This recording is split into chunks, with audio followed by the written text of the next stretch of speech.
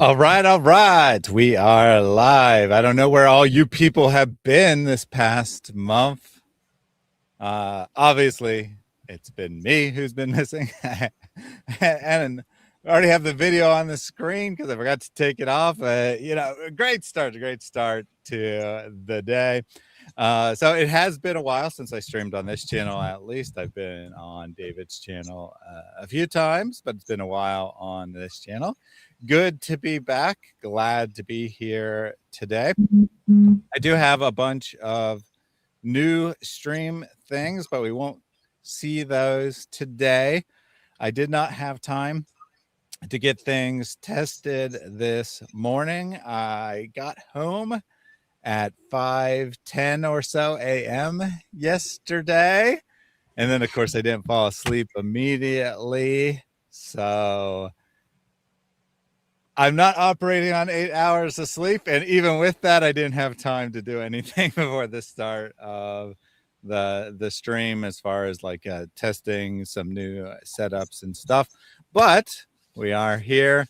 Yesterday, Eric, who is here with us, as well as Al, who is not, and I went to Dearborn, Michigan, and watched the debate between Anthony Rogers and Muslim by the name of Hussein, who was given less than 1 day's notice to debate. Anthony had this debate was scheduled I don't know, probably months and months ago. The first opponent they scheduled with Anthony pulled out. They got a replacement. He pulled out. They got a second replacement. He pulled out. They eventually got a local, but very prominent imam to fill in. Then he had a medical emergency at the last minute and had a member of his congregation who he trusted come. At least that's my understanding. I don't know 100% sure. But had a Muslim he trusted come and do it. So not a regular debater and no prep. Given that, I think he did decently. He did pretty well. And it was very interesting hearing a perspective of a Shia Muslim instead of the usual Sunni or Salafi stuff. So that was very good. And then we got to have conversations with both the speaker and other Muslims. We were up there until after midnight and then had to drive home. I got home, like I said, at like 5 a.m. And of course, didn't fall asleep immediately. So it was a short night, I suppose you might say, between now and then. But I did want to do this today because got other stuff to do later in the week. Also inspired by Maleek. If you saw a few days ago, Eric, L, and I were on David's channel, and we saw the first half of this video in which Maleek attacks me or, tries to show how he doxes people. So he pulls up like news articles about me. He's like, look, everything about Thaddeus is bad. They say bad things, even though like half of them were actually people talking about me being fired, but being supportive of me. But anyway, he said everything's bad. And then he like tried to pull, it's easy to find David. He's like, pulls it up. He's like, who are all these David Woods? So like clearly showing that wasn't his real methodology. Then he's like, and then I got to go after that Ellie Iser girl. What's her name? He like types in Ellie Iser to try to find Al, and that doesn't work. He's like, well, there's just so many of these people. Let me look up Eric from Ohio. So with all that said, welcome to the stream, Eric from Ohio. Yeah, so yep, he missed it. Got the wrong channel. Got my backup channel that I have that I created right after the music video started doing pretty decent. So he found that one. He's like, he's only got like 30 something subscribers on him. I'm like, yeah, I got 30 something subscribers. I didn't even tell anyone about this. That's pretty cool. And it's just been up for like a couple of days, and it's got it's got some growth there. So, but he missed my actual channel, which is Your Brother in Christ, which is where I primarily do most of my uploads. Skill doxing. Yeah, this is so obviously not what he did beforehand or how he got the information beforehand, considering his reaction to how many David Woods there actually was. So yeah, he's got basically nothing, and he started off with knowing that David's from West Virginia, from Virginia. It's like, oh well, you still missed it, bud. Yep, as pointed out here, I guess there's only one Eric in all of Ohio. You just type into Google Eric from Ohio, and you find the real one. You find the location of the Quran demolition ranch, apparently. It's Rocking Our Ranch in Ohio. Rocking Our Ranch in Ohio. It's very easy to find. You know, all of these expansive ranches in Ohio, because Ohio is well known as cattle country. Yep. And we're talking backgrounding steers. We're not talking about these cow-calf operations. You know, they're everywhere. No. You know, doughboys, get along, little doggy, all that sort of stuff. Backgrounding steers. That is what Ohio is famous for. Definitely exactly. Not corn. Of course not. Who would think corn? That'd be a farm. And you have the Demolition Ranch, Rocking Our Ranch. Mm-hmm. So then, well, I'll come back to the video in a second.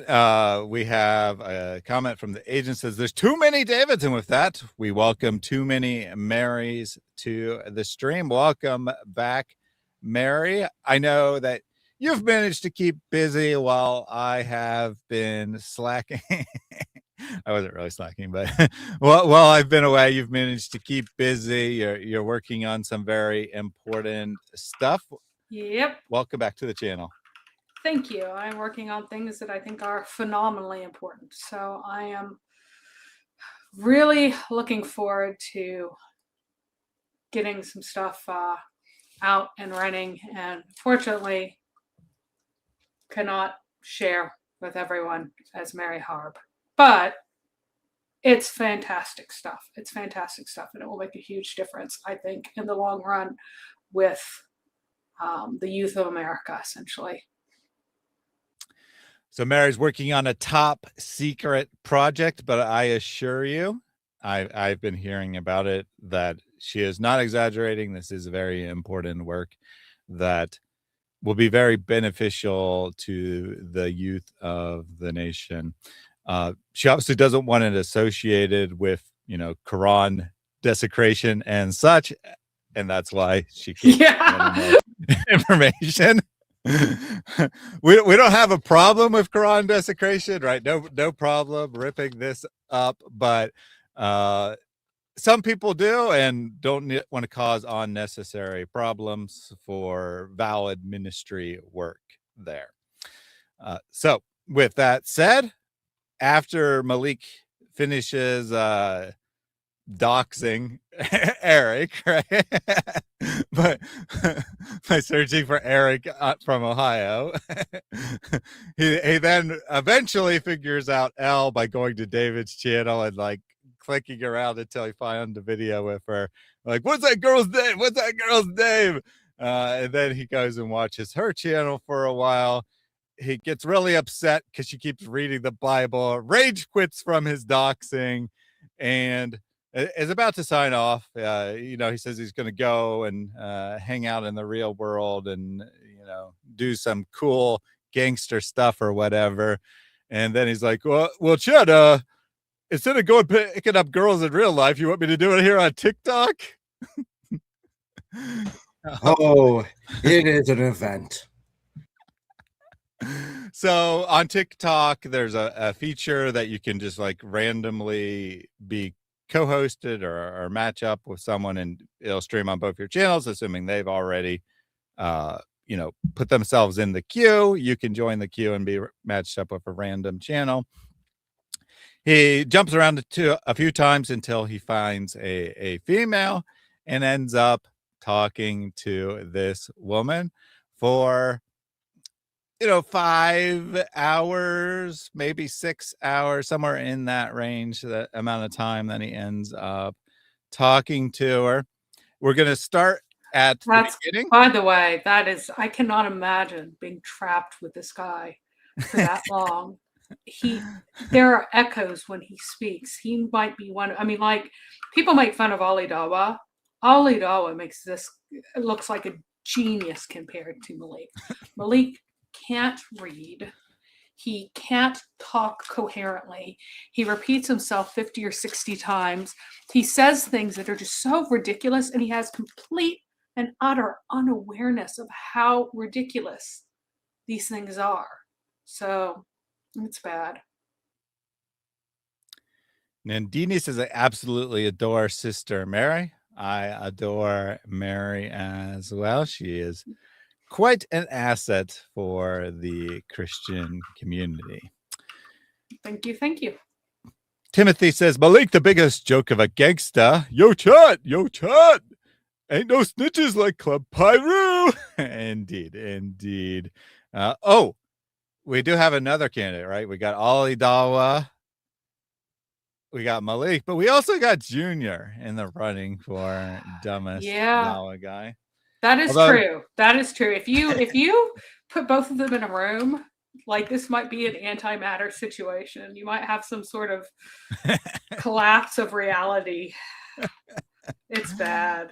It's just like, and his parents can't be stupid. They can't be. So what, and he's not even inbred directly. What kind of throwback happened that they got him? Imagine being his mom. That disappointment. Like, oh my goodness. Well, didn't he show some like messages from his dad?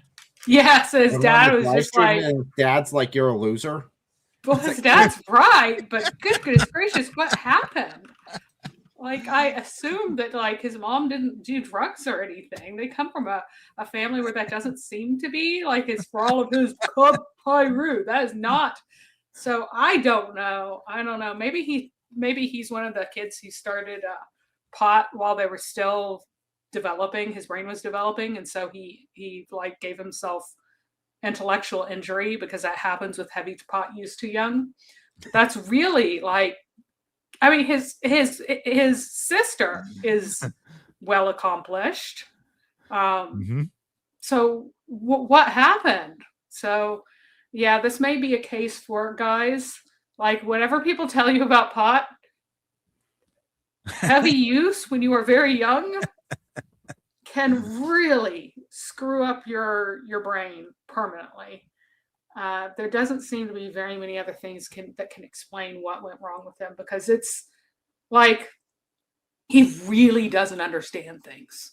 There are people who play dumb and who, like, just mess things up or speak carelessly, or who don't care that they don't know things. But yeah, they absolutely took Junior away from us way too soon. We miss Junior, the #1 Islamic apologist. Yep. In case people are unfamiliar, Junior said he was retiring. No one took him seriously. Said that, he needs, maybe, like, not permanently, but he needs to, like, take a year and get more Islamic knowledge or whatever. And we all like, oh, he'll be back in 2 days. But actually, it's probably been a month now. So it's very sad that Junior has left social media and it cannot contribute his amazing debate skills and show us things with monkeys and tell us about how he wants to drink poison to prove Islam true. And I don't know. Hopefully he'll be back. Hopefully he'll be back one day. We can always hope. Let me take a couple. I'm wondering how many threats he was under. Because, I mean, he was like gung-ho, and then all of a sudden, just out of the blue, I'm done. I'm done, like, right now. It's like, okay. Yeah, he was making a lot of money on X, by the way, guys. He was probably making like $10K a month at least. So, yeah. Yep, he had only just started. The star of Junior was still rising, but alas, it has burnt out. It has been thrown at a demon that was trying to sneak into heaven. Jack Ray with a super. Sir, how can we contribute financially for your organization? they get in touch with me. And very easy, people know where I am. And once they get in touch with me, to contribute without causing problem, to contribute in big amounts. And many people call me for lunch and for dinner and for meal, and for every meal they give big amounts, alhamdulillah. So those who really want to contribute, they come and meet me. Jack Gray says TikTok time to rock. In this video, and this part didn't make it on David because it was just completely stupid, but this comment reminded me. He randomly starts playing David's video. Like, he claims that he hasn't watched it, but he starts it and then he's like, oh, I gotta jump to this timestamp. Yes, a timestamp that but someone magically told me about, and I totally wasn't watching. But he does play the first few seconds, and David says TikTok time to rock. He's like, what is he saying? TikTok. He's on YouTube. That is the intellectual. That's the level of genius we got here. Thank you very much for that super chat, Jack Gray, and for the 50 gifted memberships. Every single person that donates, inshallah, you're going to get a reward. You know what? Forget donate. Invest. You invest in your hereafter. Forgive me for pranking you guys, but I had to. Yeah, I'm the king of clickbait. Goodbye. Goodbye, Mr. Ali Dawah, king of clickbait. I would have to agree with that. Ali Dawah, among the Dawah boys, is probably the best at clickbait. That's the only reason he has any audience at all. He's very good at drawing engagement. He doesn't have a lot of fans, but he's very good at drawing engagement. And Junior was kind of the same way in a different platform, right? He was very good at drawing engagement on Twitter with, like rage bait comments, different type of thing. But as far as, clickbait, YouTube clickbait, Ali Dawah is the king, and Jack Gray has invested wisely. Thank you very much for that.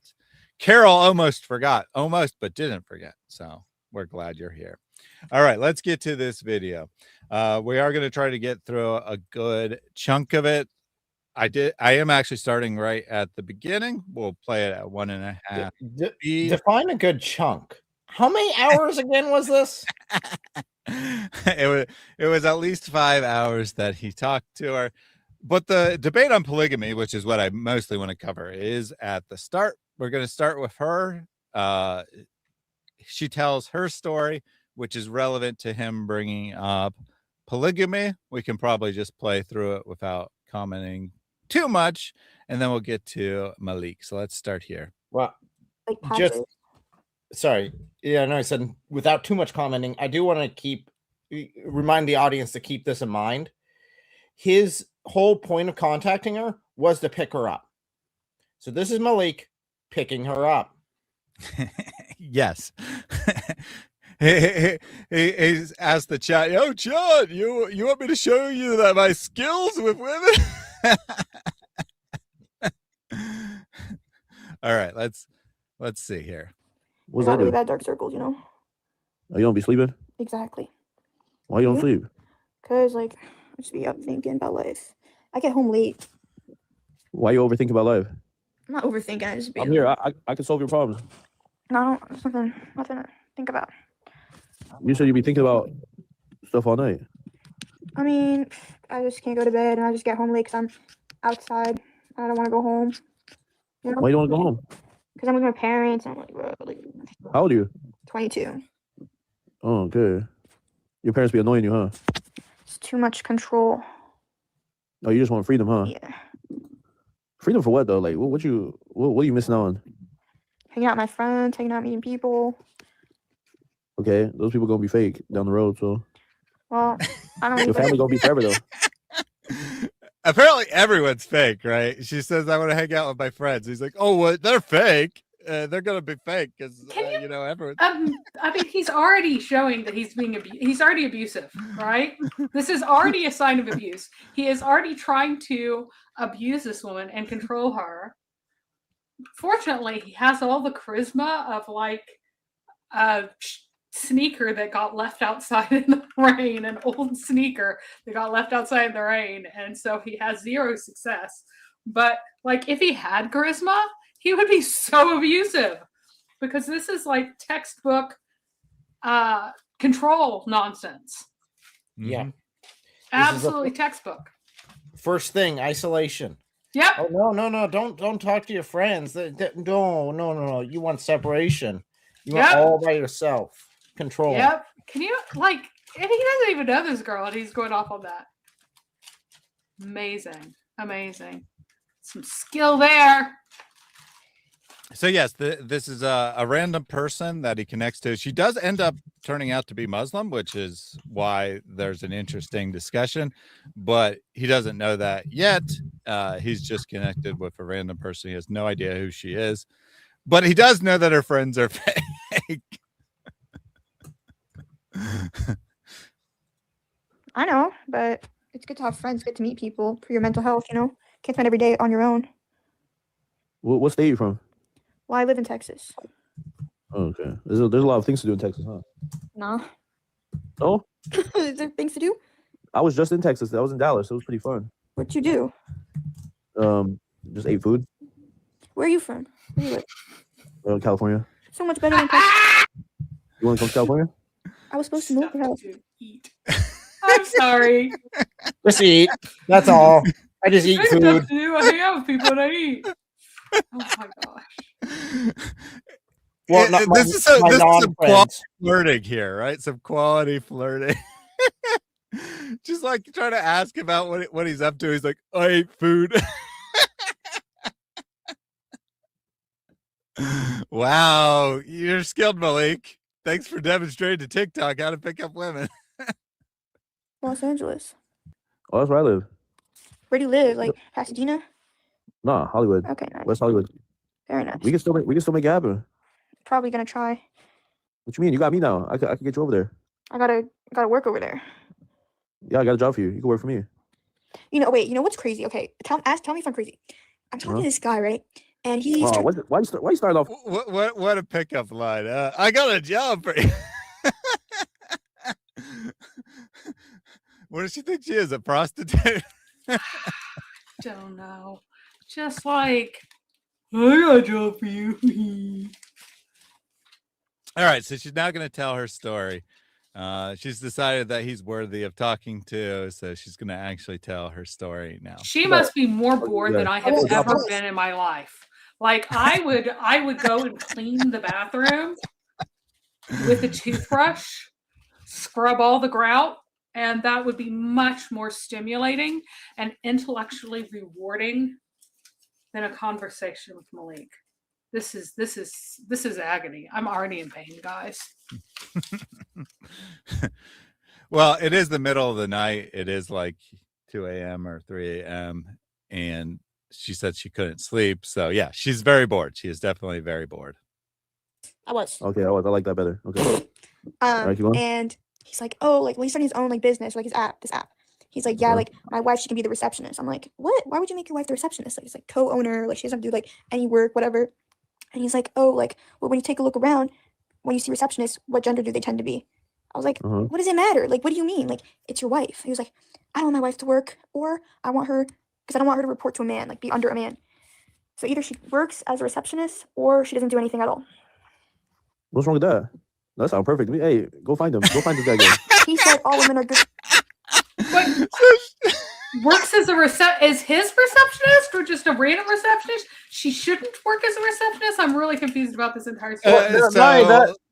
Malik's now telling her to go get her old boyfriend. Yeah, so this is horrendous as far as pickups. She was with this guy, and he's like, he owns a business or something. He's like, well, my wife can't work for me. The only thing she could do is be a receptionist. And Malik says, that sounds perfect. So she's saying this is bad, right? She's saying that he's such a loser for trying to force her to be his receptionist or whatever. And Malik's like, yeah, what's wrong with that? I agree. Well, you notice, again, she's from an Islamic background. So what is his assumption about what a man who would be in charge of you would do. His assumption is, of course, they would sexually exploit you and harass you, because why wouldn't they? Of course, a woman shouldn't be there because her boss is totally going to sexually harass and exploit her. Why? Because he's a Muslim and he would. That's where it's coming from. Yeah, he doesn't All yet these know stuff that here. she's from a Muslim background, but he's showing his own understanding of women anyway. Yeah. Radical Moderate says, you stayed up recording this? No, I have an app that records these things. I don't have to personally be there. I did, however, have to watch this crap before, right? This is not my first time seeing this. But I thought it was humorous enough, and once they actually get into the subject matter, you know, there is actually like interesting Islamic stuff that comes up. Forced to be a receptionist, technically. Why wouldn't you make her the co-owner, or at least She a could strategist? she could be the co-owner at the reception desk. Why reception? Like, why? You have a problem being a receptionist? It's not that I have a problem being a receptionist, but why would she strictly have to be the receptionist? You You know what I mean? And then why are you right. trying to say like women should only be receptionists? Like, you know what I mean? Is that not crazy? Am I tripping? End up in a big fight. Big fight. Then y'all stop talking or what? So basically, what happened before was like I was in the car, or like he sat in my driver's seat and he wouldn't get out. Like he wanted to drive my car. So Okay. that was another day. I was like, okay, fine, you can drive the car. Like after he wouldn't move. So then when I was in his car, we had this argument. He was like, get out of my car, like leave my car. I was like, no, like, you sat in my car all day. I'll sit in your car all day. So he took my bag and he put Took it your bag? on the street. And he was like, No oh, go get way. it. You like get out of my car, go get it. Yes, I'm not coming Yeah. back again. He's like, no. How long was you with it? How long was your little boy for?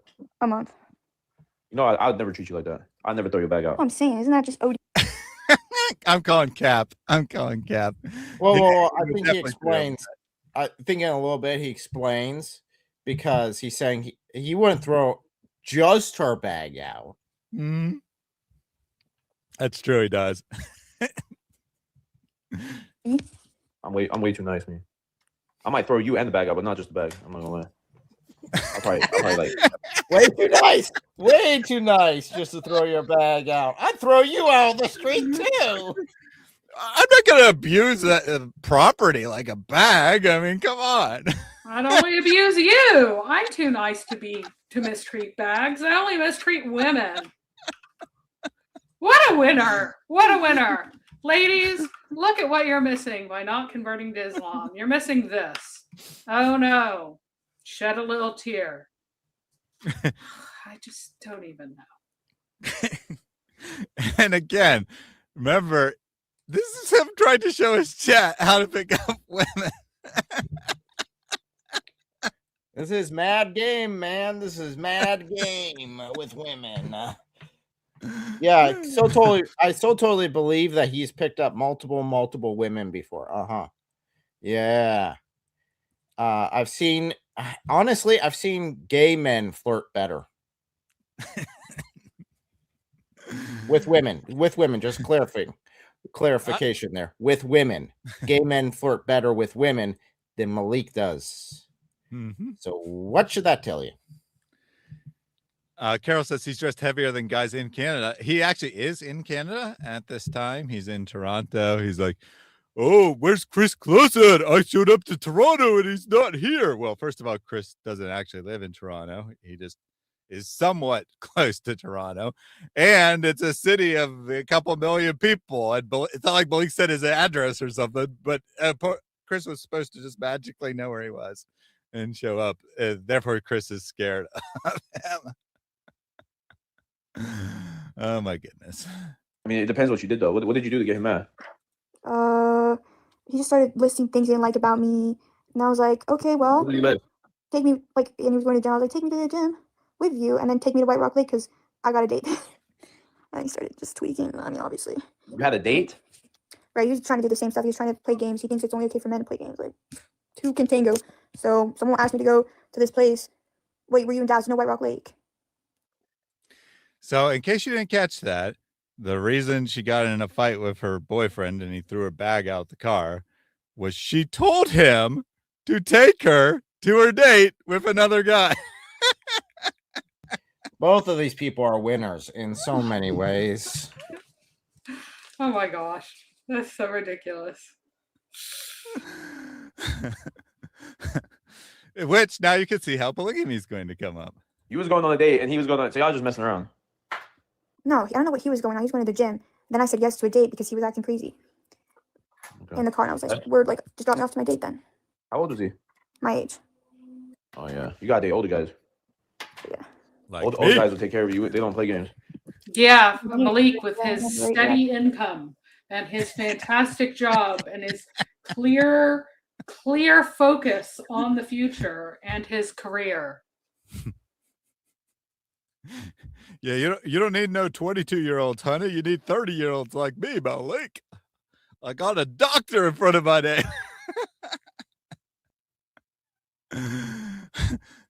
And as stupid as what I just said is, what he actually says is worse. You gotta look for the red flags early on. You know. I just wanted a friend, honestly. Chop it up as friends, like, but then it was just like stupid. Got too entangled. Entangled, huh? Yeah. Are you telling me? What about you? I was in the same situation. What happened? I was. All right, he was in the same situation, guys. This is he's trying to relate to her, right? She was tired of her boyfriends. She basically told him off by telling him to take her to another date that she was going on. Well, Malik was in the same situation. I mean, I'm basically in the same situation, guys. All right, let's hear his situation. With a girl, and then I found this other girl. I liked her as well. I tried to marry both of them. They was with it until they wasn't with it. You try to marry them? I tried to marry both of them. Look, I got one of the rings here. I tried to marry one of the girls. You're lying. I tried to marry the other girl too. But no, they didn't. It's so stupid. She thinks he's trolling, right? She thinks that he's trolling, just trying to get a rise out of her. Because it's so stupid. Oh yeah. Because Yeah. no one, look, I just want to be clear. If you go to an Islamic country, you will find all of the imams will clearly say, yes, of course, women hate polygamy.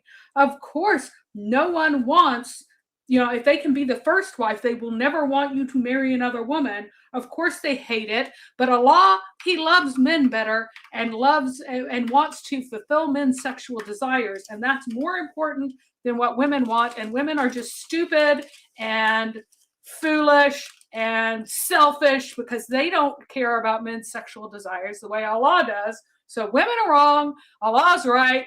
Go and put your ding dong in other women. That's what the imams say. The imams don't say Muslim women know how great polygamy is. The first wives are happy to have other people. Yes, let us do that. So BB Pop says Malik was tired of his boyfriend. Yes, but also I was talking about the woman when I said that. But Malik is totally showing us that he is actually interested in women. He's totally not, as we suspect, a closet homosexual. Just look at his massive skills with understanding women. Oh man. want to do it. They said pick me or her. I couldn't pick. I wanted both of them. Y'all women are so selfish. You're Libyan? You know what I mean? You are so selfish. I can't. You women are so selfish. Ugh. Why didn't this work? I don't get it. We're dumb. Those dumb women.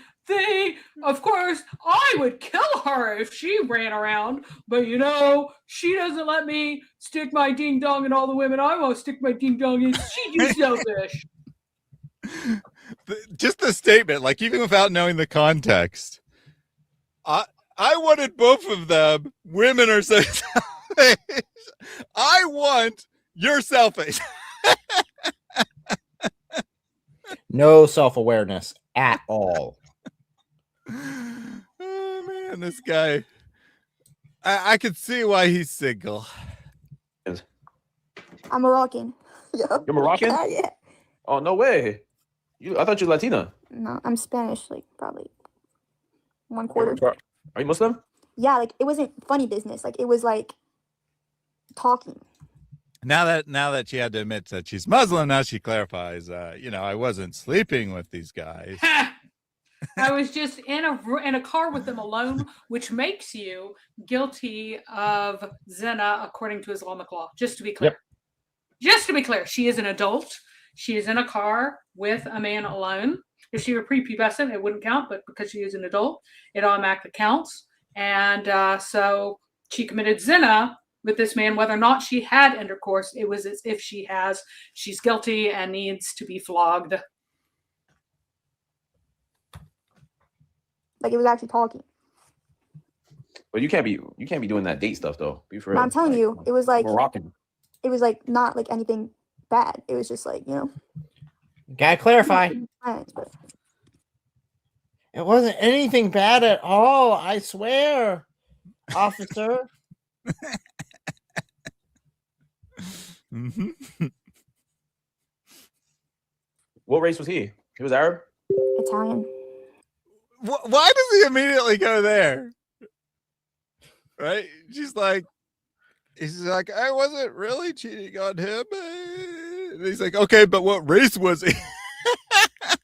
Because he's the most racist, sexist individual I've ever seen. No. Islam teaches that it is a degradation, a humiliation of a woman who is non-black to be involved with the black man.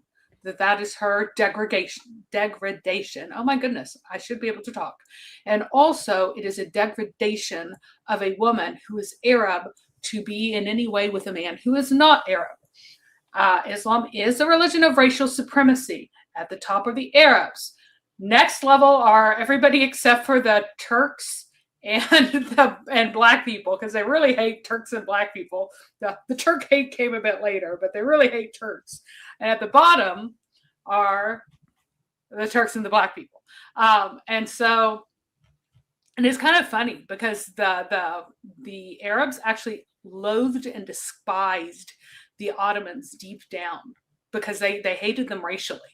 They had a racial hatred of the Ottomans who ruled the Ottoman Empire as this inferior animalistic race. And yet they were under their rule because they'd conquered them.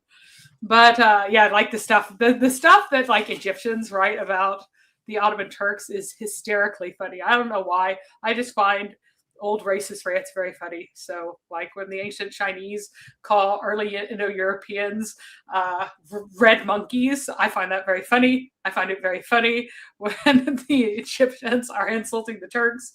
So this is very much a religionized racial hierarchy. And so he wants to know whether or not she has been humiliated, despoiled, ruined, shamed, and just made worthless by a relationship, especially with a black man, but even with someone who is non-Arab, since she's Moroccan, and even though she's not actually ethnically Arab, they magically count themselves as Arab because Arabs are best and they want to be best.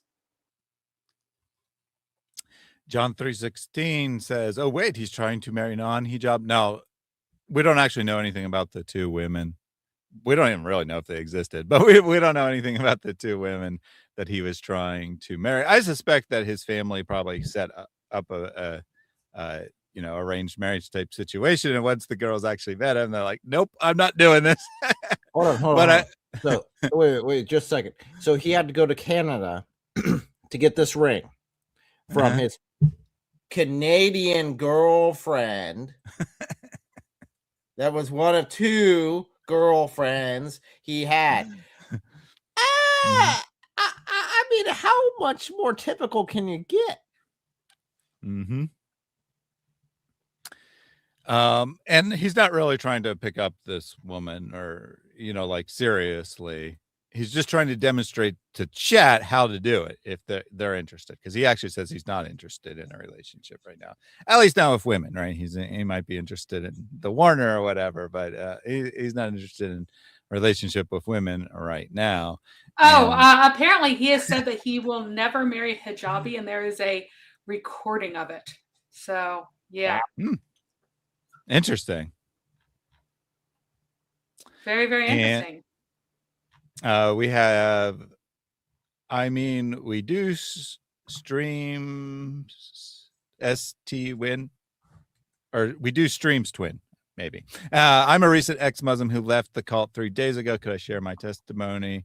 Absolutely. I gave them my email and they said that they were emailing me. So I look forward to hearing about that. Always good to hear about people leaving Islam. Continuing with these two characters, though. Italian. You know, I'm half Italian, half Libyan.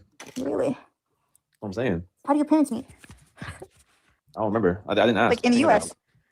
Yeah. I think they met. I don't remember. I'm sorry. I'm just laughing at that as if it's like. Yeah. Well, he says, what race was he? And she says, Italian. He's like, well, I'm half Italian and half Arab. Yeah, but upgrade, baby. Like, that's his pickup line. My genetic makeup is good.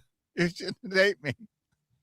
Yeah, DNA. That's all that matters when talking to a woman, obviously. So why would we make fun of polygamy if polygamy is in the Bible? If you aren't a stupid person, yes, I did mean you know what the first example of polygamy in the Bible is. Who was the first polygamist in the Bible? Either one of you guys. Abraham? Oh. No, the first polygamy in the Bible, guys. Come on. Genesis 4. Lamech, who speaks to his 2 wives. He is a murderer. The first polygamist in the Bible is a murderer.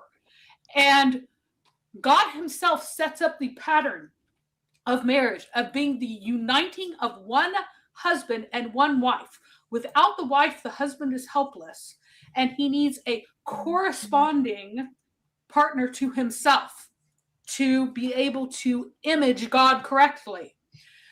When we have our old buddy Cain, who goes and murders Abel from his line, seeking justification from what Cain did, we find the first polygamist ever recorded in history, Lamech, who was a murderer, who killed people for insulting him.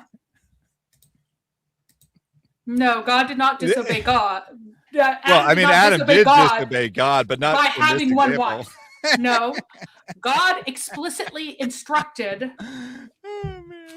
that gave Eve to be the only wife. Eve is the only wife, and the Bible says that you are to unite into one new flesh, period. One husband, one wife, that's the only way you can unite in one flesh. So if you are a very stupid person, you agree with Lamech, you agree with the murderer, you agree with Cain, and you go, I can do whatever I want. I can have sex with as many women as I want. I can have 2 wives. Why can I only have 1 wife? In every case, in the entirety of the Bible, it is a source of evil, destruction, and pain for men to have more than 1 wife. Why? Because they're defying God in doing that. When Abram went and took Sarai as a concubine, that was in defiance of God. When Jacob had 2 wives, he was tricked. It was a dirty, underhanded, wicked thing. Hannah's grief was because her husband had married another woman because she was barren. It was wickedness. So if you want to be a disgusting, wicked person, you will follow in the pattern of other disgusting, wicked people and want to have multiple wives.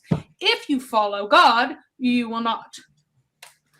So this genius, I'm beginning to think that this guy is just trolling, but his argument here is Adam was the first sinner and had 1 wife. Yeah, you can sin in other ways besides the number we're not saying that. We're not saying that if you have 1 wife, you're never going to sin. That would be stupid. And then he said, but Abraham didn't murder anyone, so his polygamy was approved by God. Well, again, you are following in the pattern of sinners and murderers and defying God when you take another wife. You are evil, you are wicked, you are doing wrong. When Jacob was like, oh, my wives that I already got tricked into having 2.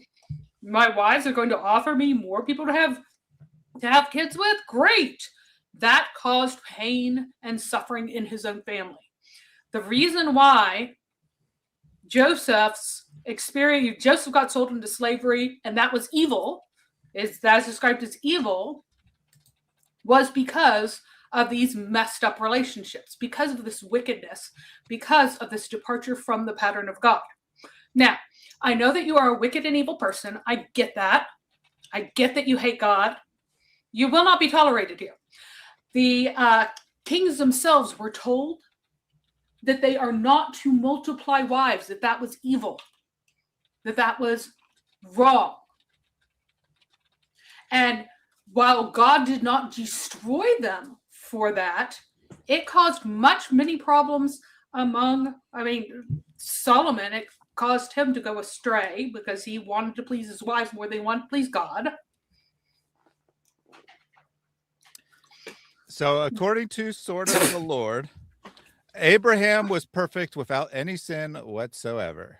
Go ahead and tell me where God said that Abraham kept every law, statute, and commandment that he ever made, and that he did not err. Go ahead and state that. Tell us where. Real quick, where's the code of laws that was given to Abraham? Yeah, exactly. Because I'd like to see those. Because Abraham was banging his half sister because he was following the ways of his people. He didn't know better. He was marrying his half sister. Do you have sex with your half sisters? Is that what you do? Nope, doesn't say not to multiply pagan wives. It says do not multiply your wives. So you are going to sit in timeout if you cannot behave yourself. Mm-hmm. Yeah. Stop being a disgusting pagan. Sword. One, you are certainly, Lord, could be ambiguous, but I see you have a little cross in your picture. You are not a Christian. No, you are not a Christian. You are a fornicator. You are a disgusting son of Satan, and you follow in the ways of fornication and Satan. Jesus himself said that if you divorce a wife without cause of marrying another, you are an adulterer. That means that if you even have tried to terminate one marriage and taken on a second wife, you are a disgusting fornicator. Oh my goodness. His answer here is Genesis 26:5. I can look up the wording, but for now I'll just assume that he copied it correctly. Because that Abraham obeyed my voice and kept my charge, my commandments, my statutes, and my laws. Okay, you didn't even finish the sentence. So that's not what it says. That's a bit of a problem.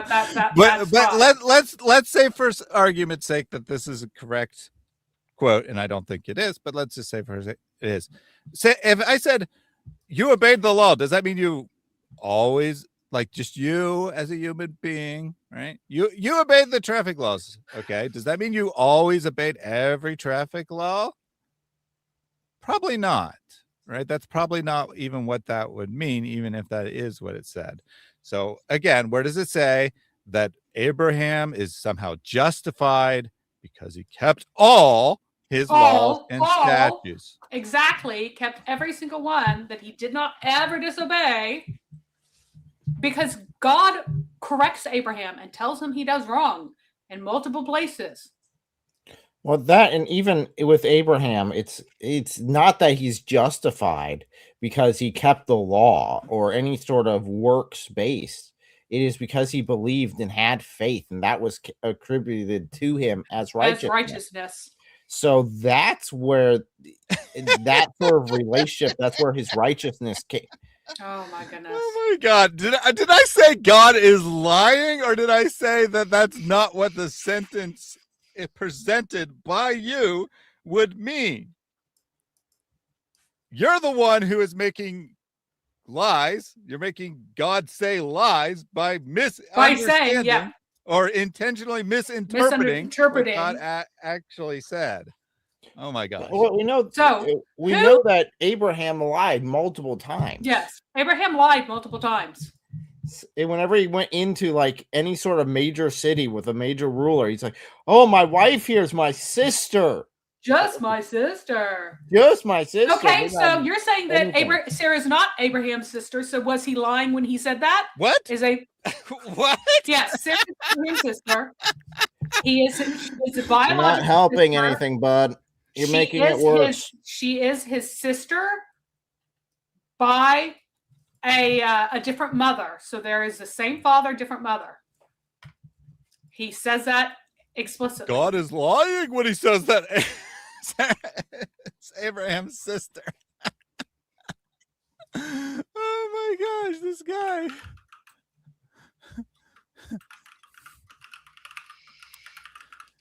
So again, anyway. Adultery, if you divorce someone without cause, so it's not a valid divorce. If you have a divorce that is not valid and marry a second woman, it is adultery. Why? Because you would be married to two women at once. Therefore, Jesus Christ says that marrying two women at once is adultery. The only way you could marry another is if you validly divorced the first. So again, he's trying to argue simultaneously, by the way, that Sarah is not Abraham's sister. And yet Abraham didn't lie and didn't sin. Right. So in Genesis 12, Abraham says, she is my sister. She is the daughter of my father, but not the daughter of my mother. And she became my wife. He was having intercourse with his half-sister. Why? Because that was normal for Semites. He was following in the pattern of his way as best as he knew. Their biology was completely wonky and whacked, and they thought that what made you, they've traced paternal lines. Yeah, that is what Jesus said. So you need to try again. You should actually try opening up that Bible of yours and reading what it says. Oh man, that's not what Jesus said. No, it is. You mean Jesus, who makes it quite clear that you should marry only one? You're invoking him for support? Well, he's trying to lie about to lie about what Jesus said. Okay.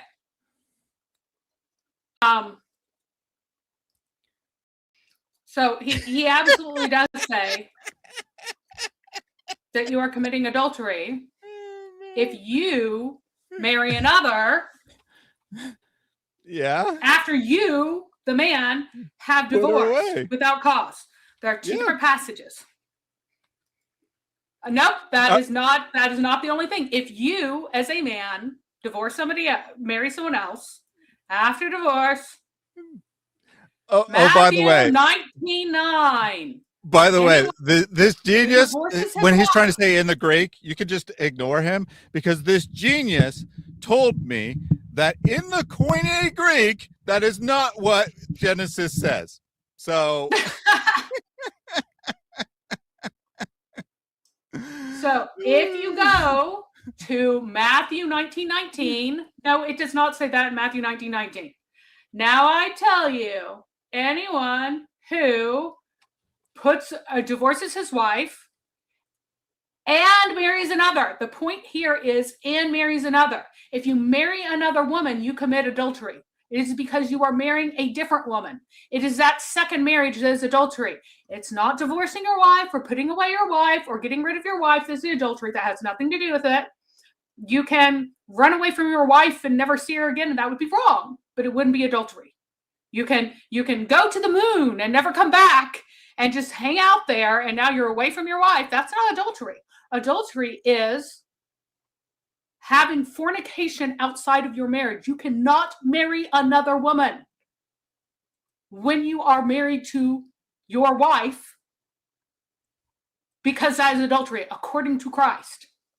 Mm-hmm. So Matthew 19:9.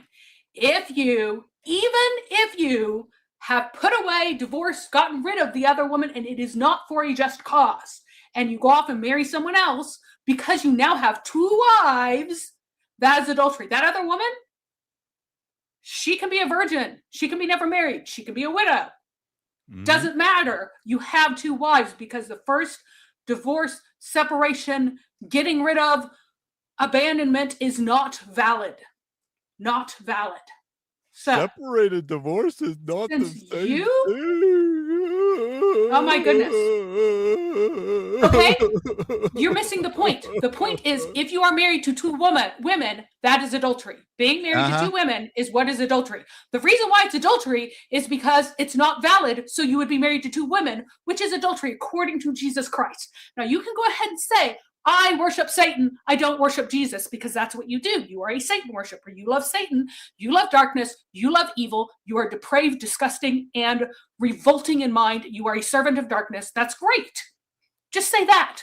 Quit pretending to be representing Christ. You're about to be blocked for daring to have a cross on your icon. Okay, you need to leave and come back with something else, because that's not acceptable. Okay, so we're done. We're done with Mr. Sword. Sword, I invite you to come back and discuss this topic with me another time. Before the person who, let me find the comment again, for AHB Spoke.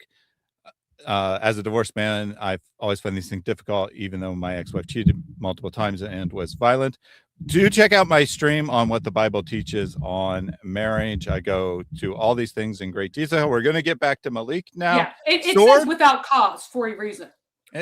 Okay, we're not going to go into the Bible anymore. So AHB Spoke, I encourage you to check out that stream. Sword, I encourage you to email me, Thaddeus@ReasonedAnswers, if you want to discuss this topic further. If you continue to discuss it today in the chat after being told not to, you will be put in timeout. All right, we're going to get back to Malik.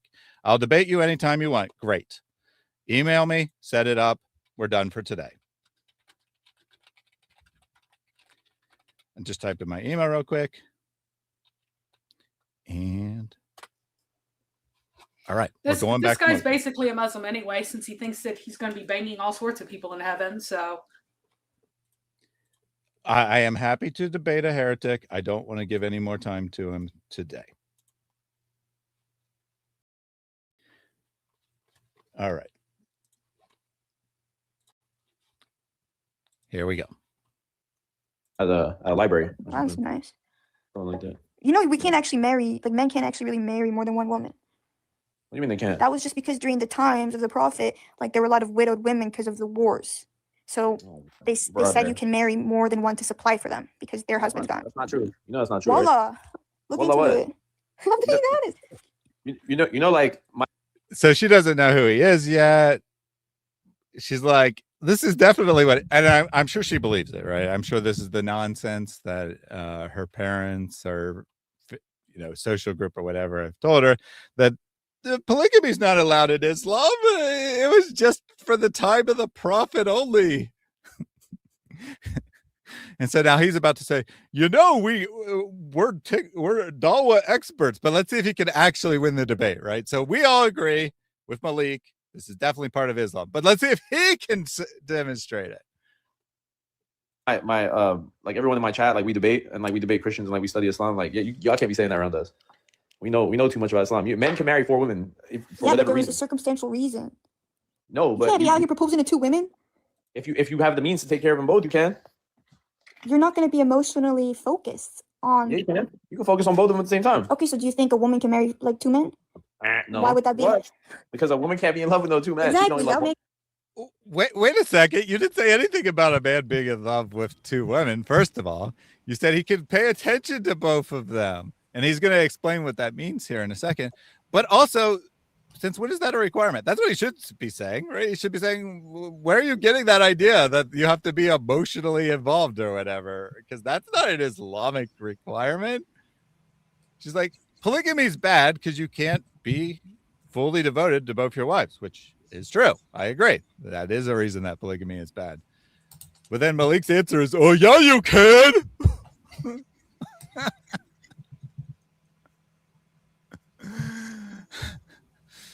Which incidentally, even if we grant her everything she's saying, what she's saying is during the time of the prophet, it was allowed to exploit women, because she says it's exploiting women because they can't provide for both of them emotionally.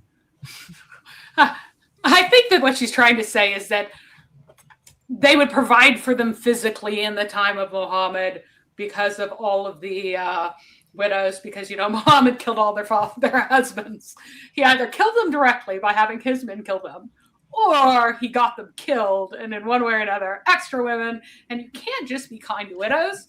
You need to actually get something out of it. You got to bang them. Otherwise, why would you pay for them? So you have polygamy because Muslim men cannot possibly be expected to give charity out of the goodness of their hearts without getting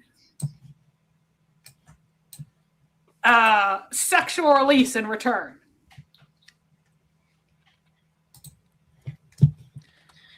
I thought Malik was famous. How could she not know who he is? Yeah, they're going to name a street after him. He's a very famous guy. He's a world-renowned rap artist. He's currently in New York City to fulfill his contractual obligations to produce his third album for the record label, even though the only two albums he ever published were self-published. But apparently, he had a record deal for 3, and now he's morally or legally obligated to fulfill the contract. So he's in New York City to record that third album now. He doesn't want to, right? He doesn't want to, but he has to because he can't get out of the contract. How much do you want to bet that he's in New York to pick up the other ring?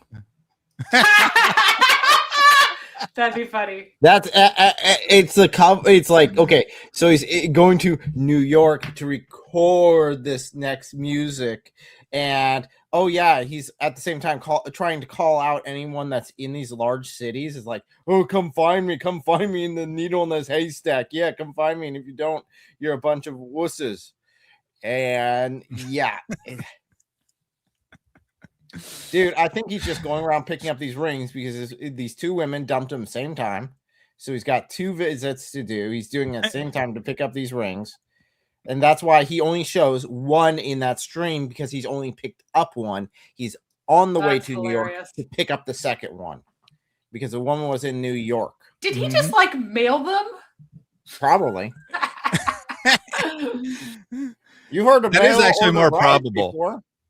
He doesn't say why he's in Toronto, but he does have the ring. So either he had the ring and brought it with him to Toronto for some reason, or he was in Toronto to pick up the ring, which makes far more sense. That makes way more sense, because that's really that'd be weird. Imagine carrying a ring with you wherever you go. Mm-hmm. Because why? Very odd. Very odd. This whole situation is very odd. So NYC Tom, you'll be thrilled to know that Malik has let you know he is in the very tiny town of New York City. Well, he shows and if you don't pull up on him. Yeah, he shows a picture of Long Island, where his little when he's like, why are you rolling up on me? Why aren't you coming here? Yeah, his little dot is located in Long Island, which is very odd. Nothing against Long Island, guys. It's just that of all the times that I have been to New York City, it has never occurred to me that what I really wanted to do with my limited time there was go to Long Island.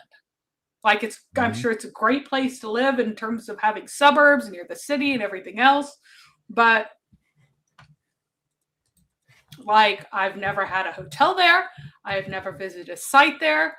There's some historical sites there, but Malik as a viewing historical significant. No, I don't see it. I don't know why he was there. Well, so you said Long Island, right? Just put in New York City into Google and he went with the first map that existed. Well, it has his little dot there. So if he went to maps, it has his here you are. Oh, it has what it was showing. Okay. So unless he photoshopped that in. I don't think he was there yet. I think he's like, this is where I'm going tomorrow. Let's see what happens. Is there a recording studio around that area, or is he just there because the chick lives there and he's there to pick up the ring? Because for some reason, no, it doesn't. It doesn't show the dot. It does not show the dot if you just enter New York. Okay, I might have misunderstood. Maybe he is already there. He might have been. He is there now. He might have been. He might have actually been in Brooklyn. I forget exactly where the I saw Brooklyn. So it might have been Brooklyn. I don't remember it. I don't have it in front of me, but I remember seeing Brooklyn on the map. So yeah, it might have been Brooklyn. I have been Brooklyn. I could see why you go to Brooklyn, but it was maybe he was at the New York Aquarium. Maybe he was like, you know what I want to do? Oh, look at some fish. That's what I want to do. Malik here. We're going to go out and go from JFK and go and see some fish. Now, just to be fair, I did look this up. There are some music recording studios on Long Island. So maybe he's there for that. Maybe he's there for the ring. Maybe he's there for the fish. We honestly do not know. Maybe his internal rats will tell us. I'm not sure. I might have actually figured it out. So he said, right, this is what he said, that he got $1 million advance to record 3 albums, and he only recorded the first 2. Well, he did record 2 albums. So maybe he paid $1 million to have 3 records produced and was trying to get a refund for the 3rd one and couldn't get a refund. So now he's like, well, I already spent the money. I guess I got to make the album. That might actually make sense. He didn't get no advance. I guarantee that. And the first 2 albums were definitely self-published, right? They're so bad. They're so bad. The credit, it has a name of some record label, but if you click on and read the record label, it's only ever published 2 things by Malik, and the executive producer of the record label is listed as like Malik Gabertai or something along those lines. I forget which name he used, but it's one of his names is listed as the executive producer for Dr. Malik.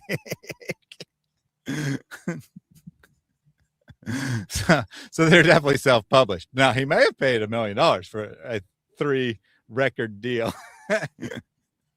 And now he couldn't get his money back. I'm not sure. So maybe he will produce a 3rd album. Who knows? 2 albums that netted 2 cents, 1 for each of his brain cells. Wow. He's got like over 50,000 downloads. He tells you that. I got like 50,000 downloads, guy. Doesn't mean anything. My gosh.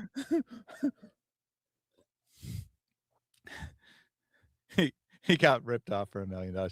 I mean, it's probably just totally made up, but that's how I'm trying to make sense of the various different claims he's made. Yeah, he's just being silly because obviously it does not cost anywhere that much. The dude had somebody's kitchen table as a diner. He did not spend that much money on that production. They just didn't. Didn't the Watcher destroy his ring? Maybe. Because Malik's got to get his ring back from the Warner who no longer wants it. No, he's being very, very dirty, and you missed it.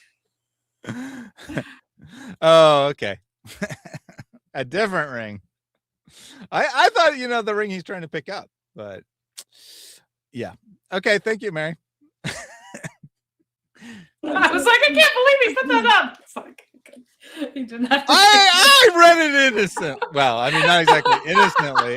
If you're suggesting he's in a relationship with Warner, but guys, Thaddeus is just so innocently minded. You gotta keep that in mind whenever you're making your comments. He's just like a newborn baby, just like that level right there. Yeah. It's usually called like the sophomore slump, the 2nd album, but with Malik, it's the 3rd album. He just doesn't know if he wants to make more terrible rap or more terrible R&B, or if he wants to expand to a 3rd genre. It's remarkably bad. I mean, as bad as his rap, we usually call him a failed rapper, but in fairness, as bad as his rap is, his R&B was way worse. True. He did try. Let's put it that way. He made an effort, which may have been the only effort that he's ever put into anything in his life, because he certainly didn't make any effort in school. We can tell that he flunked out of pre-med. He never took the MCAT. He flunked out very early. So the closest he's come to making effort, this would be it. All right. Let's hear Malik. So before we got distracted there, this lady was claiming that polygamy is not allowed in modern Islam. It was a temporary allowance during the time of Prophet. And Malik's brilliant response is, "Nuh-uh, that's not true." And by the way, I do dawah. I should know. That's how you pick up the girls, Uh-huh. You're gonna think, oh, he cares more about the other one. Yeah, as a woman, you think that, but I can care about both of y'all. I can buy you. Look, like, you want me to give you an example right here? Look, if I had a wife, right? Look, one of them I get Louis Vuitton, the other one I get Balenciaga. I treat them equal, right? They're equal because I get them both some designer. But then, so this is his proof that he could love two women equally. Is he has two empty designer bags that he's brought with him on this trip for some reason. And he actually says that. He actually flat up says, when you buy something from one of these stores, you got to keep the bag because you can reuse it.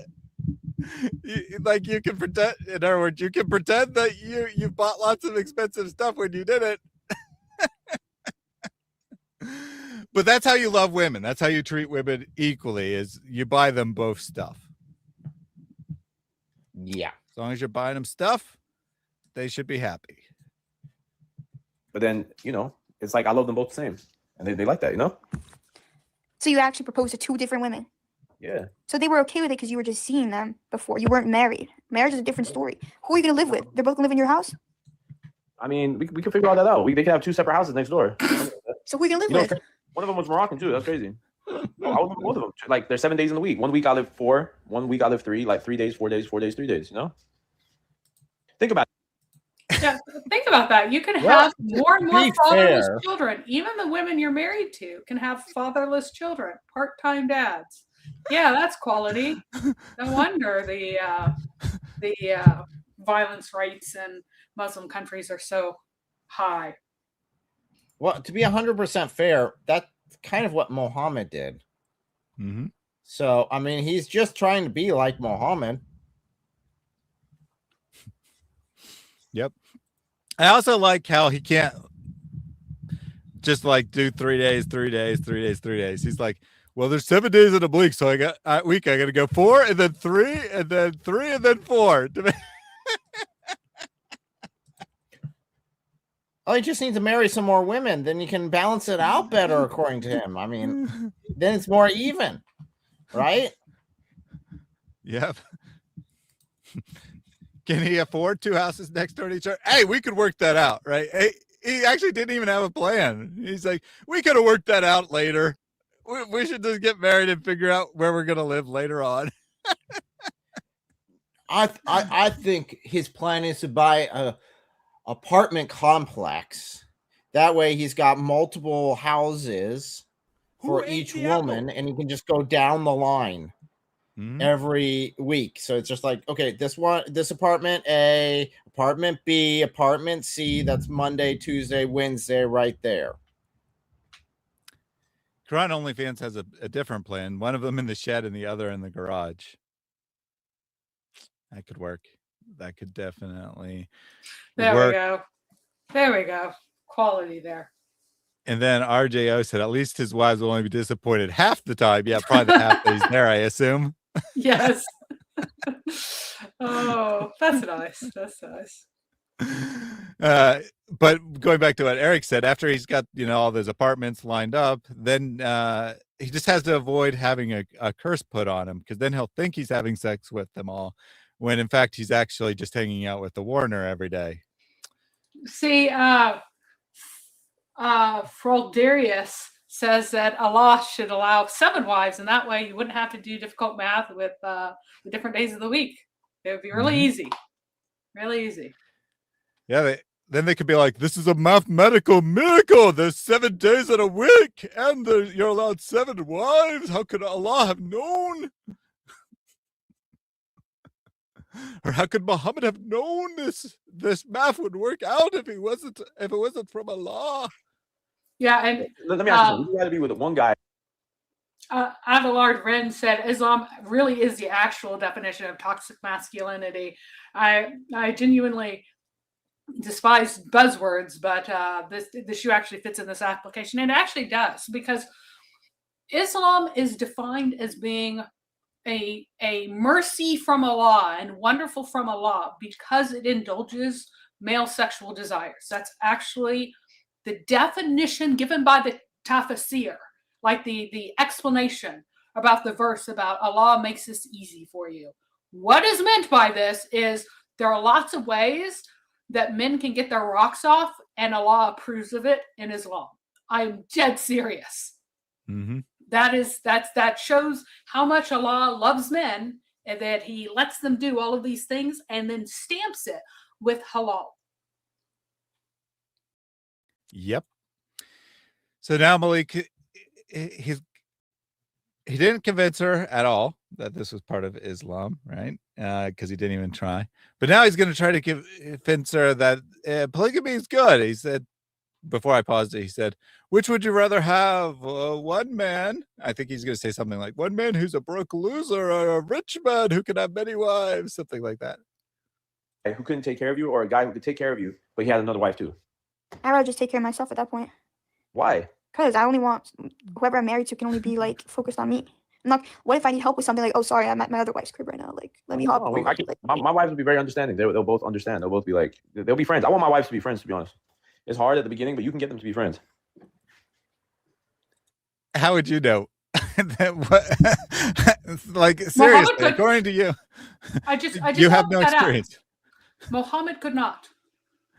Muhammad's wife, Salama, despised, loathed, and could not stand at the sight of Aisha, and never could. And Muhammad prayed to Allah to take away her jealousy and failed. Why would his wives like each other? Well, I just want to stick my pee-pee in both of them, so they should get along to make me happy. Because making me happy is what matters. They'll be very understanding. So notice the irony, though, right? He's like, well, wouldn't you rather just have a guy who's rich and can take care of you and another woman? And she's like, no, I'll just take care of myself at that point, because it wouldn't be a valid relationship. He's like, well, yeah, you could. And she's like, well, what if I need help? Like, physical help, and you can only physically be in one place at one time. And he's like, you'd be understanding. So she should be understanding and physically take care of her own physical needs. But she shouldn't be understanding and take care of her own financial needs and just avoid this bad situation in the first place. Great logic here. Great logic. You can get them. I don't know about that. I don't agree with that. If you really love the guy, listen, if a woman loves a man, she'll do anything. If a woman loves a man, if a man loves a woman, he'll do anything for her. If she don't want another woman in the picture, then he's gonna have to just be like, okay. But why? But why? It's my God. God gave me the right to do it. Like, God told me I could do it. Okay, but there's.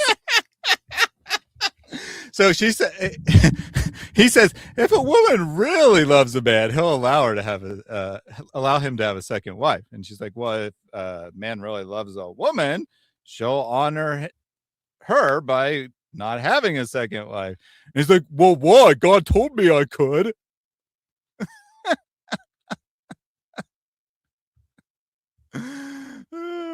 I just love how his arguments are thrown right back at him, right? It's showed how they don't work, and then his response is, yeah, but things and stuff that I'm not going to show you. So many things that are prescribed in the context of war, in the context of that era, so why would we apply it to right now? Like, there's rules about war that we have to follow, about like the use of the sword, but we don't even use swords anymore. Do you know what I'm saying? Mm-hmm. So why would we got to bring that? So you're saying the Quran? So you're saying like those Quran rulings are like old? They're for like old time? I just think the Quran forever. I thought the Quran was for all of mankind forever. I thought you're making it like it was just for that time period. I don't think it should certain things should apply in the same way. Like, there's certain things we use different technologies now, right? Or like there are new kinds of substances, whatever. I don't want to say anything crazy, but you know what I'm saying? Like, technically, alcohol is what's forbidden, but you can apply it to other things that we have nowadays too. But right. People might say, oh, during that, they didn't say that explicitly, so. That's why you have something called madhab, which is like Maliki, Shafi, Hanbali. These are like the 4 madhabs that we follow. They make the rulings for modern day stuff. You know what that is? I don't know enough about that, actually. So she says, well, the Quran doesn't have explanation for all of mankind, right? We have new inventions and stuff. And he's like, yeah, but that's why we have sheikhs and scholars and lawyers to tell us what to do. He's not wrong. She wants to believe that you get to do other things in different times.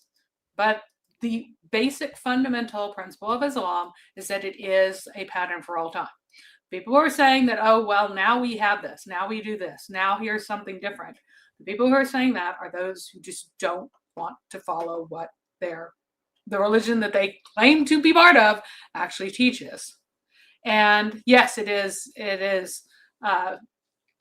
basically apostasy for not to be in hijab.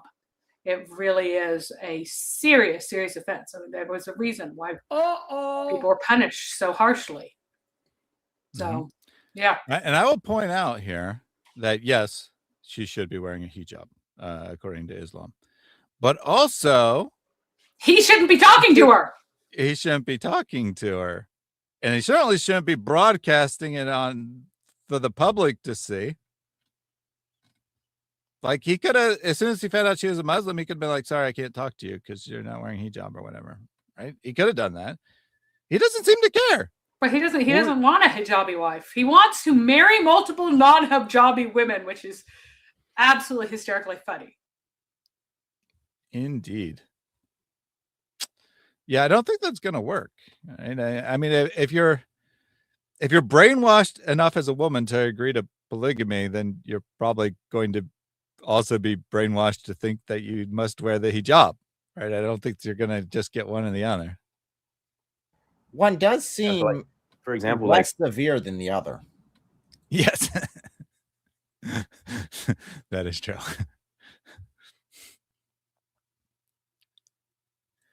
Okay, so yeah, this is what she was getting at, right? So Islam, Muhammad doesn't know anything about all kinds of modern drugs. And so some people, but she's saying, like, you know, some people is to say, well, Allah forbid alcohol. He didn't forbid all forms of intoxicants or mind-altering drugs or whatever. That was the historical Islamic position.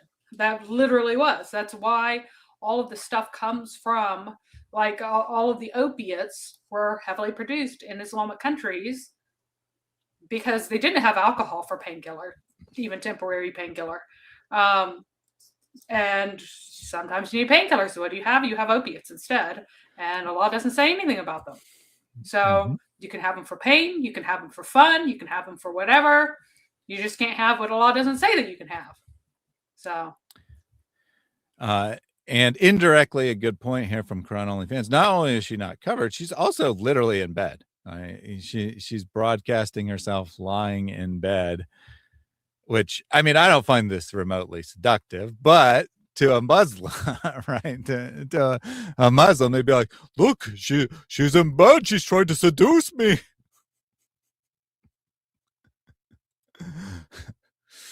So, yeah, I'm not quite sure why Malik doesn't seem to have any problem with this. But, right, so she's saying, like, you know, not all the modern things existed at the time of the Prophet. Islam's incomplete. And Malik's like, yeah, but the scholars tell us what to do. So they're both right in that sense. And, you know, if depending on what scholar you go to, they'll probably say, yep, only alcohol is forbidden. You can actually, you know, take cocaine if you want, for example. There will be dissenting opinions on that, which already tells you that it's not exactly as clear as Malik thinks. You know, the lala, like, there's nothing in the Quran or Hadith about, you know, doing that, but they will derive a ruling from alcohol and then say, well, that is also not allowed too because of that, you know? Yeah, and the problem with alcohol is that it's mind altering and it messes with your state of mind, of like your normal state of mind. So you would extend that naturally to other things in the market, you know, that do the same thing. Do you get what I'm saying? Strictly speaking, that's not why. Like, I think, like, that's for all times. Like, I don't know why you keep saying that. According to Islam, that's not why it's banned. But okay, that's no. The reason why it's banned is because Allah said so. Yes, and also, like, it's banned alongside gambling, because gambling is supposed to be like pagan divination. Poor Allah, he didn't know that Muhammad. Would you not claw me in the butt, you stupid cat? Anyway, he did not know that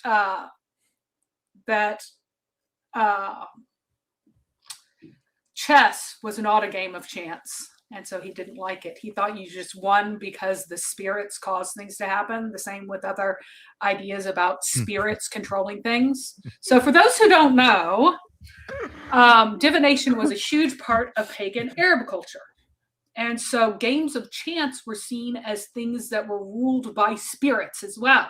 And Muhammad classified games of strategy together with games of chance, because apparently he didn't know that like strategy is not chance. So very impressive. Mm-hmm. Well, you know, a lot determines everything. So even if you think you're using strategy, it's just the same as so a lot controls the dice if you're just rolling dice, right? But he also controls your mind. So if you're playing a strategy game, you are still effectively gambling, because you don't know what Allah will do with your mind and who will win but the game. if it's to Allah, then that shouldn't be a problem at all. It's supposed to be that it's like involving spirits and things is where it's bad. So even trying to rescue it, you just can't. So they're using modern reason for alcohol. How dare they be leering? Yes, how dare they? Leeringness is forbidden in Islam. And that's for war, because in Arab countries, like even in Morocco today, people marry multiple women. There's no war. Yeah, but there should be a reasoning for that, you know? Yeah, I'm an active guy. I need to. See? That's the reason. She's looking for a reason. Revealed after the Battle of Uhud. She's in the wrong religion. Right. She's saying, well, if that's going to be if polygamy is going to be allowed, there needs to be a good reason for it. And he's like, I want 2 women. Yeah, I mean, his answer is the Islamic answer according to the sources. It's like, yeah, that Allah said so, so I can do it. Mm-hmm. Her responses are an attempt on making logic out of nonsense. So she's now Googled something. So she started to say, yeah, it says right here. So she's found a liberalized scholar who agrees, right? So she didn't just pull this out of nowhere, and whoever told her it didn't pull it out of nowhere exactly. That she's found a scholar who will say that polygamy was only allowed in the time of Muhammad, and it's no longer allowed, or maybe and the companions or whatever, but it's not allowed in modern times. And so she's bringing a source, regardless of what we think about how stupid this is in the context of the Quran and the Hadith. She is bringing a source. Can Maleek match? So some argue that these verses were revealed because of concern for the welfare of women and orphans who were left without their husbands. Like, people interpret it that way. I'm not just saying that. Some people interpret it that way. Okay, but is that the only reason? Like, even if that is the valid reason, that's not the only reason people do it. Well, it's not about if you can, it's about why you. Oh In my case you gosh. didn't catch it, he conceded the point. He's the He Dawah conceded guy. his point. Mr. Dawah concedes his point, which is like, tell me what classical scholar says that is the reason why men can have multiple wives. Classical scholar. I want classical scholar who says that is the reason men can have multiple wives. So they all say it's because men like to have sex with more than one woman. And maybe your wife's sick, maybe you don't like her as much, and you just can't. You just can't. That's why you can do it, because you can.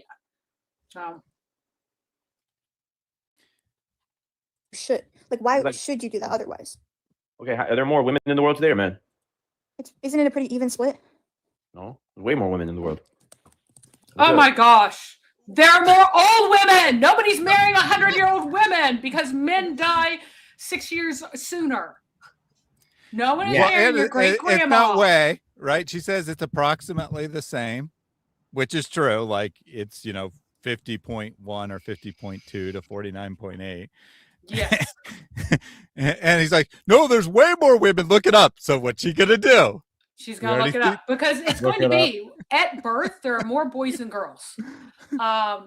Men are born with poor lung function. So even soon after birth, like infants, boys are more likely to die than girls as infants because they have poor lung function at birth.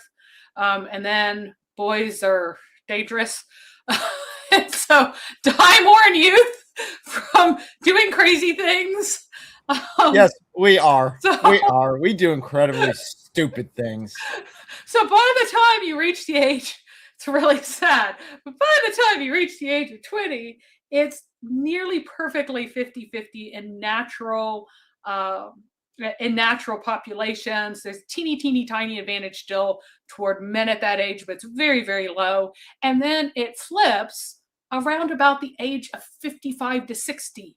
No one's out there running around going, oh, we have to have polygamy so that because there are more really old women than there are men. Hey, man, you got to marry the great grandmas because they're almost all single. This poor woman, she can't live her last 6 years alone because she married a guy who was 2 years older than her and then he died 4 years younger than she will. No, we must marry all of the 80-year-old women. Like, nobody's saying that. Nobody's saying that. Mm-hmm. James says, we just do dumb things to impress women. Well, that's one of the reasons. You do dumb things to impress each other and because it's cool. And just because. You can stop right there. It's just because. Yes. Yeah. It's just because. Why not? Just because that's why. All right. So she looks it up.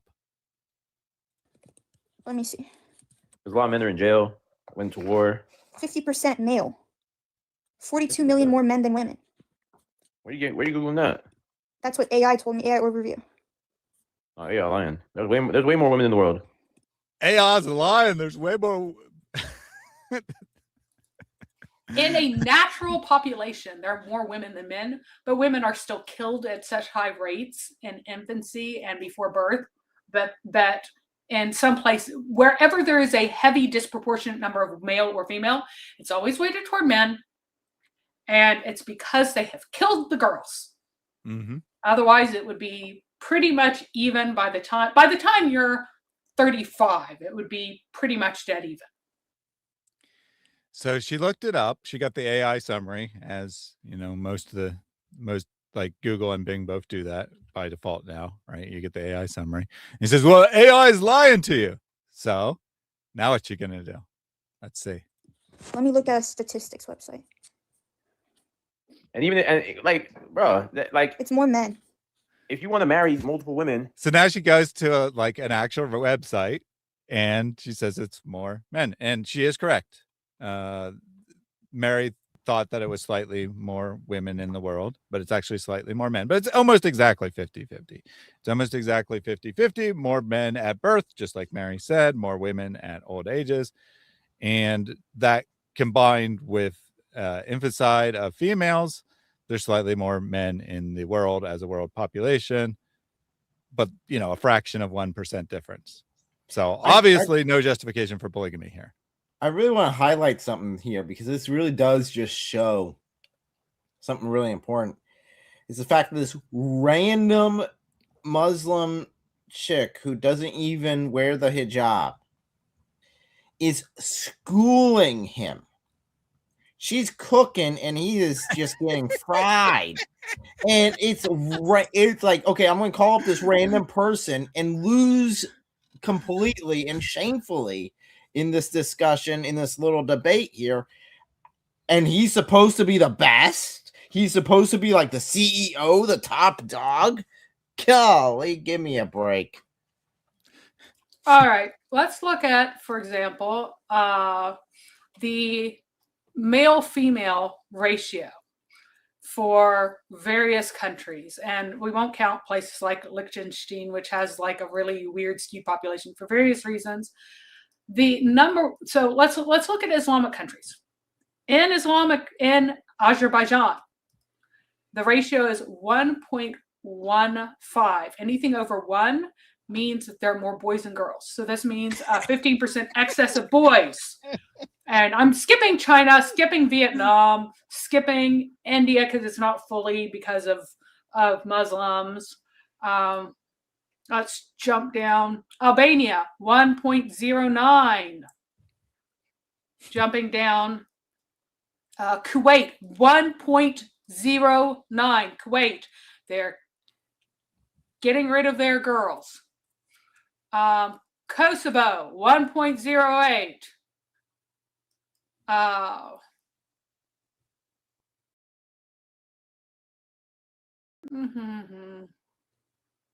Uzbekistan, 1.04. Egypt, 1.06. So if we scroll down, let's see which countries by the time in the age range of birth or of 0 to 14 years, which countries have more females and males? We have Malawi, Saint Martin, which is a French teeny tiny little island, UK Virgin Islands, and the US Bahamas, and that is it.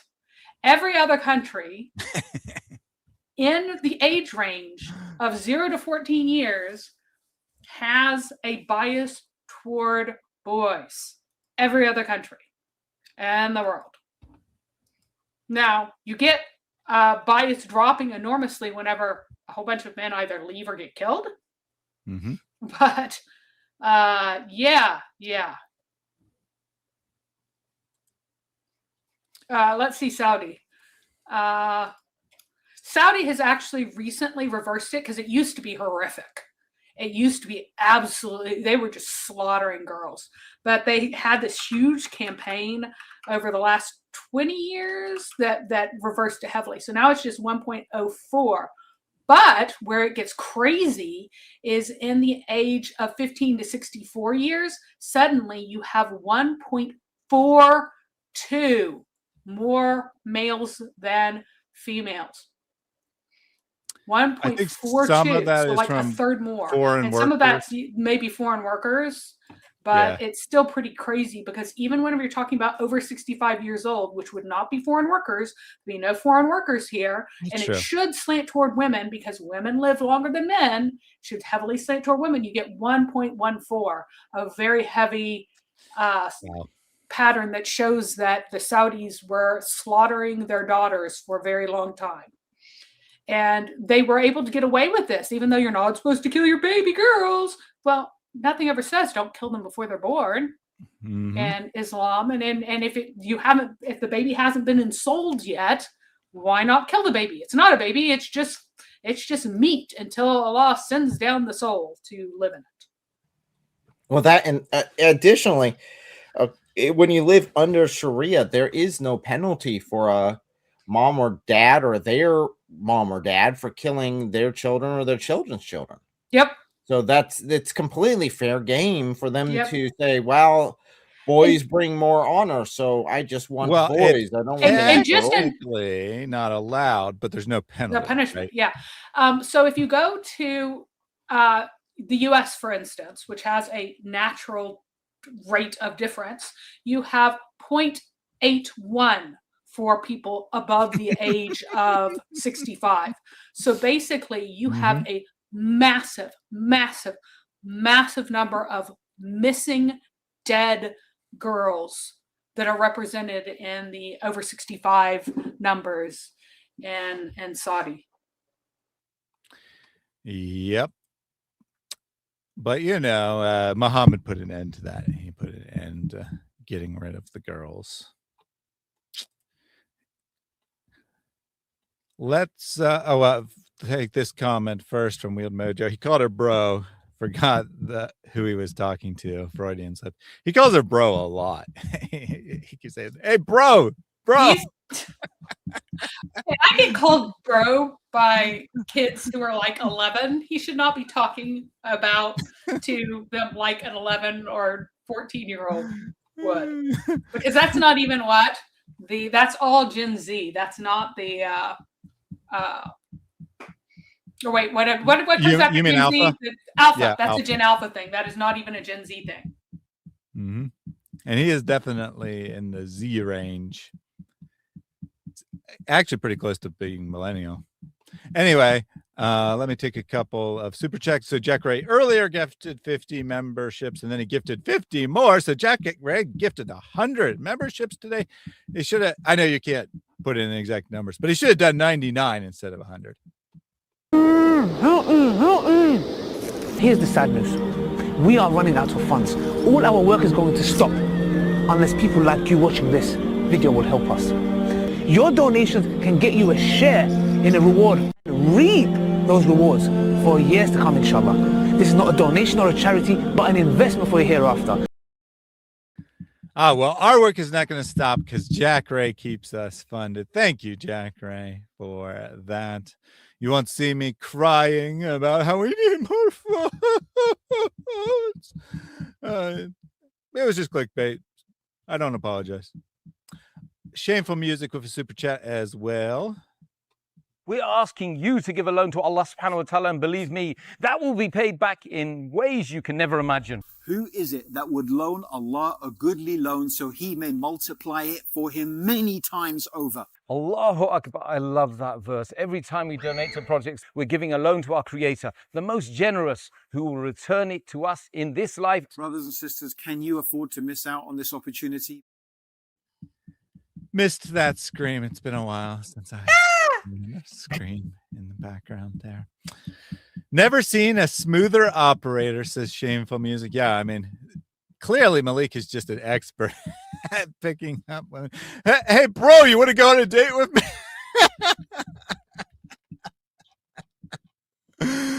I won't throw your bag out of the car. I'll throw you and your bag out. And then I'll start dating another girl. But, you know, it's all good because you're selfish if you don't allow me to have two women at the same time. So I'm hot stuff, right? What a guy. What a guy.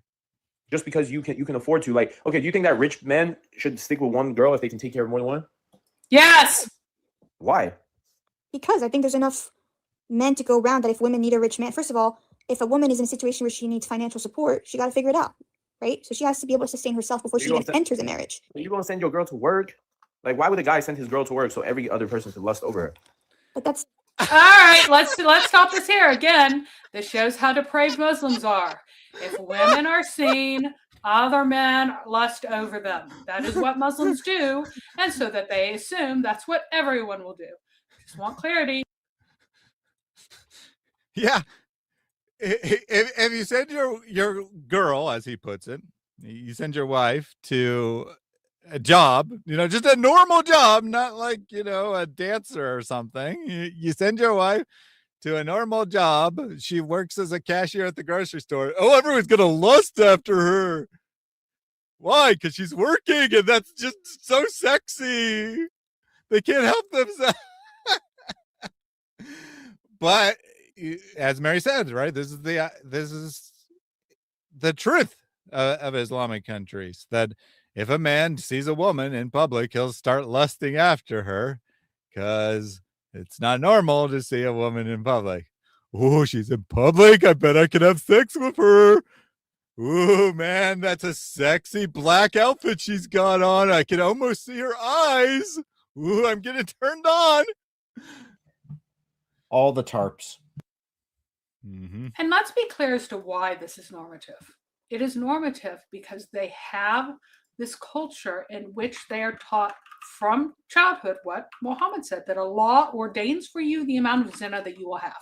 So all the lust that you're feeling, you can't avoid it. It's just what happens. And you're supposed to theoretically resist it, look away, whatever. But Allah has already ordained for you all of the lust that you're going to feel and all of the sexual immorality that you commit. You cannot get out of it. You can't avoid it. You can't cheat the sexual immorality that Allah has ordained for you. That's why Muhammad said that of all the men in the world, the only one who hasn't committed zina, the only one who has not done fornication, this is not fornication of the eyes, this is literal fornication, is John the Baptist, because he had a teeny tiny wee and he couldn't have sex. That is what Muhammad taught, that the only one who could possibly be preserved from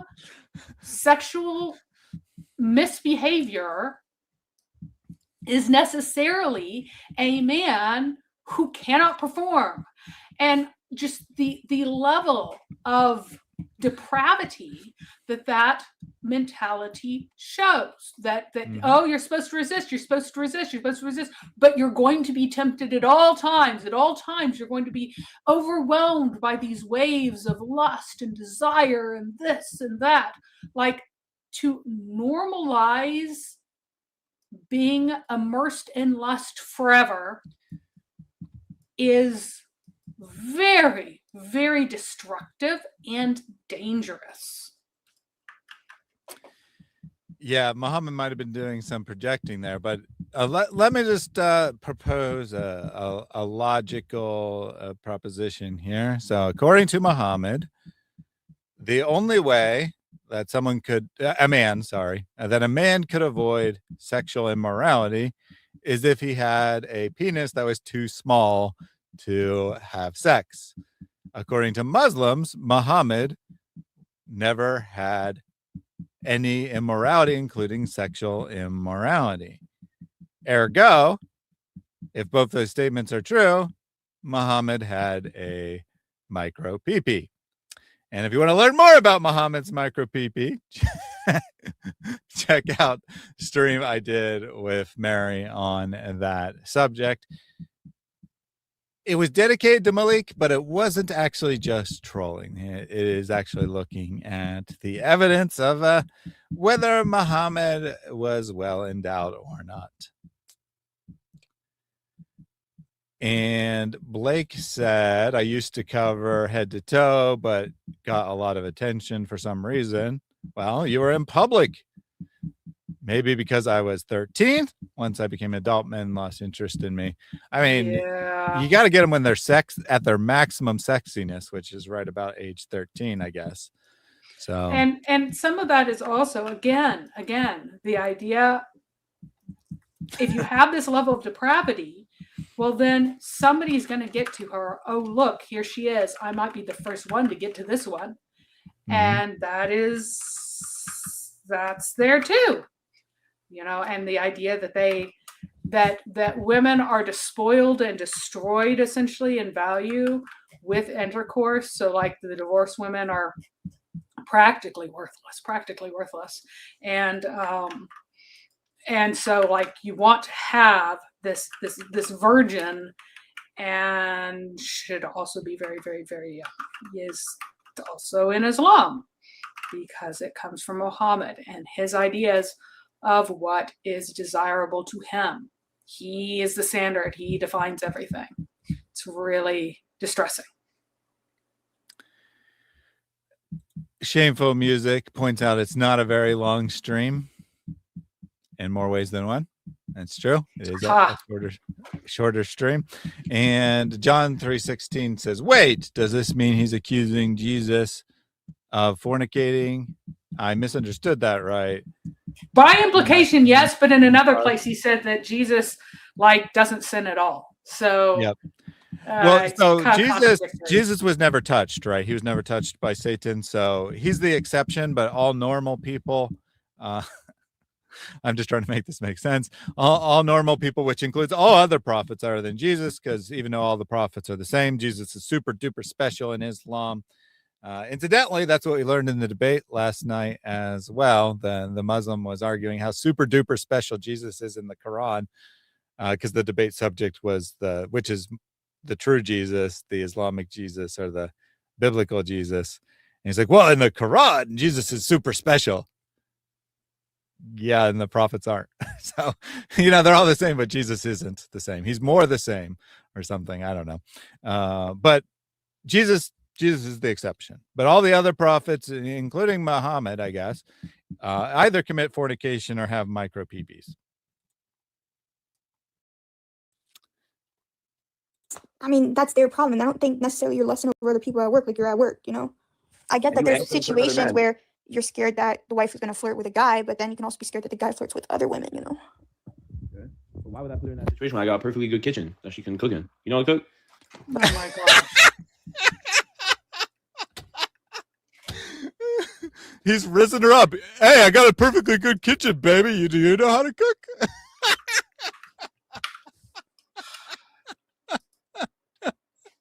This dude either lives in an apartment or with relatives. So, yeah. What a pickup line. I got a kitchen. Do you want to cook it? Guess what? I got a kitchen too. I mean, that is so lame. I literally have nothing to follow up on.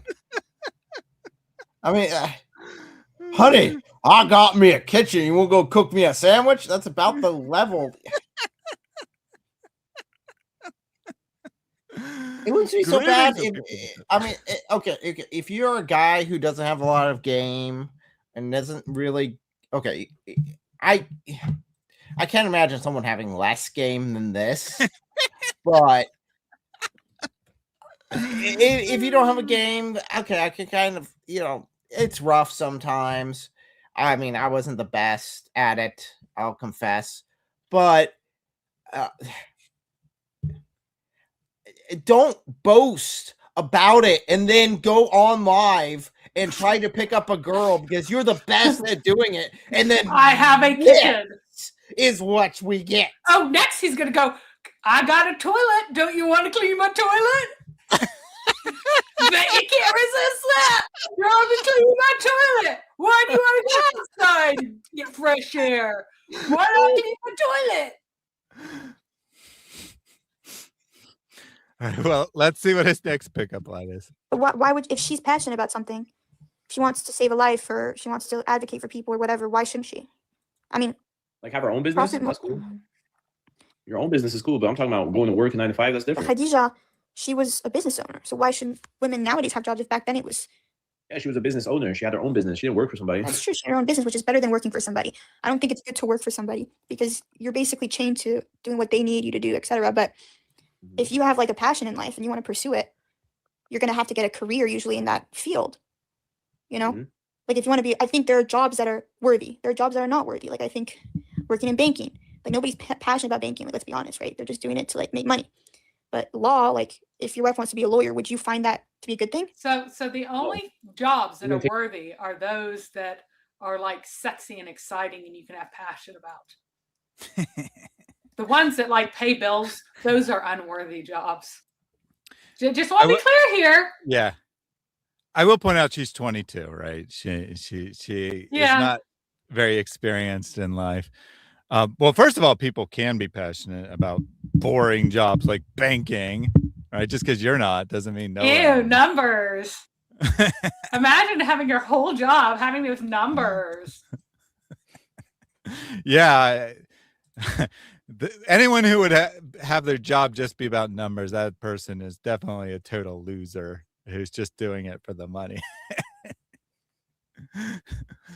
In case there are people who don't know, I was a data analyst by trade, and I was actually passionate about being a data analyst. Just so you know, I am very passionate about data and numbers. I wish I could get a Muslim to debate me on mathematical miracles of the Quran. That would be the best, because then I would get to talk about Islam and numbers at the same time. But sadly, the one and only Muslim ever who was willing to debate that topic, or at least said he was, freaked out on me because I did it instantaneous, because I asked him about like timing and stuff, right? He's like, just make the debate already. Why are you dragging your feet? I'm like, is this person okay as a moderator? He's like, I don't care, just make the debate. Okay, is this timing okay? You're dragging your feet. I'm out. And he really did get mad at me because he would come to all our live chats, and then he stopped coming to our live chats because I was wigging out on the debate, because I was actually asking him what criteria he wanted for the debate. Good times. Good times. Anyway, so she said, well, what about if she has like a cool job, like being a lawyer? Would that be cool for you? And he says, no. Right? That's where we stopped. No lawyer. Take care of my kids. Well, when the time comes, if you have kids, then like. No, she could take care of my kids. That's what he said. No, she could take care of my kids. He's not taking care of his own kids. God, imagine having children with him. That would suck so much. Like, that man is a father. Oof, oof. That's a big oof, guys. Remember, that's a really big oof. The same stream that Malik said within 1 year he's going to be married and have 8 kids. Oh my. Never mind, the math really sucks, but that's what he said. Oh my. Hopefully he just been on the path, right? Because he's also going to have the biggest show on TikTok interviewing Muslims because he's tired of being in the front. He wants to be in the back. And you might think I'm like saying it that way to be funny, but that's literally what he said. Like, I'm tired of all this front stuff. I want to be in the back. This guy is a walking zoot joke. Blake, yeah, feel free to email me for some free help on your meta-analysis paper. All joking aside, feel free to email me. Let me know what problem you're working on. Yeah, she should take care of the kids. There's maternity leave. There should be. You just answered it. Why would I want somebody to take care of my kids? And who's going to serve me all day? Like, my wife is there to serve me. Like, Eve was created for Adam. Adam wasn't created for Eve. Oh my gosh. Like I said, he is the most sexist, racist individual I've ever met or ever heard of. I mean, dude, honestly, that is his reason. Well, who's going to take care of me, mommy? I mean, why? Serve me. Oh my gosh.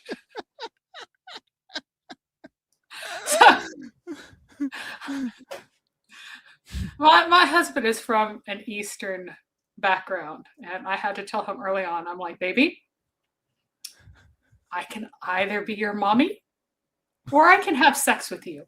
Both is not on the table.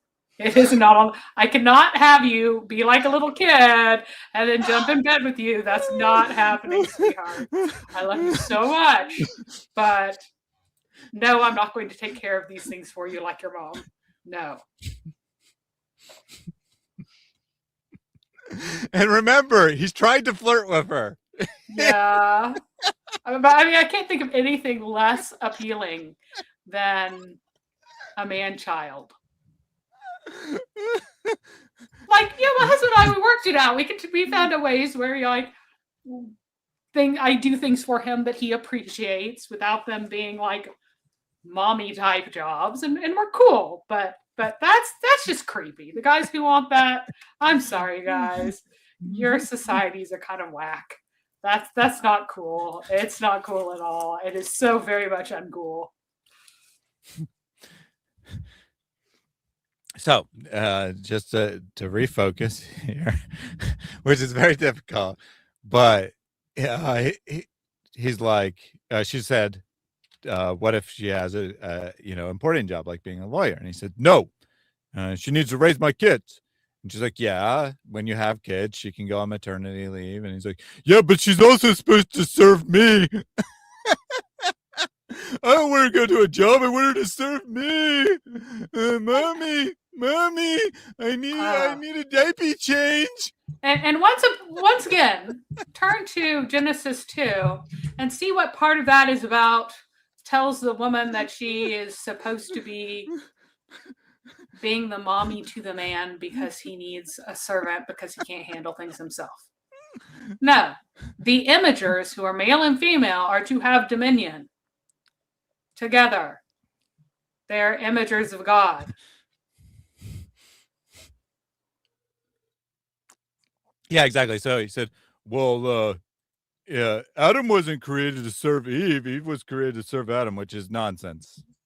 Like, even from an Islamic perspective, that's not why Eve's created. They don't really have a good explanation, but it's not to serve Adam either. And it's certainly not that way in the real, true biblical narrative. But this is his brilliant pickup strategy, guys, to tell this woman, oh, your job is to serve me just like Eve served Adam. So when do you want to get married? Again, How could anyone resist? We got to keep in mind that he is trying to pick this woman up. I know it's hard. I know it's really hard when you're like, dude, this guy's a moron. But remember that this is him trying to get her to wear one of his rings.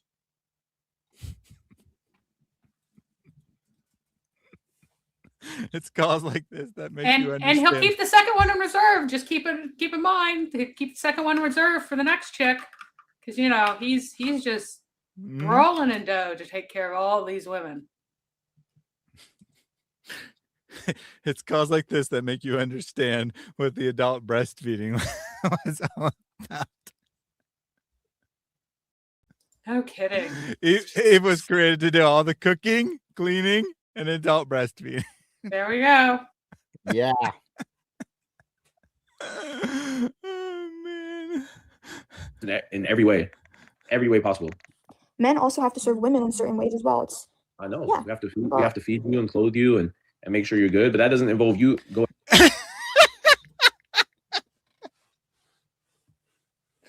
So, because she's from a Muslim background, she actually concedes the point that women's purpose is to serve men.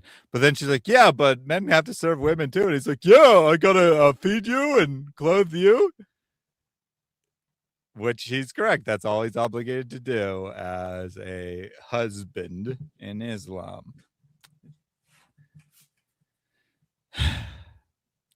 Great advertisement. Great advertisement for Again, the beauty of Islam. Compare that to what we're told in the Bible. Yes, women submit to your husbands. Husbands, go die for your wives. Every single day we are to die in some way to ourselves, our own desires, in order to pursue our wives. And even that does include a physical death. Be willing to lay down even that extent. But of course, Islam completely forgets that second part. About men. There's really those requirements for women, and then like the bare minimum for not being a jerkwad. Yeah, and as Blake points out, feed you means she still has to prepare the food, but he gets credit for feeding her by supplying the money to buy the food, right? So he supplies money to buy food. She potentially Because goes she and buys isn't it, allowed to go out, by the way. or he goes and buys it, whoever buys it, and then she cooks it, and that counts as him feeding her. Just to clarify. But now I'm getting a job. But when the time comes, you have kids. That's a different story. I'm saying just in general. Before she's married, before a woman's married, how is she going to sustain herself? How is she going to live a life that's worthy? Before she's married? Yeah, and then when you're married. Before marriage is not my problem. After marriage is when I get married. Well, it's her problem. How's she going to... That's not my problem. He's such a gem. How can anyone resist? How could anyone resist? Just like... So she says basically, right, I'm concerned with your idea that women shouldn't be allowed to work because women need to be able to support themselves before they get married. And his response is, well, I don't care. It's not my problem. If you're not married to me, it's not my problem if you die of starvation. Of course, the real solution is you marry them before they reach adulthood. That's the real solution, Islamically. Yes. My house before she gets married. Like, yo, yeah, I mean, if your father pays for you, and if you're too expensive as a kid, then he sells you. Duh, he sells you like a beef cow. He sells you off like a cow. That is the solution. If the ring fits, then we can get busy. But before that, no. That's what I'm saying. So, woman has to have her own way of supporting herself. What if a woman only wants to marry you because you're rich? You don't care? I mean, all girls want to marry you because you're rich. What if she's rich? In other words, no, I have no problem with that at all. No, well, it's not that I have no problem with it. It's like, what could anyone ever offer a woman other than money?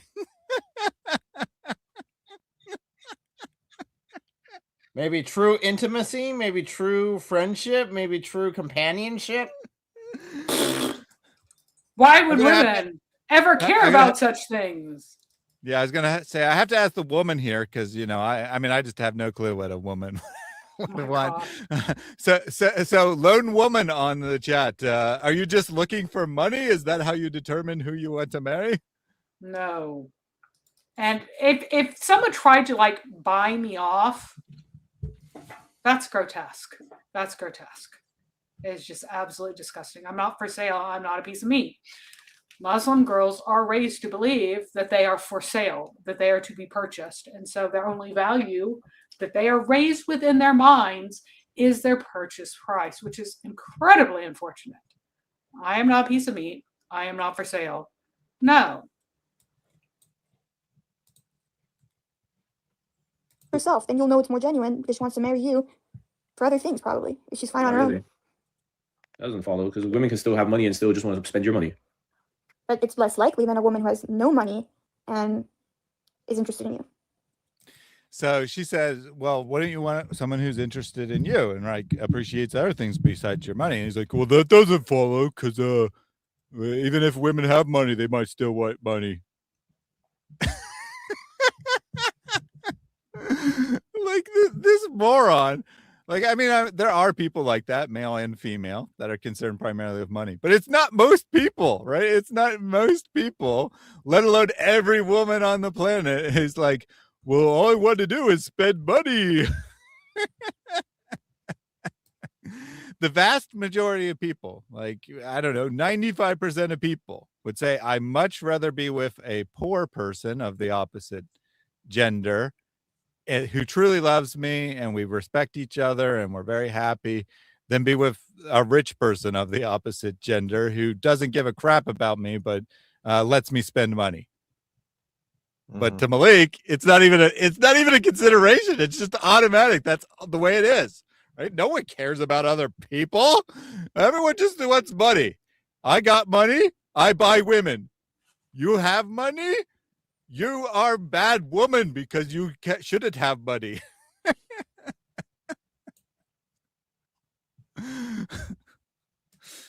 Maybe if a woman is able to sustain herself without a man, then the man she chooses is going to be a man that she finds qualities in besides what he provides monetarily or financially. Isn't that going to be a more emotionally sustaining relationship? It depends. She'll leave quicker too, though. Like women, when a man makes Oh, man. So now we know why women aren't allowed to have money, right? So she's like, if she already has money and she doesn't need to marry him for money, isn't it more likely to be a good, healthy marriage? Not her words, but my words. And he's like, well, maybe, but she's gonna leave because she has money and she doesn't have to stay. She's not a slave. She could do whatever she wants, and no one would want to be with a man if they weren't forced to for financial reasons. That is very much telling on himself, I believe we call that. He is self-snitching once again. Quite startlingly so. Indeed. And yes, Muhammad's first wife did buy Muhammad, by his affection, so to speak. money, he feeds his wife and kids. When a woman makes money, she says, I don't need a man. So that women automatically, when they get money, they don't want a man. They might not want a man because of you have to keep women poor because men have nothing to offer women except for something that they could absolutely get themselves, and that's why we can't let them have it, because if they're allowed to have money, they wouldn't want anything to do with me, which means obviously that they wouldn't want anything to do with any other man, because I'm the best man ever. So why would anyone reject me? If just amazing. It's amazing, guys. I told you this conversation was gold. For entertainment value. Let me take a couple super chats. Jack Ray with a super chat. Yo, chat. Shameful music is amazing. Facts. Oops. That was from last time. It didn't generate the new one. But still true. Still true.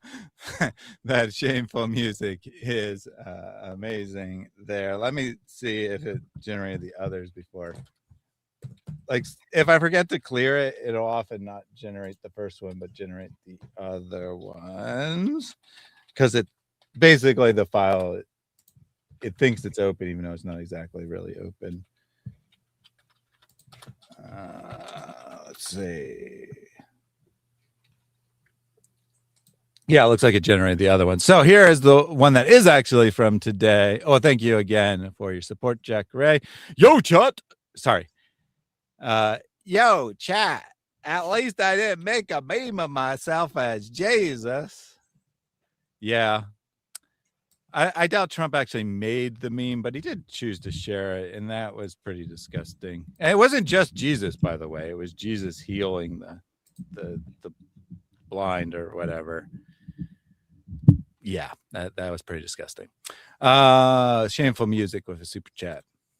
I would never throw your bag out, baby. Not without you. Exactly. Yes. Exactly. Such a gem. Such a gem. All right. Thank you very much for your support, Shameful Music. And you got an extra plug from Jack Ray's from the old super chat that played instead of Jack Ray's. Match for her, then she'll be willing, right? How do you know if he's a match? When you know that you don't love him just for reasons of like, he can get me this, he can buy me this, he can provide me this. Just like, that's why it's not good to do anything crazy before you're married, because especially with men, because they're going to be like, if they get what they want, you know, then that means they only see you for that reason. I'm not going to. Translation. That's why you shouldn't have sex with men before marriage. And, you know, although her view is not exactly correct, I do agree that you shouldn't have sex before marriage for various reasons. kind of generally agree with her that it causes men to cheapen women and to see them as Muslims see them, which is a bag to stick your penis in. Yeah, I'm only disputing that that's the only thing that men want, right? She said that you give them what they want, and then, right? Yeah, the men who do sleep around, that is kind of what the result in the end turns out to be. Yeah, that's true. That is true. I agree. Any sense? What's CMV? I agree. What size ring finger you got? I have no idea. Oh my golly. Because this is going so well. It's going so well.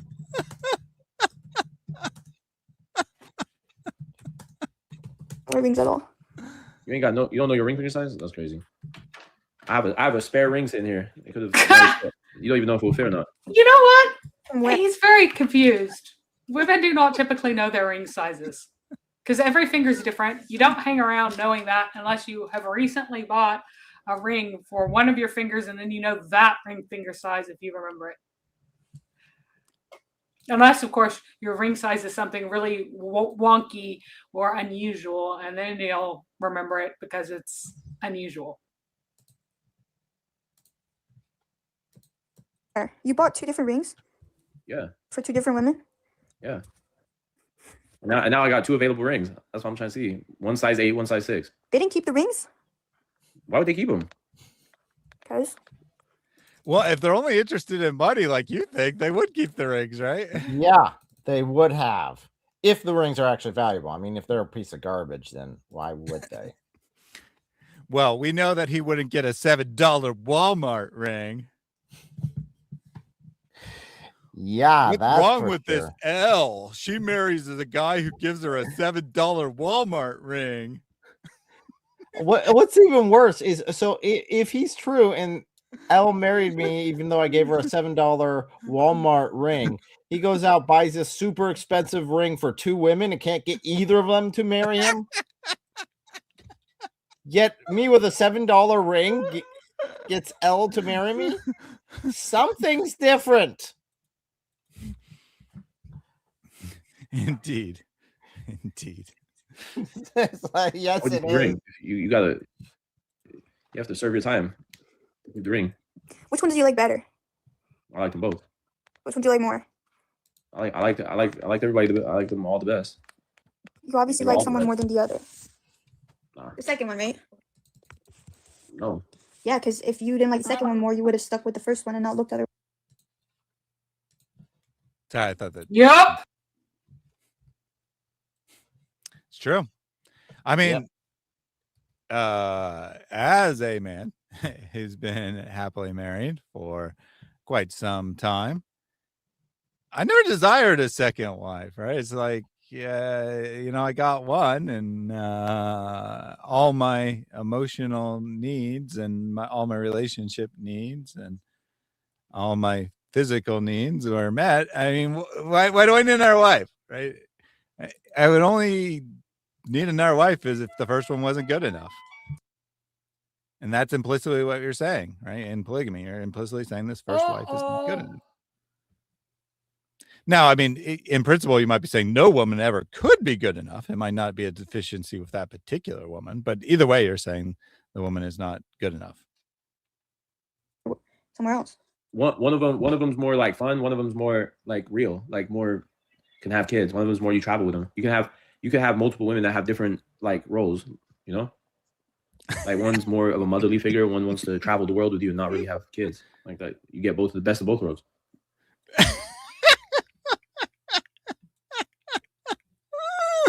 This whole incest stuff, like, what's wrong with you Eastern men? I'm sorry. Wanting to have a mom you can bang. Like, what is wrong with you? Stop it. Yuck. Bad. Stop. So those are the two roles of women, and you can have it both in a wife. What they have two roles. One is a baby maker, and the other is your mommy. And you can have both in two different wives. One can be your mommy, and one can be your baby machine. Oh, man, I can't believe it's the mommy one who's the baby machine. It's the hottie who's the other thing. So one of them is mommy to you, mommy to your kids, and the other one's hot and fun. Okay. Got it. So the two roles are mommy and sex toy, as opposed to, mommy and baby making machine.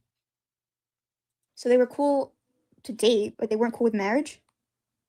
No, it didn't kind of go like that. Like, so I was trying to marry the first one, and then the second one came, and I tried to marry both of them at the same time. I told them about each other, and they both were like, yeah, and then they both were like, no. What made them change their mind? They were like, yeah, and then they were like, no. Wow, what a great story there, Malik. Man, he's just such an expert narrator too. What's so bad about this is this even makes it worse. So they were okay with dating. They were okay with both being married to the same guy. So they're okay with polygamy. They're fine with it. There's a common denominator in this story, Malik, and it isn't Islam in this case. It would be you. Mm-hmm. Yeah, I mean, I think that these women were probably, somewhat arranged for him, right? They were at least set up for him, and thus they were. I mean, the first one was. Just to be clear, no Islamic father would want his feckless son marrying two women to start out. None of them would. So you're saying one was set up, and he got the other one on his own. Yeah. Either way. They're clearly like, brainwashed Islamic women. They're at least on paper fine with polygamy, and they still are not fine with Malik. So it's not even an issue of polygamy. This woman's issue is polygamy, and by the end is also Malik. And it takes her less than one day to figure out what a loser Malik is. Now she probably should have already figured it out, actually, but either way, she does figure it out within a couple hours that he's a complete loser and she wants nothing to do with him. But Malik found some women who were fine with polygamy, and they still were not fine with him. I don't know. It's them friends. It's them friends like you that be going around being like, don't do it. And then they change their mind, both of them. Girls like I've never been like that in my life. I promise. You would. I'm telling you, you would like being in a situation like that. You think you wouldn't, but trust me, you would. Because she'd get less of you, and I'm so completely intolerable that you'd be glad to get so much less of me if you possibly could. What's better than marrying me is marrying me and seeing me less, because that is a winning thing that women really want. When they marry someone, they want to someone that they don't have to look at, don't have to see, don't have to feed. Yeah. Hey, you might think polygamy is a bad deal, but you got to consider who your husband is. Do you really want to spend 7 days a week with this guy? I don't think so. Trust me, once you get to know me, you're going to want to be in a polygamous marriage. The more women, the better. That way I spend less time with you. Oh, my God.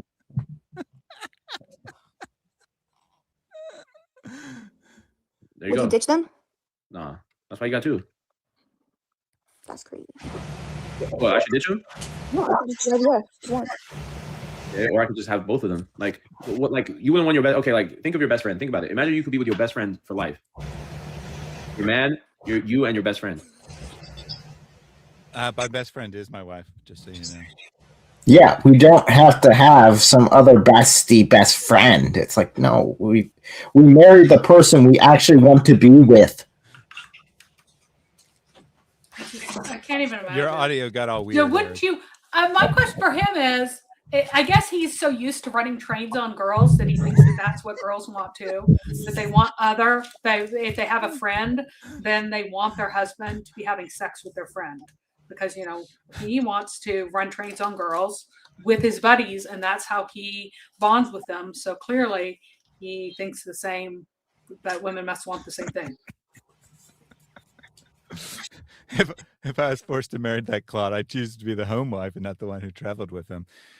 Yeah, I mean, at least if you're, you know, there might be many, well, there definitely are many other bad things, but I mean, at least if you get to be the mother and raise the children, at least you get to have a good relationship with the children. That is true. So what if that's your best friend? Yeah, you like for example, if I was like, yo, go get your best friend, and all three of us, we can all get married. What's wrong with that? You get to have your best friend around all the time. But she's getting with my man. And that is not how it works. Okay, They have different houses. You are required to keep them in different houses. So they wouldn't see each other. In fact, a lot of times they don't even know about each other. Yep.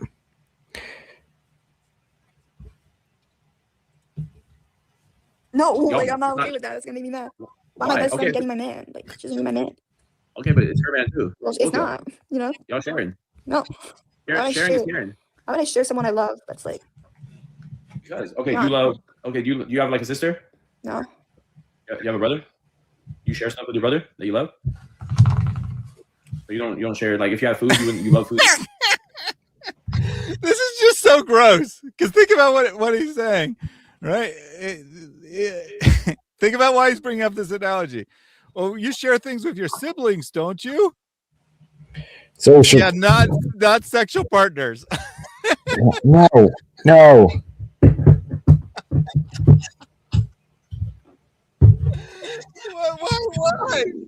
Why would you go there? You love your brother, don't you? And you share your hamburger with your brother. That's basically the same as sharing a husband. Oh my Again, God. I think this might be influenced by the trains that he's run with his buddies. Or at least wishing that he got invited to the trains, because maybe he doesn't get invited. Maybe that's why he got mad at everybody.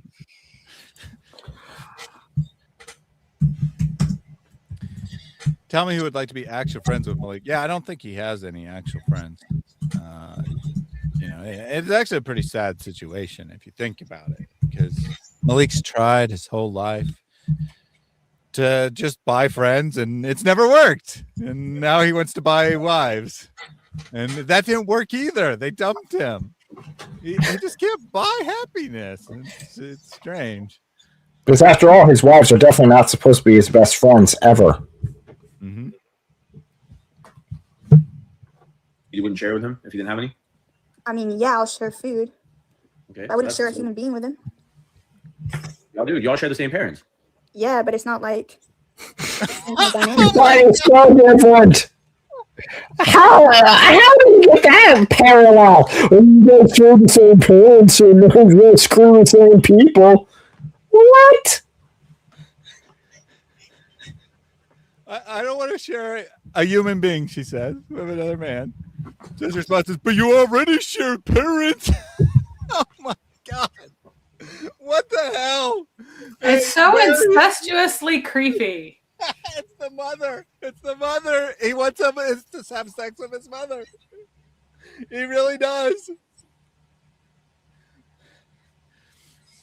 Yeah. Oh my gosh. He's comparing. He's literally comparing polygamy to a parent-child relationship. And he doesn't see the problem. Not even slightly. I feel like you're just overthinking it. You said you're 22. Yeah, you're overthinking. Were you born 2003? What month you born? May. May? Yeah. Yeah, one of the girls I was with was born in May. How old are you? Me? Uh-oh, he's gathering info. He's gonna dox her. Yeah, dude, chick, don't give him anything. Oh my gosh. Yeah, I don't know what happened to your audio, but it's like really loud and distorted now. Oh, okay. 1 second. 28. On May 14th. May 14th. Uh-oh. That's like exact. That's like one day off from one of the girls I was gonna be with. There's no Taurus who's gonna share a man or a woman. Tauruses love me. I've only been with Tauruses my whole life. Tauruses will do it. What are they talking about astrology nonsense for? Well, I mean, Islam is a pagan religion, so why not? Yeah, good point. Good point. But she's like, oh, I'm calling Cap now. I believed it up until the point that you told me what month she was born, and now I know for sure that you weren't gonna be with this woman, because no one born in my birth month would Any better? Talk a little more. Just saying if it's any better or if it's just as pathetic. It's just as pathetic. Sorry. Try now. It's weird. Nope. But I'll just turn you down manually. Let's see if that's better. Go ahead. Okay, give this a shot. Well, it's still distorted, but at least it's not super loud now.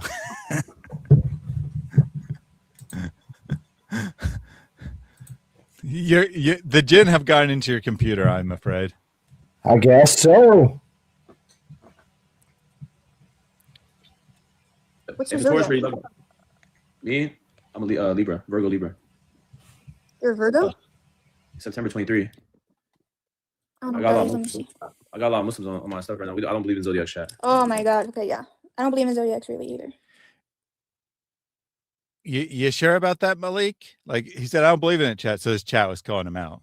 That is pagan nonsense. And then, but he said I dated lots of Tauruses. But I only date Tauruses. So how would you? I have not a clue as to what the supposed associations are supposed to be with me the either. various signs. Like not even the slightest idea. But he knows somehow. Totally not into it, but somehow he knows. Mm-hmm. And then she says, I'm not either. What do you mean you're not either? You literally said, I know that relationship wasn't going to work out because she was the wrong sign. I know. It's just funny. I don't even know what this is. Oh, it is between the both. I know. That's what I'm saying. So like Tauruses love me. Like actually, you know what's funny? Both of them were Tauruses.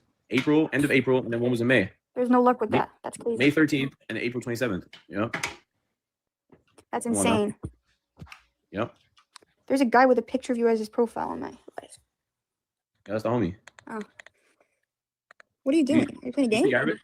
No, I'm watching TV. No. You speak Arabic? Do you? No, I don't. I need someone to teach me. Can you teach me? I understand. Hey, everyone, Malik doesn't speak Arabic.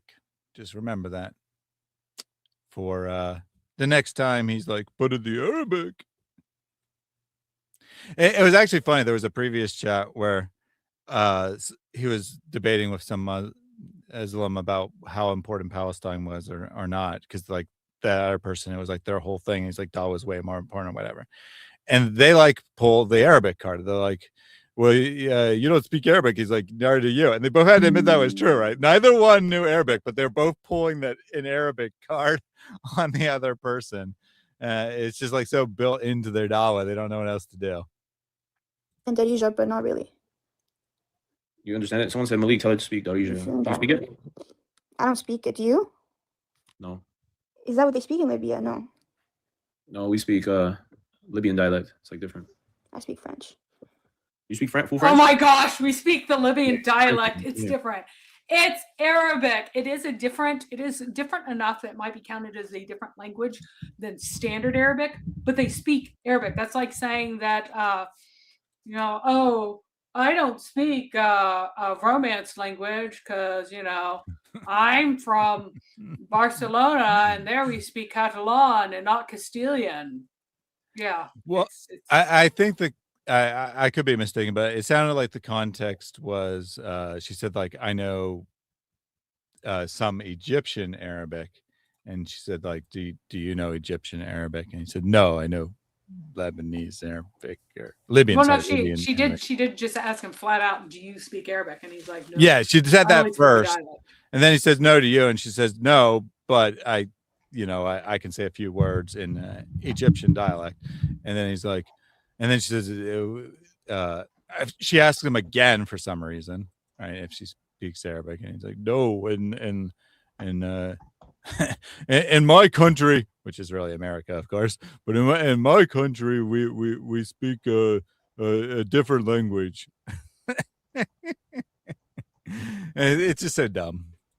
What do you want to hear? Thank Who is crashing out in my comments right now? Say shout out to Isa. Like what? That's my guy. Oh. Isa's my guy. He's a cool dude. He's a revert. He reverted from Christianity. He's like he's like a big. He reverted from Christianity. His name's Isa Abdelaziz. What? How is he Christian?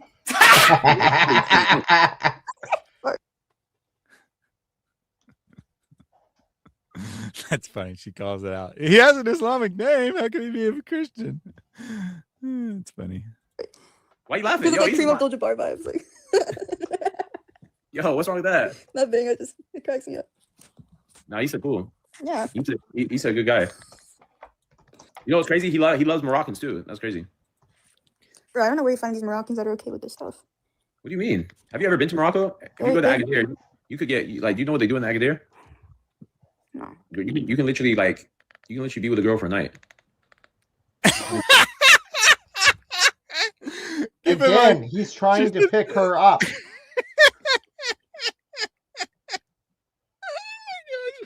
So she said she was from a Moroccan background, for those who weren't here earlier. And he's trying to pick her up. And he says, have you been to Morocco? You know, in Morocco, they have prostitutes. Yeah. And of course, selling or hooking up overnight is the exact same as being okay with polygamy. No difference. What's going on for eyes? She has like patches that smooth the skin on. Mary might be able to tell us more. Maybe she wouldn't be able to tell us more. I don't know exactly.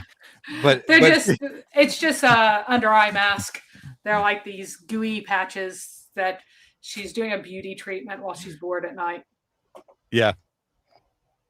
Thank you, Mary, for the details.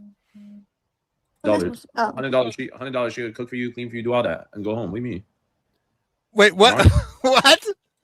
No, that is not what it is. Prostitutes are not maids. They're just prostitutes.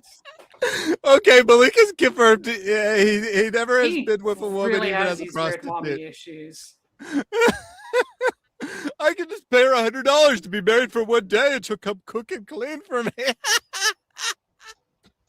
That might be the dumbest thing I've ever heard in my life. He's gonna pay a prostitute to cook and clean for him.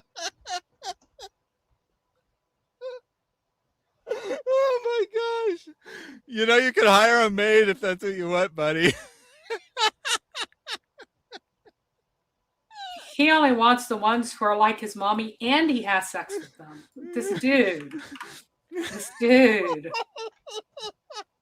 I can't get over how ridiculously stupid that is. Women are like they're about it, you know. If you Money's have money for them, and that happens here too. Okay. It's not like they want to do that. Okay. So if you have money, that's what I'm saying. If you got money, you're superior. Do you think a man is superior because they have more money? Well, okay. If a woman has no money, she has to resort to that. So isn't it better for her to get a job?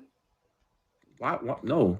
A woman does not need to go get a job. But then they do these things then. Because you see, if I can't offer women money, there is no reason in the world why any woman would ever put up with me. So we've got to keep these women from getting jobs, because there's no way anyone would ever tolerate me if she could get her own work. Like, that's not possible. Yep, he's got to pay double for that.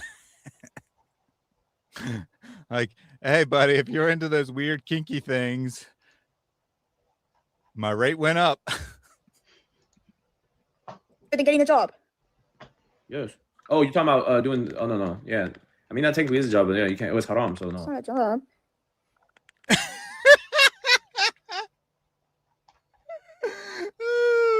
So being a prostitute, he says, is technically a job, but it's haram.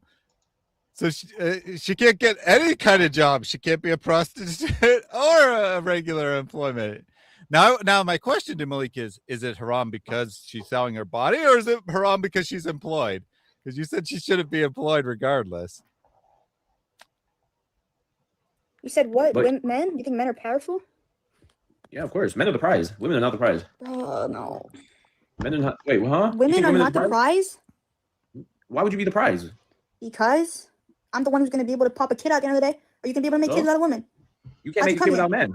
You can't make a kid without men. Yes, you can. You can go to the place and be like, I want, to get, I could do the same thing. I could be like, yo, I think she's saying you can go to the sperm bank and be like, Yeah, you can Hey, go to give sperm us- bank. You don't need a I can man. do the same thing. No, you can't, Malik. That's called slavery. It's called black market. Oh, man. So again, we keep having to say this, but he's trying to demonstrate how he picks up women. She's like, women should be the prize, regardless of how you feel about that. What kind of idiot is like, no, you're not a prize? As they're trying to pick someone up. Oh man. And just for the record, women are indeed the prize, the superior gender, the better half, however you want to put it. Men need women a lot more than the other way around. Men are very deficient on their own. Women seem to be much more self-efficient, in my opinion, than men. Now, of course, men and women are designed to live in relationships. I think that is more accurate to say, just from an accuracy point of view, in terms of continuing society, we need both. In terms Absolutely. of keeping society secure, men have a greater role. In terms of contributing to the individual lifespan of the other, women demonstrably contribute to the lifespans of men. In fact, men who have daughters even live longer than men who only have sons. If you have a daughter, you live longer. Well, I guess you're more cautious. You're more careful. You take better care of yourself, or she takes better care of you. So, and in both ways, we do need each other. So we don't have to do this one, that one, this one. Yeah. You're right. Of course. Yeah. Of course, Mary is right. Men are much stronger, much more inclined to protect, or put differently, to beat up one another. Right? They're much more inclined to physical activities. Well, they also, women, fix some things that have to be fixed, maintained, things Right. that have to be maintained. Men are much better at the caveman stuff, and women are much better at high society stuff. I'll put it that way. The preservation. Men go out to do the adventurous things that a lot of times result in great advancements, and women keep people alive. Like for the first number of years of a child's life, our job is to keep this little self-destructive creature from dying. And that creates a very different approach to the world. One says, a certain greater level of caution in those who keep the next generation from falling off a cliff before they can become the next generation, than those who are like, hey, what's up there? Let's scale the cliff. Yeah, the aggressive, risk-taking traits of men are beneficial in some circumstances, but they also lead to shorter lifespan.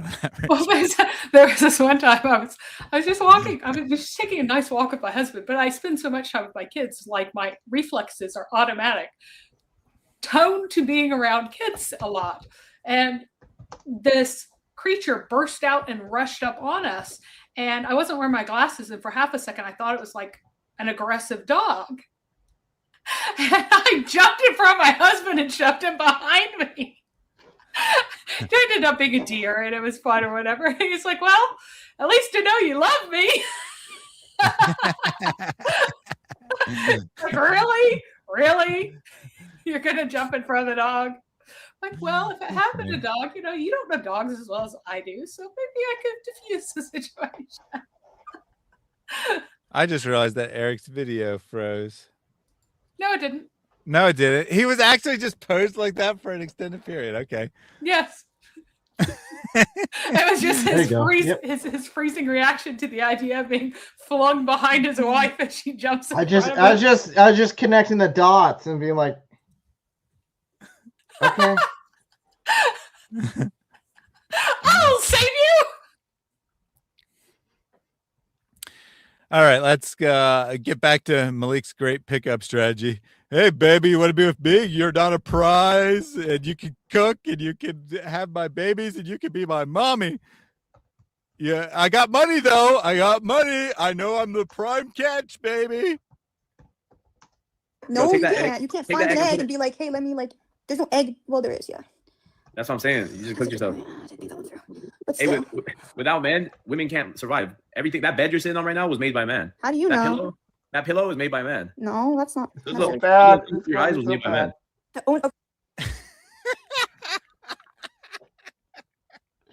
I mean, most likely it was made by a machine. He's making massive assumptions. Now, yes, a good majority of a lot of the physical labor is done by men. There are some women who definitely still do it, but a decent guess, but it's not 100%.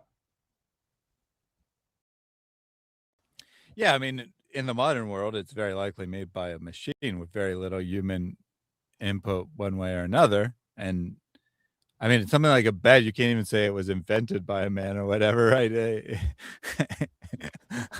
A bed has existed since the beginning of humanity, basically. So we don't know who invented the bed.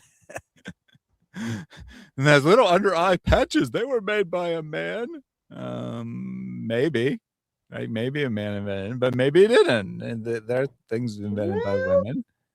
We'll see, actually, on that. Okay, let's see who the CEO of this is. It's a man. Okay, What's the company? What's it called? it's co-founded. Okay. 2 women. Nah, you're just lying. Oh! These girls. How do I flip my screen? Wait, the laptop is not accurate. She presumably just went to the company's website. He doesn't know what the company is, right? He doesn't know anything about these eye patches. He's probably never seen them before in his life. And she's like, she knows what she bought, right? So she goes to the company's website, looks at the About Us, and it says it's founded by 2 women. No, your computer's lying. Every company is run by men only. Women are incapable of inventing anything or creating anything. Hey, baby, you want to hook up? I got a ring. Oh my gosh, this guy. It's on the bottom. And yeah, they're the co-founders. They're not the ones who made it. They're the ones who just put the business together. See who made it, who manufactured it. Who manufactured? I guarantee it was a machine. I guarantee a machine made those little eye patches. I guess it's a male machine, though, not a female machine. It says them. They manufacture. Stop it. Summer Fridays is a clean beauty brand founded in 2018 by influencers. Well, they did certainly hand assemble the very first prototypes, right? The founders of the company certainly handmade the first prototypes. Oh, and to be clear, a huge percentage of workers and jobs like that are, female, just to know. Like, it's just very goofy, extremely goofy. They got acquired by private equity firm, TSG Consumer. Yeah, but they didn't make it. They didn't physically make it at the factory. It was men. Well, how are we gonna be able to find that out anyway? How do you know? He's making this statement like, oh, it was so totally men. It's like, you don't know. You've already been proven wrong multiple times. Oh, I know that no woman has ever worked in a factory. Nothing has ever been produced with a woman's hands. What a charmer. Common sense. Men make the world go round. Without men, women don't have anything. There would be no men without women. I agree. That doesn't mean you're the prize. Why not? Because you can't be the prize because you're not like this world was created for men. You're an accessory to a man. No. That's why you're called a woman. Whoa. This world was created for men. You're just an accessory. Accessory. Wow. That's a fine Islamic position. Fine Islamic position. And again, these are his pickup lines. I've never seen such eye patches either, but I was afraid to ask what they are. Well, now you know. Yeah, dude, has he ever watched a sweatshop? As Mary said, a lot of the people in these factories, if you want to call them that, are women.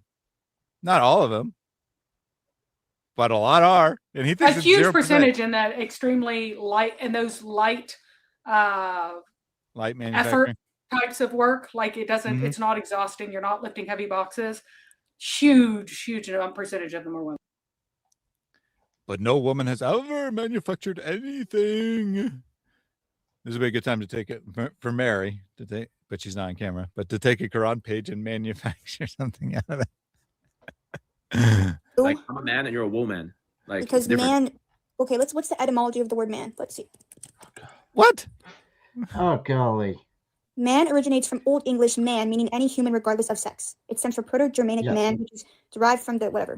Historically, it meant person or humanity. So just because we attribute the name man to a man does not mean that woman means an accessory to a man, because the word man doesn't even mean male. Yeah, exactly. So man can be man. So that means that's how insignificant women are because they're just titled under men. Well, it's he is retarded. He is retarded because man meant human and it was indifferent as to sex. And to be for the word for male, you would need wir or bir. Like as in werewolf, that were part means a male.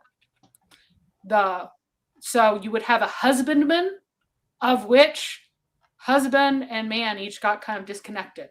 So men were nothing except for the keepers of a house, apparently, because to count as that you had to be a houseman, and otherwise you had nothing.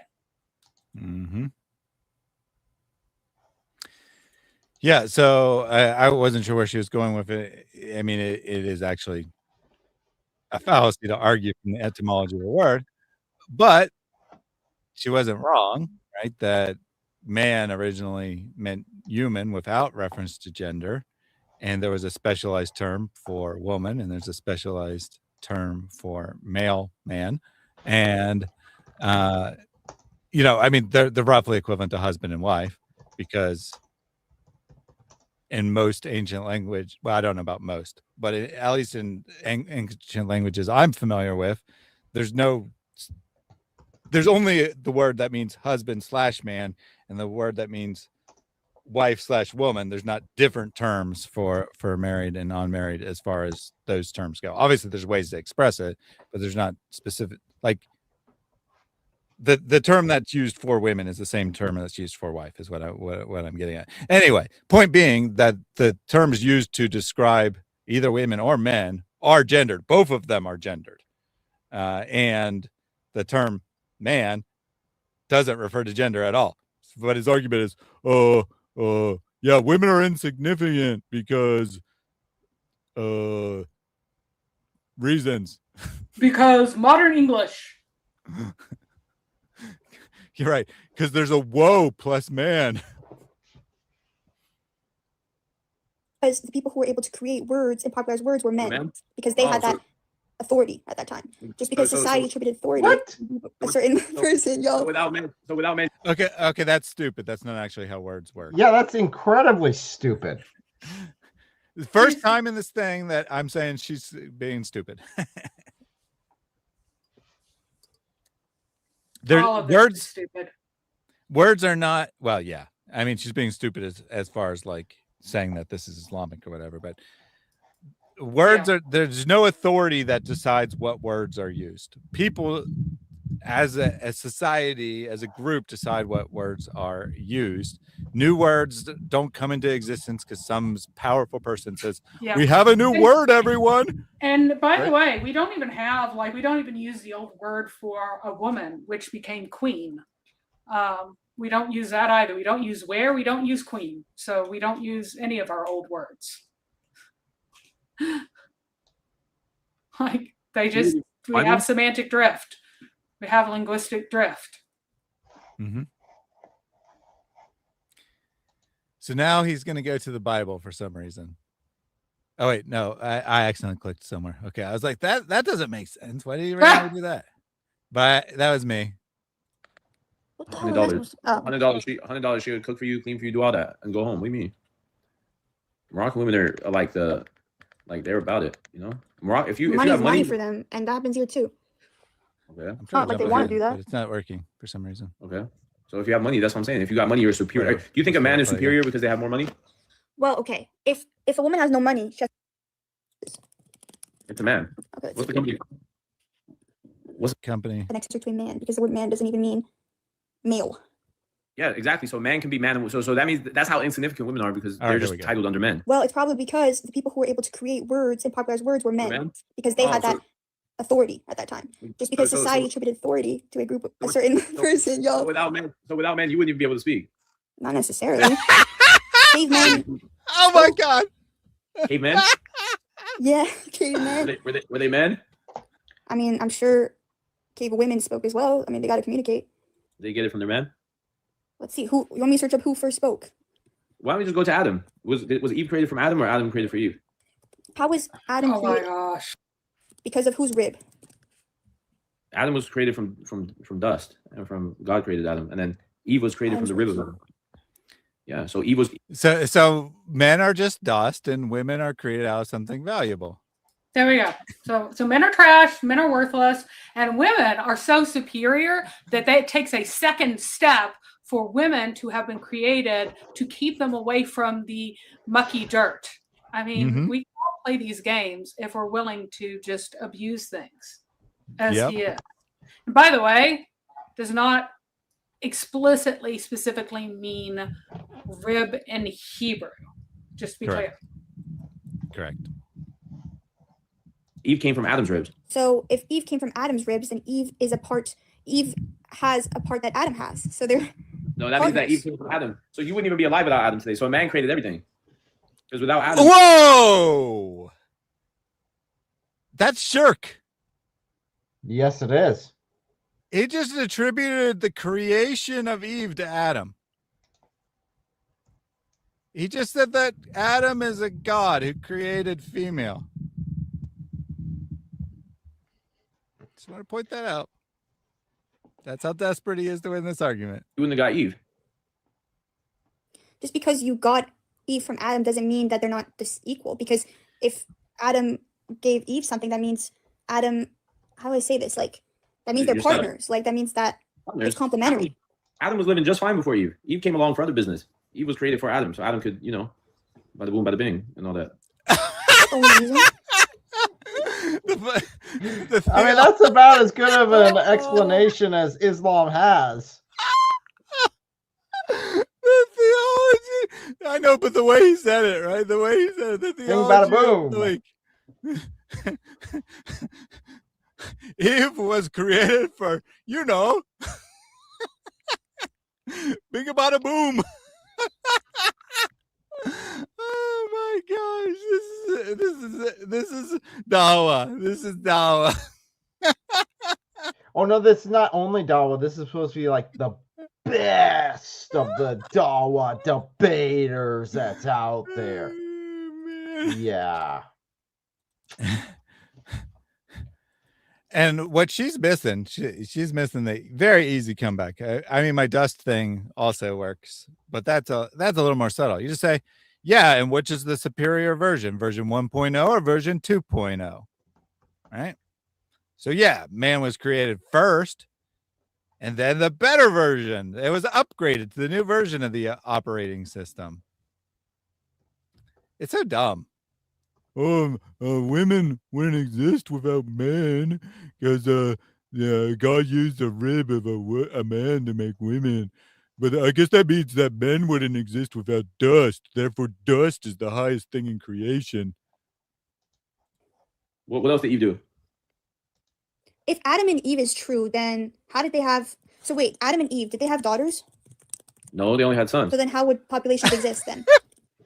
Oh no, I think they had sons and daughters. Actually, I don't Nope, know. they had 3 sons. So how would we have humanity if they were 3 sons? They no, Adam and Eve kept. I don't even. They had twins. Nah, it says Cain. Wait, this is from the Bible. Cain, Abel, and Seth. Wait, let me see this now. Because the Bible is complete. The Quran is not so complete. Habil and Habil. Uh-huh. How does neither one of them know?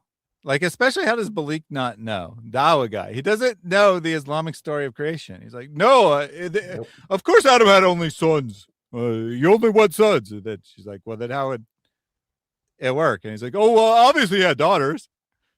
Like, he doesn't even know the story. He doesn't even know the story. Here's the reason why he doesn't. Because he's only selectively researched stuff. This is why this whole debate, this whole conversation, this faux debate has just absolutely been trashed for him, is because he's only selectively researched specific things and that's it. And he has no actual understanding or knowledge beyond that. It's true. That is true. I wasn't laughing at you. I was laughing at Quran only fans here. And they had twins. Why do Christians believe different? Because Christians don't believe that. I know. Because Christians are. But then wait, then how did they reproduce? How did they have more kids? In Islam, they had twins. But then how did population exist? So his genius argument here, and Mary can correct me, but I think this is actually a common Islamic belief that the early patriarchs, they always had twins, a male and a female, and then those twins married each other and procreated that. Like, this is what Maleek is arguing, right? And I'm pretty sure it is fairly common Islamic view. But the Bible doesn't make no sense.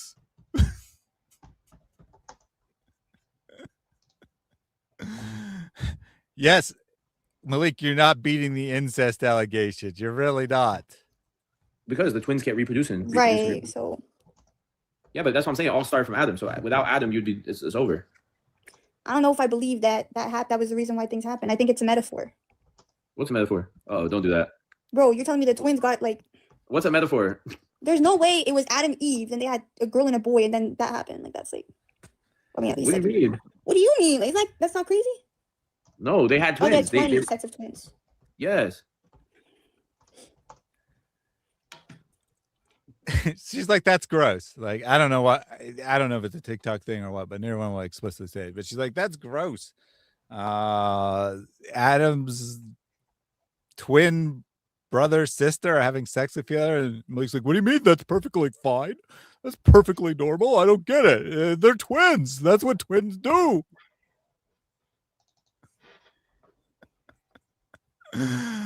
Oh, goodness gracious.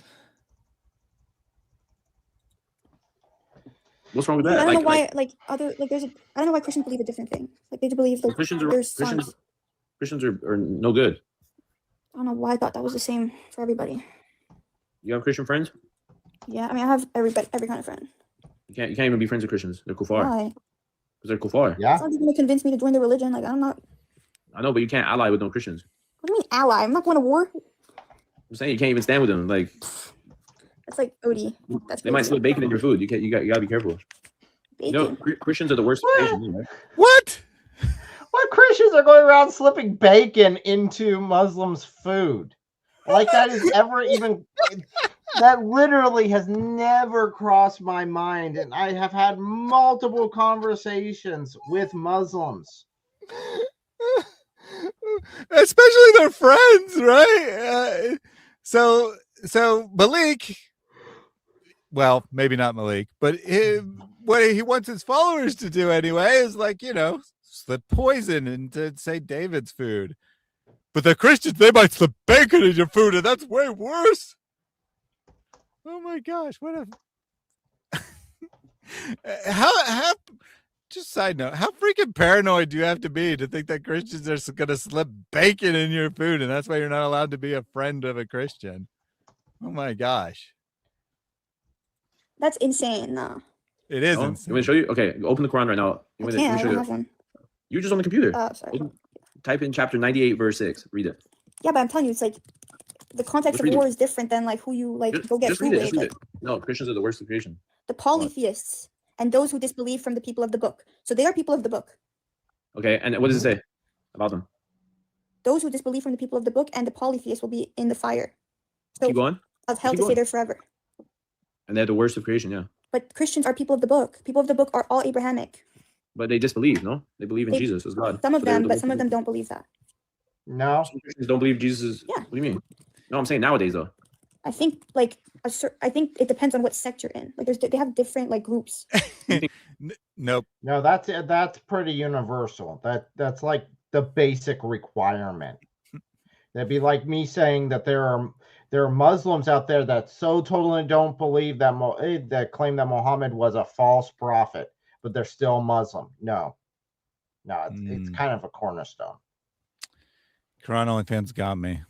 Thaddeus, Mary, Eric, empty your pockets right now. I want to see the bacon you guys carry all the time. It's Apparently. my snack and bacon. I was about to say I'm actually kind of getting hungry. I was thinking maybe I'll have some bacon later on now that he was mentioning it. But I don't have any. Well, I do have today. to confess, we went to a Islamic owned restaurant yesterday after the debate, and I did slip bacon I did sneak into the kitchen and pour bacon grease into their cooking pans while they weren't looking.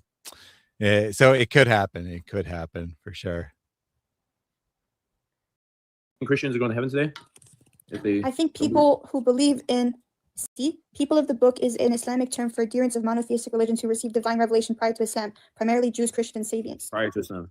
But they are people of the book, even though. Yeah, prior to Islam. Today, though, Christians are, it's over. There's no bueno. It's finished. Who's prior to Islam? Christians are prior. We're the last ones. Yeah, Christian prior means before. So But they before are people, Islam. the ones prior are people of the book. Yeah, that believe that Jesus was a prophet. But Christians revealed scriptures, primarily Jews and Christians. The Torah, Psalms, and Gospel are protected under Islamic law. True. Yes, I think the ones who believe in something else are not the same as what they're. The Quran thinks that they're exactly the same. The Quran has very high reverence for the Torah and Gospel, and to a lesser extent, the Zabur or Psalms. Islam, not so much, but the Quran does. It's true. Talking about. So in God's eyes, the one who associates partners with him is najas. They're not clean. They're the worst of creation. Why would you want to be friends Don't with them? believe in God and who No. reject God. Yeah. They believe in other people with God. Like they say that a man is God. A man that wore flip-flops is God. That's no good. Christians don't all say that. Jesus didn't wear flip-flops. They were sandals.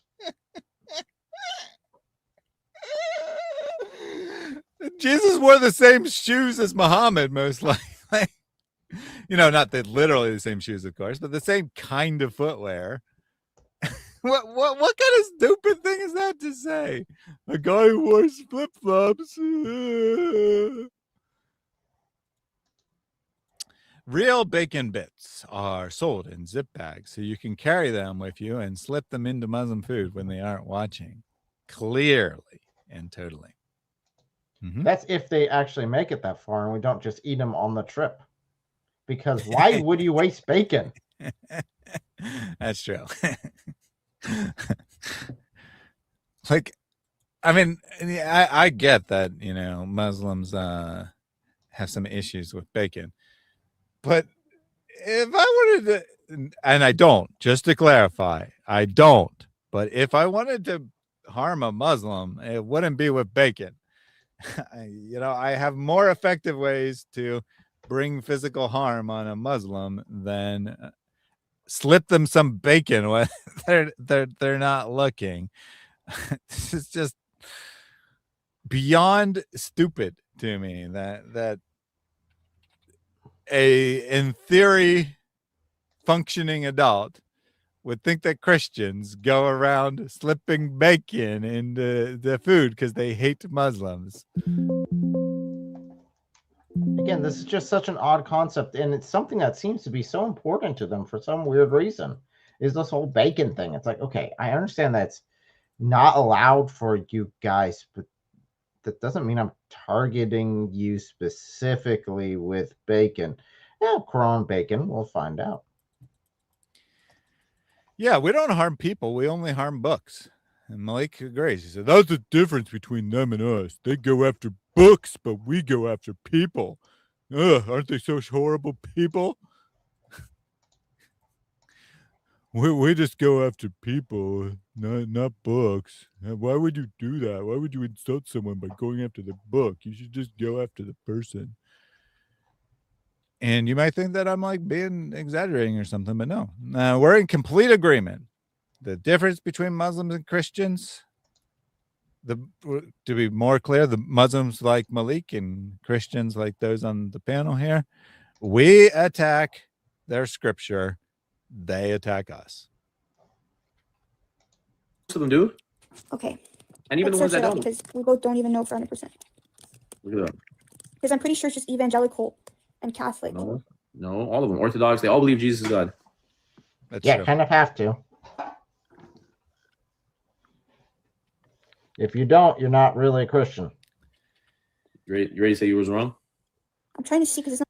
Yeah, I mean, you could have like, I mean, you do have pseudo-Christian groups, which like a secular survey counting the number of Christians would probably count them as Christians, like Jehovah's Witnesses, for example, that don't believe Jesus is God. So that exists, but one, they're tiny numbers, and two, they're not Christian by definition, right? Just say they are not a Christian. I mean, you want to be a Unitarian weirdo, call yourself something else. Don't call yourself Christian. Just be like, Christianity's wrong. I have the true religion. Don't steal our term. That's to be fair.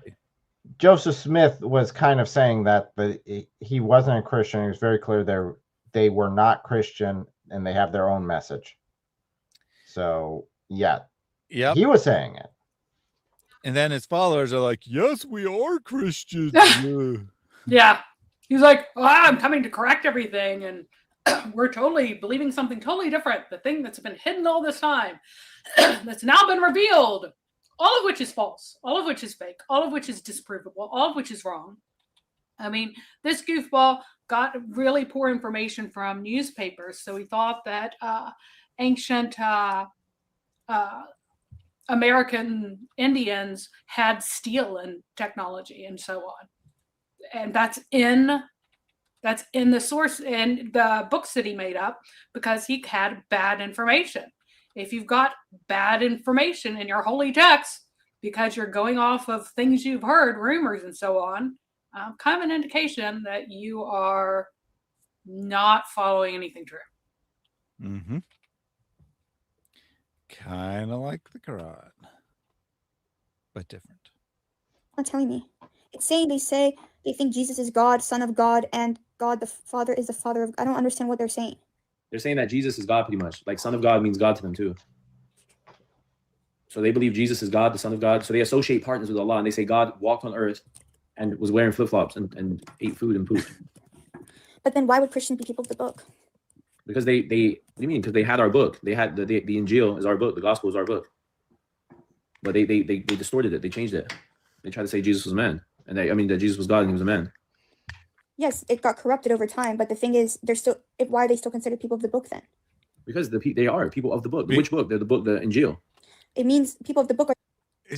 She's kind of alluding to the Islamic dilemma here. I mean, not in a sophisticated way by any means, but she kind of is, right? Because she's like, well, why does the Quran still respect them, right? Why does it still call them people of the book?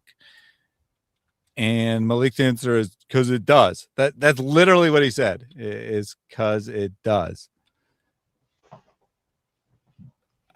this woman knows nothing. He's the dawah guy, and she's a Muslim, so she's sympathetic to his audience, to his points, and he still can't win the argument.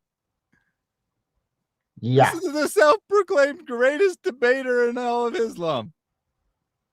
Yep. Why?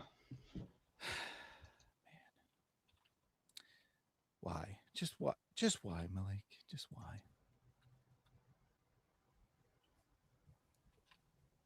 The people who received a revelation, whatever, from a prophet, right, prior to Islam. So you're saying Christians are the worst, but they receive those things and they're considered people of the God or people of the book. I know. Sorry. And they received. So imagine Jesus came to the Christians and said, I'm not God, worship God alone. And they said, no, we're going to take you as God and we're going to believe in a man God and believe that you died for our sins. And they are the worst of creation. They're the absolute worst for that. And just to be clear,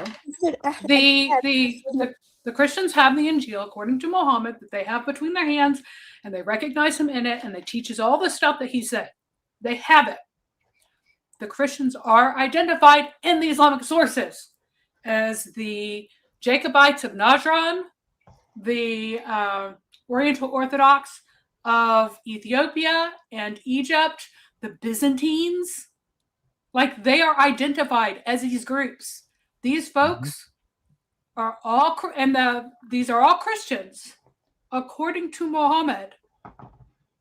And Christians are those who possess the scriptures and read it. So just want to be clear here. So where's this Injil that they all had? Malik doesn't seem to have an answer. Again, sympathetic. He can't win this point with a sympathetic audience. Recognize the God of Abraham or Yahweh as the one and only God. yes, but they believe that a man is Yahweh, is God. So that means they're how are they people of the book? That's what I don't get. No, because people of the book just means they're people of the scripture. They received the scripture and they disobeyed it. Just like the Jews received the Torah, yet they don't believe in Jesus or Mary or the Prophet Muhammad, peace and blessings on them all. Right? But they're saying the worst are those who are not of the book. And if they're of the book, then they're not the worst. No, it doesn't say that. Read the verse again. No, that's not what the verse said. It said that the people of the book who disbelieve are nedges. They're the worst of creation. And disbelieve in the religion of Islam is the clarification, by the way. Mm-hmm.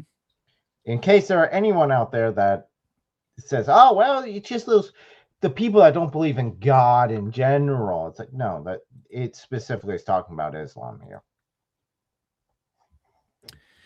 Yeah, but notice, like, okay, she obviously doesn't know Islam very well, right? But notice she is actually correct about the logic. Why? So if obviously before Islam, right, the worst people are those who don't believe in God. How would it make sense that those who get 95% right, at least according to their understanding of the similarities between Christianity and Islam, how could they be worse than the people that get 100% wrong?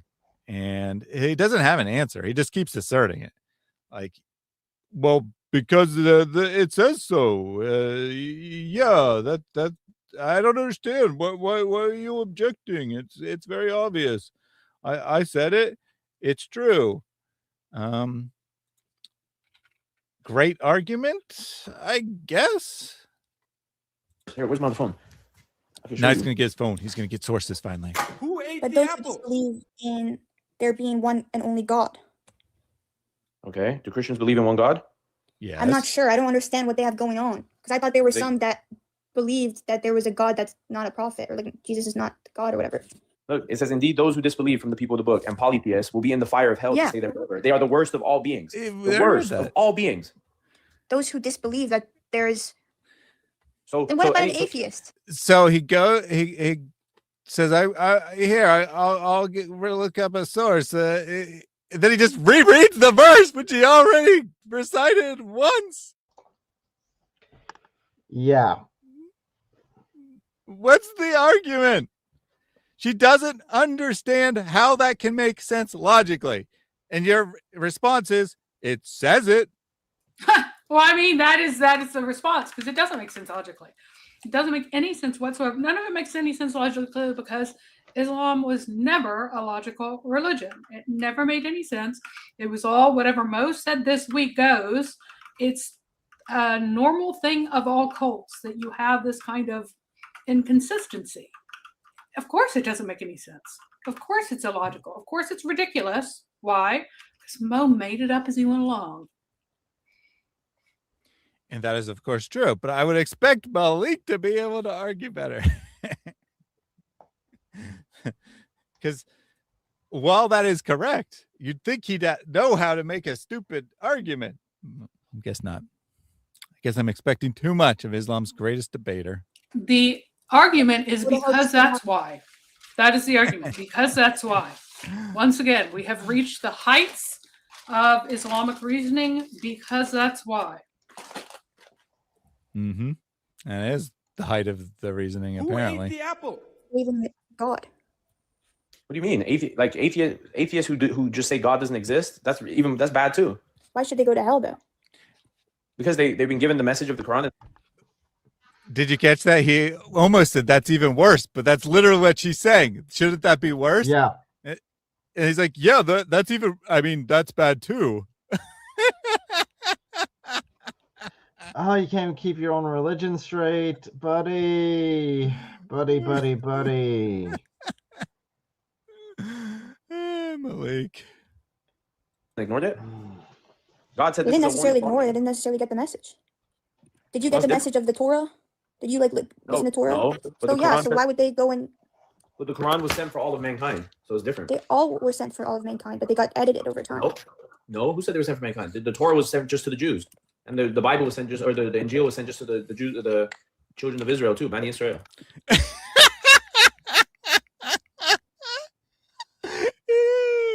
I mean, he's correct, but he trips over himself because he's Well, the revealing how second one, stupid it is. here's the problem. He just realized, wait, why on earth would there be another revelation to the Jews? He understands that Jesus is Jewish, but the Torah is the one that's in that language. Why would there ever be one to the Jews ever needed again? Each people has one language, and they get one book in their language. There only needs to be one book in that language.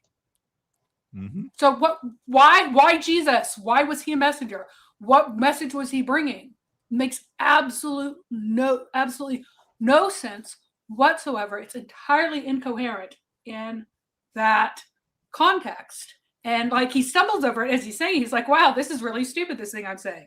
Yeah, Islamic theology is super, super stupid. Indeed. And of course, the Quran is not different. It is also sent only to one group, at least according to the Quran. It is sent to one group in one place. It is sent to the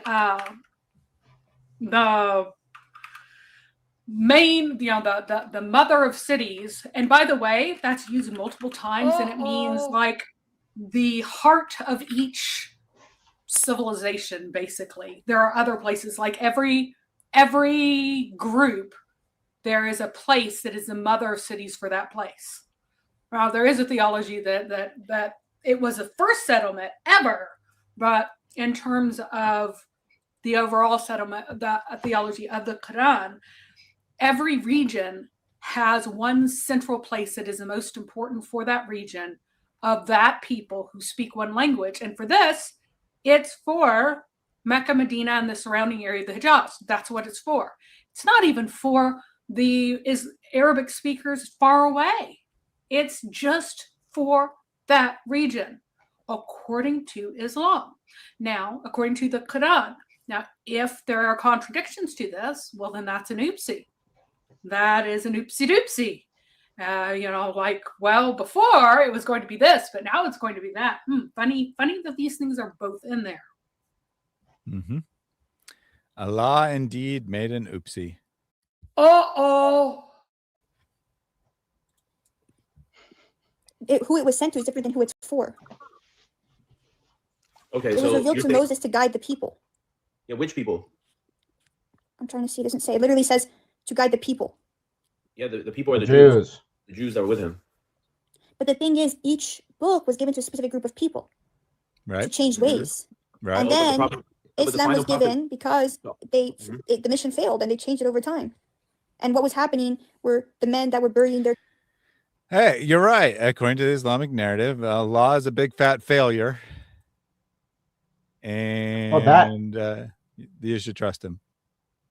That and each of the prophets is just an absolute and complete embarrassment, with Jesus being the worst of all of them, according to Islam. I mean, that is just, he has one mission. He's given multiple divine sort of level titles. He's the word of Allah. He's the spirit from him. He's the Messiah. He's all these things, and he fails. Mm-hmm. Kids, if they were daughters, right? So it was going to that. And then those practicing paganism who were worshiping idols, that's what they were trying to do. What do you mean standard takes? But the Quran was sent for all of mankind. The Injil and the Torah were only sent for a group of people. Like, that's so Jesus explicitly, first of all, is a blessing for the world in the Quran. He is for the world. He is not, he's the first one to be that. Secondly, in the Quran is explicitly in Arabic so that Arab speakers can understand it, and it needs to be in Arabic so that they understand it, because it's for them. So it's not because if it's for all mankind, then there's a big oopsie there. Allah can't keep his story straight. Almost like Allah is making it up as he goes along. So you're telling me that it's not because Arabic is a mathematical language that has magical properties that no other language has, and that's why Allah had to reveal the Quran in Arabic, because of the unique properties of Arabic, and also it has more words than any other language. And well, see, the thing is, the Shukl controversy did not come to be until like the 900s, I think, 800s, 900s. So well after a century, after Muhammad died, suddenly this teaching sprang up that, oh, Allah's language is Arabic. Not any Arabic, but specifically backwoods 7th century Arabic with a bunch of borrowed words. So that is Allah's eternal language, is this incredibly human language with many borrowed words dependent upon changes in linguistics and borrowings and things like that. That's the language he has been speaking all along. So, yeah, I do have to apologize. I have been too harsh on Allah. After all, he's all powerful and only failed 124,000 times. I should cut him some slack. I mean, who hasn't failed 120? Yeah, -1. Who hasn't failed 124,000 times? And, you know, just all kinds of things. Like, for example, that's how many times daily I fail at brushing my teeth. It's not to the 124,000th time that I get it right. So it's just, and hopefully one day I'll reach 124,000 live streams. So I'll finally have a successful one. Alas, this is life as an all-powerful being. But then why would it be written in one specific language then? Because it's the way it's preserved. Arabic is the language it's preserved. It was given for mankind. The language of preservation. So Allah needed Arabic to preserve things because Allah couldn't do it in any other language because it's too stupid. Man, we try all these other languages. You know what? These Arabs, they like chanting and reciting things. I'm totally dependent on humans to chant and recite stuff. So I'm going to reveal it into this language of these chanters and reciters, and they'll totally get it right, except they don't because there are differences. Yep. Magic claim, as always, with no evidence. Arabic is the only language you could preserve texts in. So why did you just do that the first time? It doesn't actually answer the question.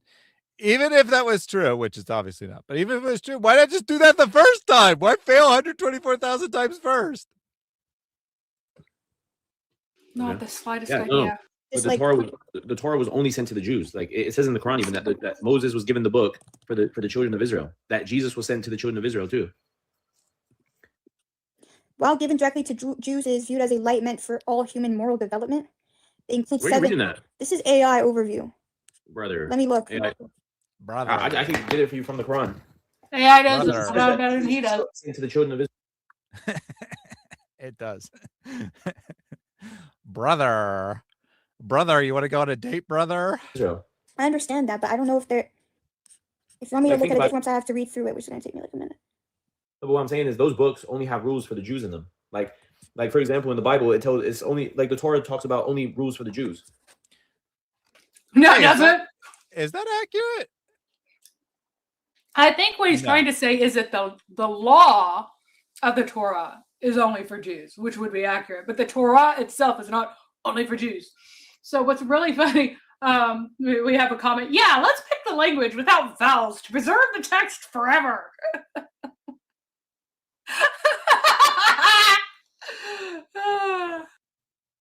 And not only does Arabic lack vowels, consonants have to be distinguished by marks as well. So in some cases, not all cases, but in some cases they have to be distinguished by marks. And the vowels the are also dietary marks, as Uthman calls them. Yes. Dietary marks, everyone. Yeah, exactly. You have to have the dietary marks in order to be able to distinguish. And the original Quran didn't have any dietary marks. And as a result, it's even more ambiguous than it would be.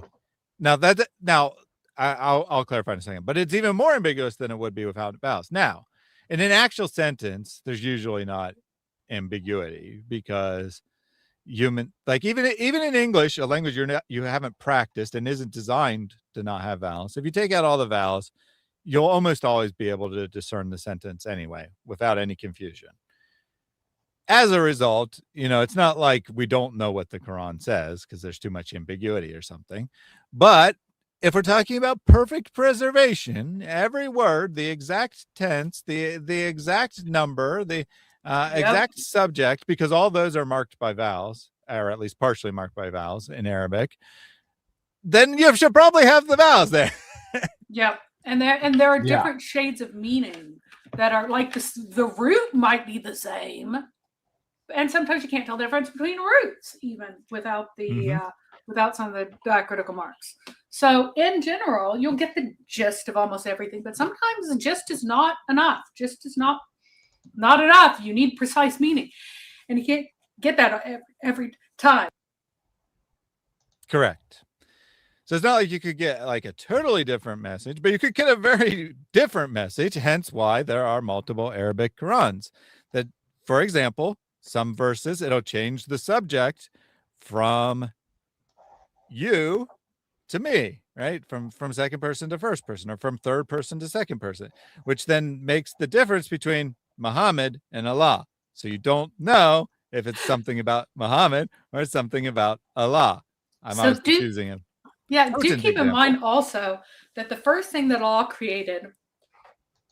Okay, one of the first things, there's a lot of arguments about what the first thing was. One of the first things that he creates is the pen, and then he orders the pen to write. And the pen, again, after the Shukubiyah controversy, it's supposed to be writing in Arabic. Arabic from which century? Which script is the eternal script? Very interesting question.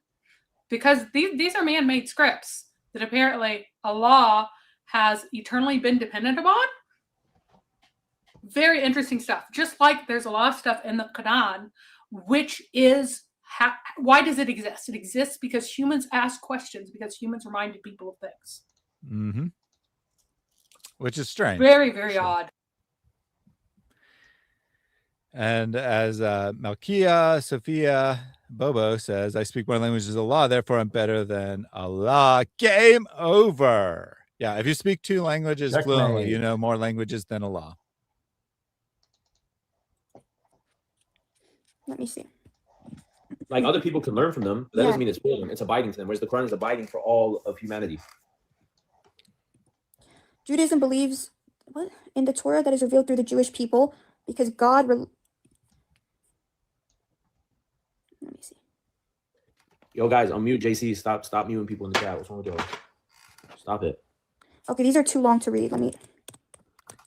Too much work. Too much work. In fairness, you might just mean for a live stream. It was revealed to them because they were considered the chosen people. I understand that, like the logic behind that, but I don't know if it necessarily means that it's not for people other people just But go. it also doesn't make any sense because, again, the Jews already had their book revealed. They keep getting books over and over and over. Why do they keep getting the books? Everybody is supposed to get one book. Why are they getting more than one? Muslims make it make sense. They're special. But I mean, you know, it doesn't work with Muhammad's own theology. It's insane.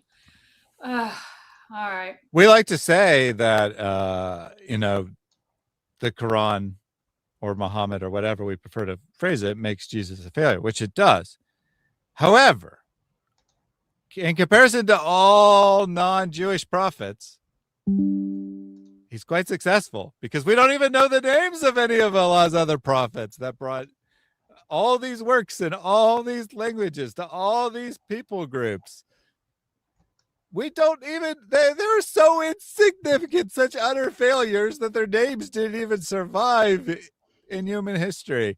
And the Quran doesn't know their names either. Allah doesn't even know their names. They were such failures. Allah doesn't even know their names anymore. Yep. Weird. Islam was meant for everybody, but the thing is, at the end of the day, then why is it in one language specifically? Because it's that's the language is preserved in. But do you not see where countries where they don't know Arabic, the religion is practiced differently? You don't observe that. No, I understand, but you have to understand that it being preserved in Arabic is for the preservation of the Quran, because Allah promises to preserve it. You have to preserve it in the language it was revealed in. I agree, but don't you think to really understand Islam and Quran, you should know Arabic? Because Not one word in necessarily. Arabic has 10 different meanings in English. Not necessarily. I can know without knowing the language, the magical language it was revealed in.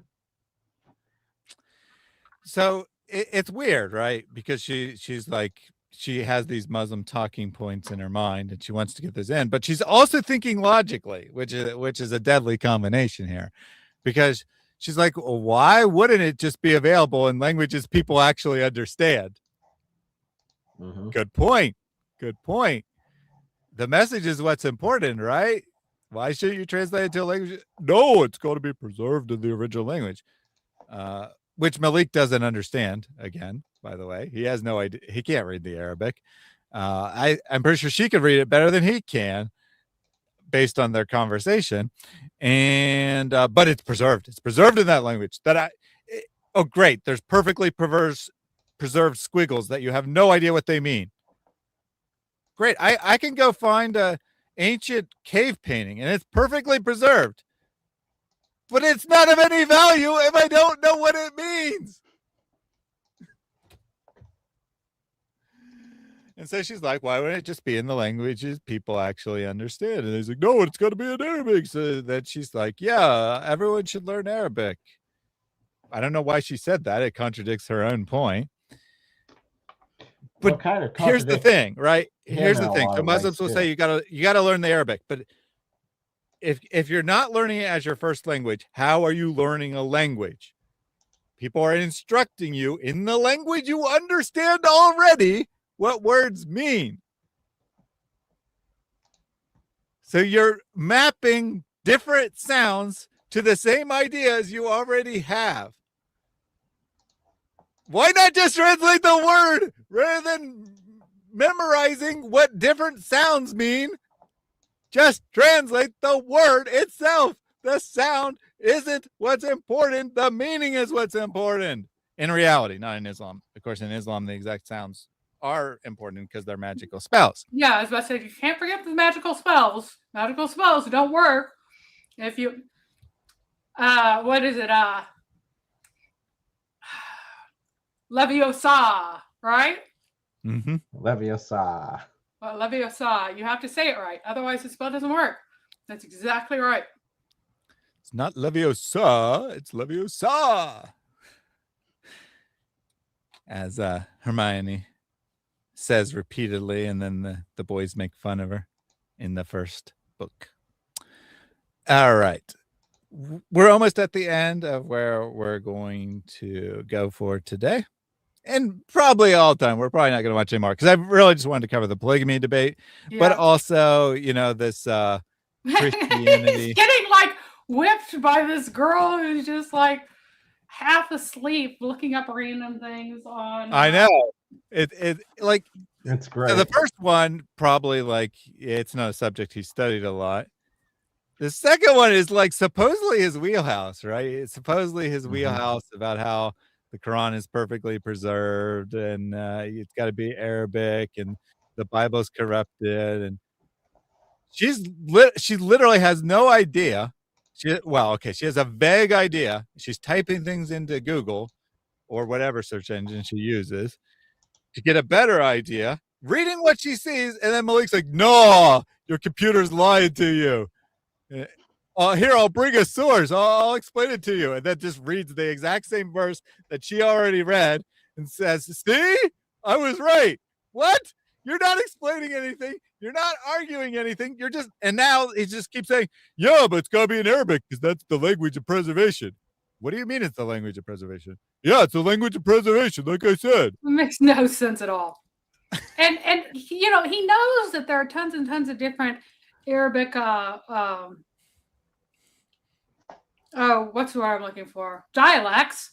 Mm-hmm. And he knows that they're not even mutually intelligible. He knows that they've developed over time. So why would it be a language of preservation if nobody actually speaks the language of the Quran? Nobody speaks it.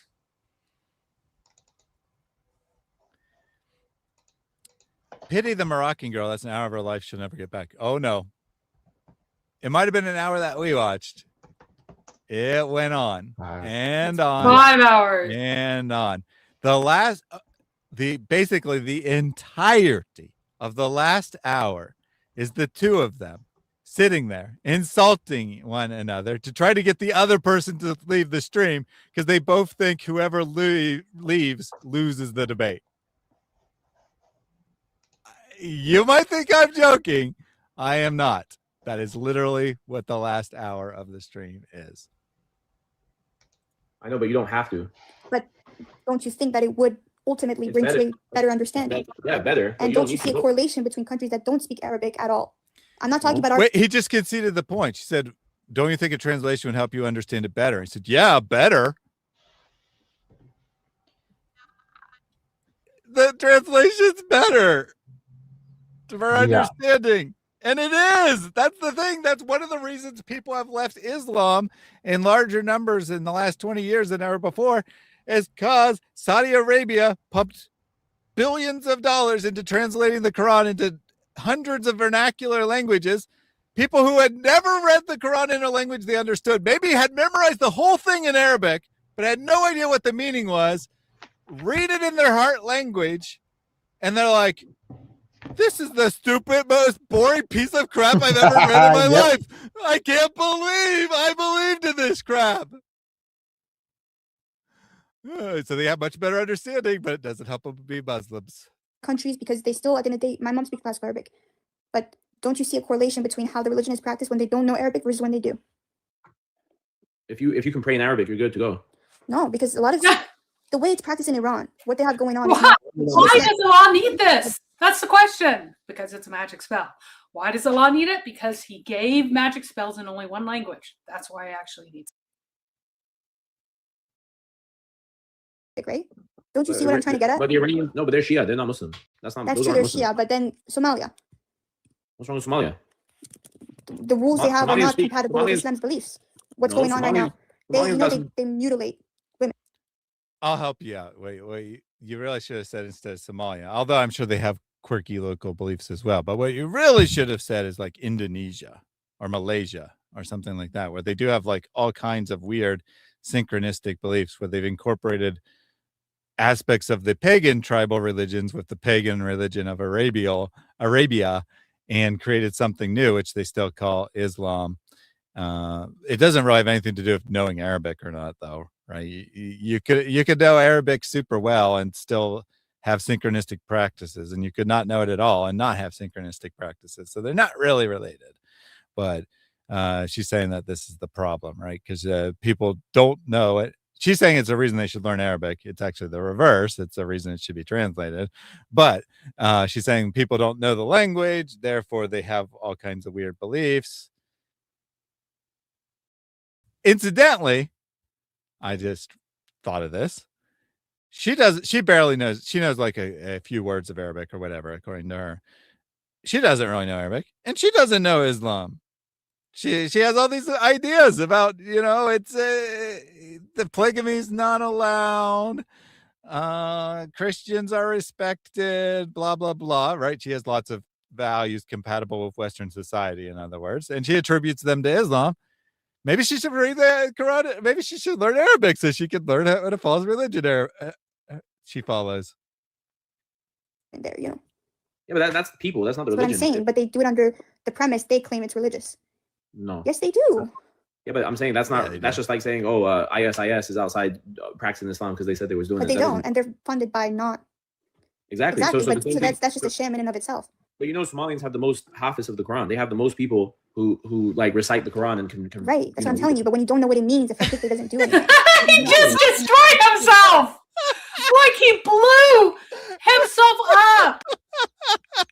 It's like, please let me sit on that explosion and bam. Oh.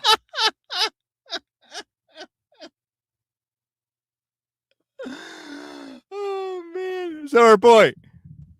People read it in Arabic, but they don't know Arabic, so they don't actually understand it. Malik, yeah, they have the most people who've memorized it. And she's like, yeah, but they don't understand it. If memorizing it doesn't do you jack crap. They have scholars too. The Somalians all have scholars. They got a bunch of Somalian scholars. You know what the scholars say? What do they say? Let's see. But do you not get where I I'm feel it's not going to go well for him. I think I get what you're trying to say, but so they had a glitch there. Maybe one of the other had an internet glitch. It cuts out for a few seconds, and I thought that would be rather than picking back up. I thought that'd be a good enough place to stop because they do discuss Arabic and stuff for a while longer, and then they get on to other topics. But we got what I wanted to cover. We got the gist of it, and since there was already a break there, I just said that can be the end. Somalians have the most Hafiz quality learning centers are worth it, I guess. I don't know if that's actually true, so. But hey, if it is true, he made her point for her. Oh man. So here's what we need to remember. Okay. We got some other stuff to discuss before we wrap up, but I want to put this here. One, Malik is a dawah guy. Even if he doesn't call himself a dawah guy, he's a dawah guy, right? He's supposed to be knowledgeable. He's supposed to be experienced at making these arguments or having these discussions or however you want to put it. 2, he went on TikTok to prove he could pick up a girl. 3, this random that logic sucks. I know that's pathetic logic, but yes. 3, the woman he connected to happened to be Muslim and by her own admission didn't know anything. This should be the easiest slam dunk in history, right? It should be the easiest slam dunk. Even though we think that Malik does actually understand Islam better because of various reasons, because we understand Islam wrong. I'll just say because we understand Islam. Do either of you think that he demonstrated to anyone that he's capable of winning an argument? No. He's demonstrated that he's good at, dry piling himself into the ground, exploding his own argument, destroying his own religion. That he definitely proved. And he definitely proved how he sucks at picking up women. Well, that's going to be my second question. So if he sucks at dawah, did he prove that he can at least pick up women? They knows how to flatter someone. Right? He knows how to disgust and horrify women very well. Did he dispel anything to dispel these accusations against him that he's gay, that he's stupid, that he's a trust fund baby who thinks he can buy his way through life and has actually accomplished nothing? His ideas of what people would want, the whole gangbang with my friends thing. That is That is something that just, it's wild. It's wild, guys. So wild. All right, let me take these last couple super chats and other things. I think this is a member message. And Allah will bless you in a million ways. You find the tree will grow and you will have lots and lots of wealth. This is the example that we gave to the children. And I'm letting you know that when you sow that seed by giving, you shall receive much more than you gave by the will of Allah. Give as much as you can, for indeed you will reap much more than you have sown. Indeed, you'll reap much more than you've sown. Thank you for being a member for the past 16 months. I didn't even know I had members. Nice. That long. It's not how the infidel Super does member. it, is their excuse. Yes. Super member, you got the gold 1-year icon there, plus an extra 4 months. Thank you very much for your support. Who do you think I am? Triggered Apple. Protestant believer triggered the highlight to say nothing. That was pointless. It doesn't do anything other than put it on my queue. Shameful music with a super chat. Now my bot did crash, so I'll probably have to manually play it. It might play something, but it probably won't be the right thing. Let's see what happens. Okay, it just played nothing. I will manually play that, no problem. Yeah, I meant to load it up, and I started to, and then I got distracted and didn't finish loading it. All right, I loaded it, and now, and play. You mean we've got to marry the 80-year-old men now? Should be women, right? It should be the 80-year-old women that you gotta marry, because there's an abundance of 80-year-old women, and that's why polygamy exists, because of abundance of women.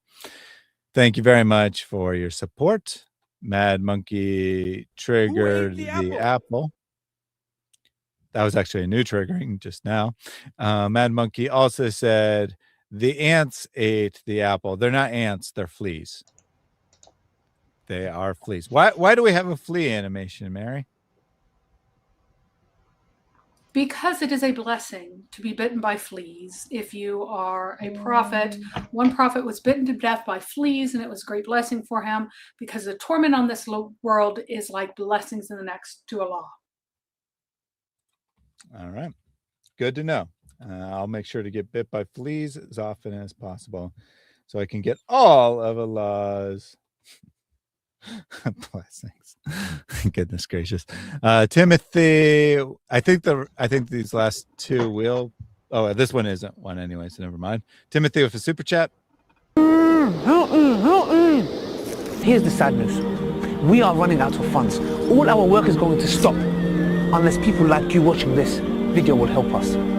Your donations can get you a share in a reward and reap those rewards for years to come, inshallah. This is not a donation or a charity, but an investment for the hereafter. Yo, chat. My wife gives me a warm bottle and changes my diaper. Club Paru for life. I be gangster, yo. True. Yeah.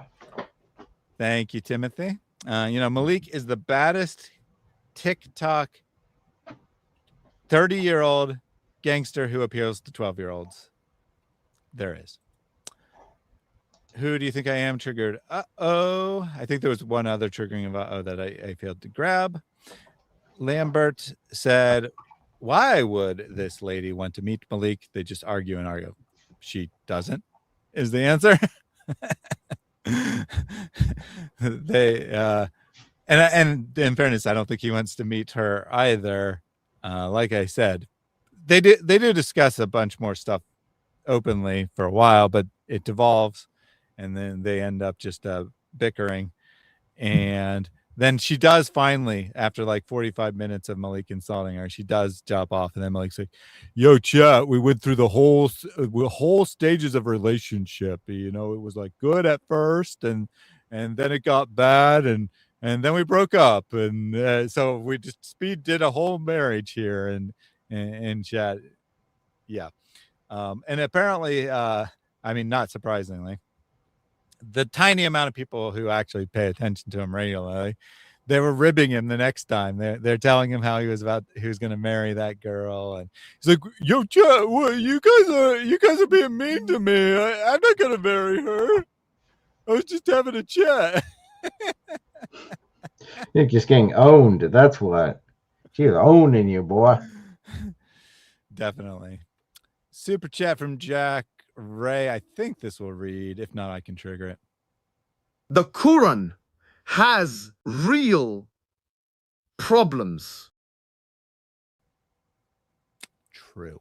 Yes. It does. Gifa triggered the stripper and the apple. Jack Ray with another super chat.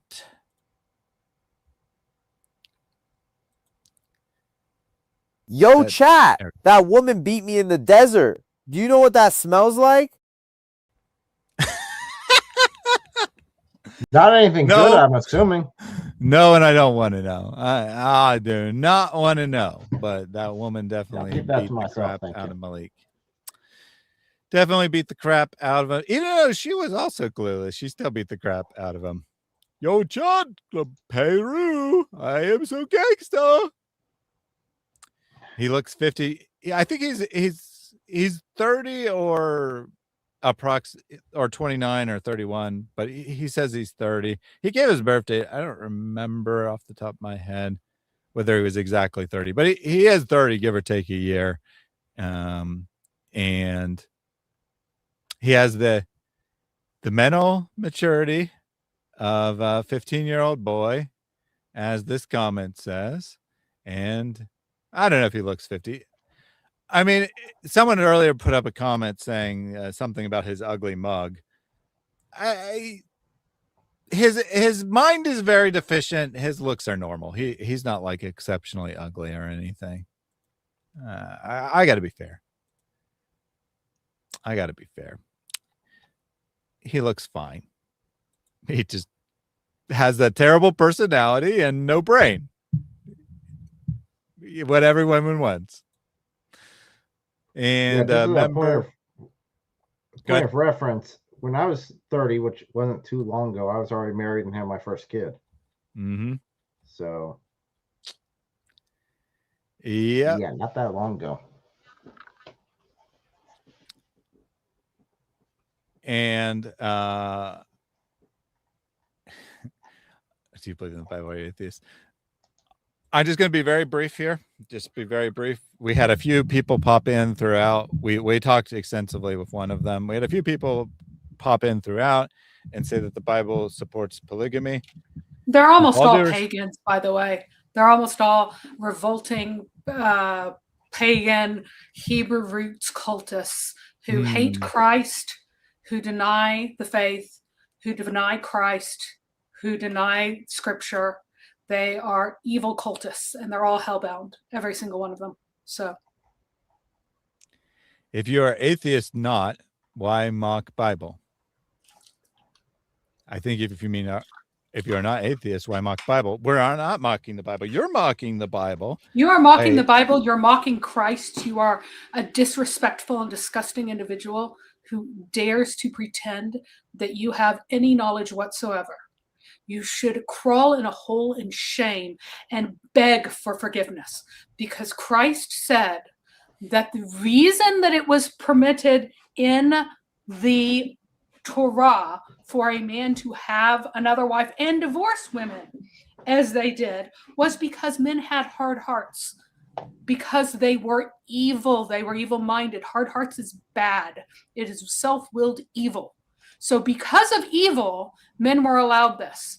But from the beginning, a man is to leave his home and cleave to his singular wife, and they are to be one flesh. You cannot be one flesh with multiple women. That is against the pattern of God. It's against his established order. Christ says that if you go off and marry a second woman, though you have divorced the first.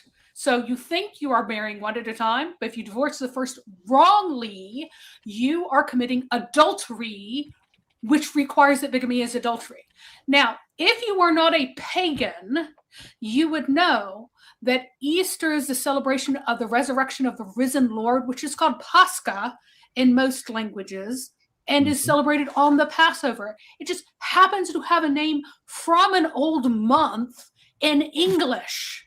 If you were not a pagan, you would know these things. So why are you a pagan? Why are you a disbeliever? Why do you despise Christ? Why do you despise the celebration that the apostles held? So Mary, no. they're stupid people who claim stupid things. Therefore, you're a pagan for celebrating the resurrection of Christ. I don't care what witches say. They're all stupid and lie. So why is it that you believe stupid liars and not the apostles? Why is it that you are tricked by the dumbest arguments that have ever existed into believing false things? Why are you a sucker? I don't care what the witches say. Easter is Pascha in English. It is the same celebration. It is on the same date. It is the same ritual. It is the same observance that the apostles had. It is the same. I don't care what stupid people say. Why are you so stupid that you listen to something that someone says that has no facts to it? Someone comes up to you and lies to you and you're like, man, I believe that. That's so definitely true. I will follow that. I will take myself to hellfire to follow whatever nonsense someone tells me because it suits my appetites. It makes me feel like a clever person because someone lied to me and told me a super, super secret. So I gotta say, because I just reposted this, I think on Easter, so not too long ago, I reposted that video, Thaddeus, you joined us for on Easter. We have IP in it. We have L, myself, Thaddeus, and David S, and John Newton, all in it. And they, it's a interesting event. It's what if these sort of claims were actually true, and they try to figure it out. So if you want to check that out, go ahead. I put the link in the live chat. Excellent. Definitely check that out. I enjoy that one quite a bit. I'll go ahead and pin that comment. Just two more. Oh, sorry, one more. Member message from Randy. We're asking you to give a loan to Allah subhanahu wa ta'ala, and believe me, that will be paid back in ways you can never imagine. Who is it that would loan Allah a goodly loan so he may multiply it for him many times over? Allahu Akbar. I love that verse. Every time we donate to projects, we're giving a loan to our Creator, the most generous, who will return it to us in this life. Brothers and sisters, can you afford to miss out on this opportunity? No, you cannot afford to miss out. If you do, you will scream. Thank you for being a member for the past 7 months. Good evening, y'all. God bless your ministries. Appreciate that very much. I do have a guest who has come up here, Ahmed, who was in the chat earlier saying that they are a new ex-Muslim and they wanted to ask us a couple of comments. But before that, I saw that you need to go, Eric. So would you like to tell the audience what you're working on? Sure. So tomorrow I will be doing a review on the debate that we went and watched. It was actually surprisingly a really hard debate because of extenuating circumstances. Basically, every Muslim kept pulling out of it, except one finally said he would do it. And he had like a couple hours to prepare for this debate that he has no clue on it. He's not really a debater. So he dropped it, stepped up. I got to give him respect for that. We'll go through his points primarily. And if you want to see the entire one, I'll have the entire debate linked in the description. If you guys want to check it out beforehand, it is on Ministry to Muslims YouTube channel. You can watch it there. Again, I will not be focusing on Anthony as much as I'll be focusing on the points given by the Muslim. We did have a wonderful discussion with him afterwards. I wish all my discussions with Muslims were that good. I really do. It was a fantastic time. Him and a companion of his brother, we were there chatting, and it was a nice and good discussion. You know, just going through the actual topics, and it's like no hostility, nothing like that. So we'll have that coming out. I'll continue doing the shorts. I think I'm on like 86 days of continuous content on my channel. So I'm hoping to get up to the triple digits, but we'll see. I'm starting to run out, but we'll find out if I can keep it going.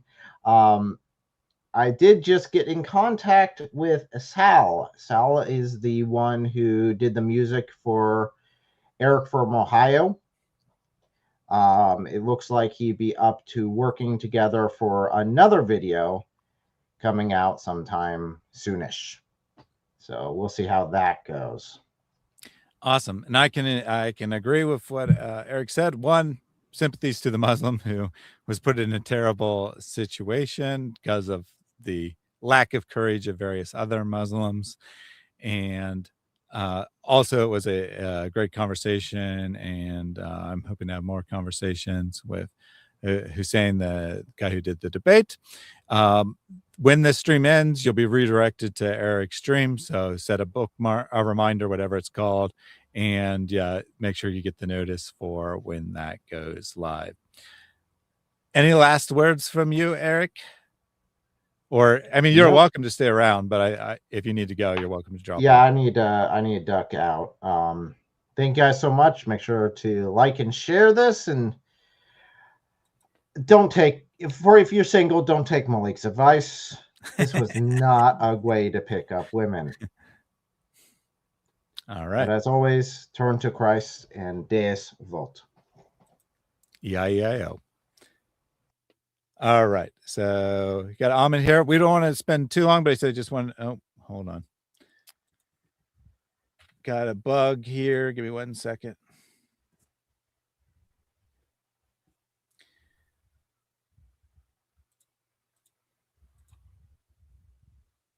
There we go. Got you added to the scene. Hey, hello. How are you guys? It's an honor to be talking to y'all. Absolutely. So Yeah. obviously we just had a stream, so I don't want to spend too long, but you know, if you want to spend 10 minutes or whatever on a couple questions, I have no problem with that. Yeah.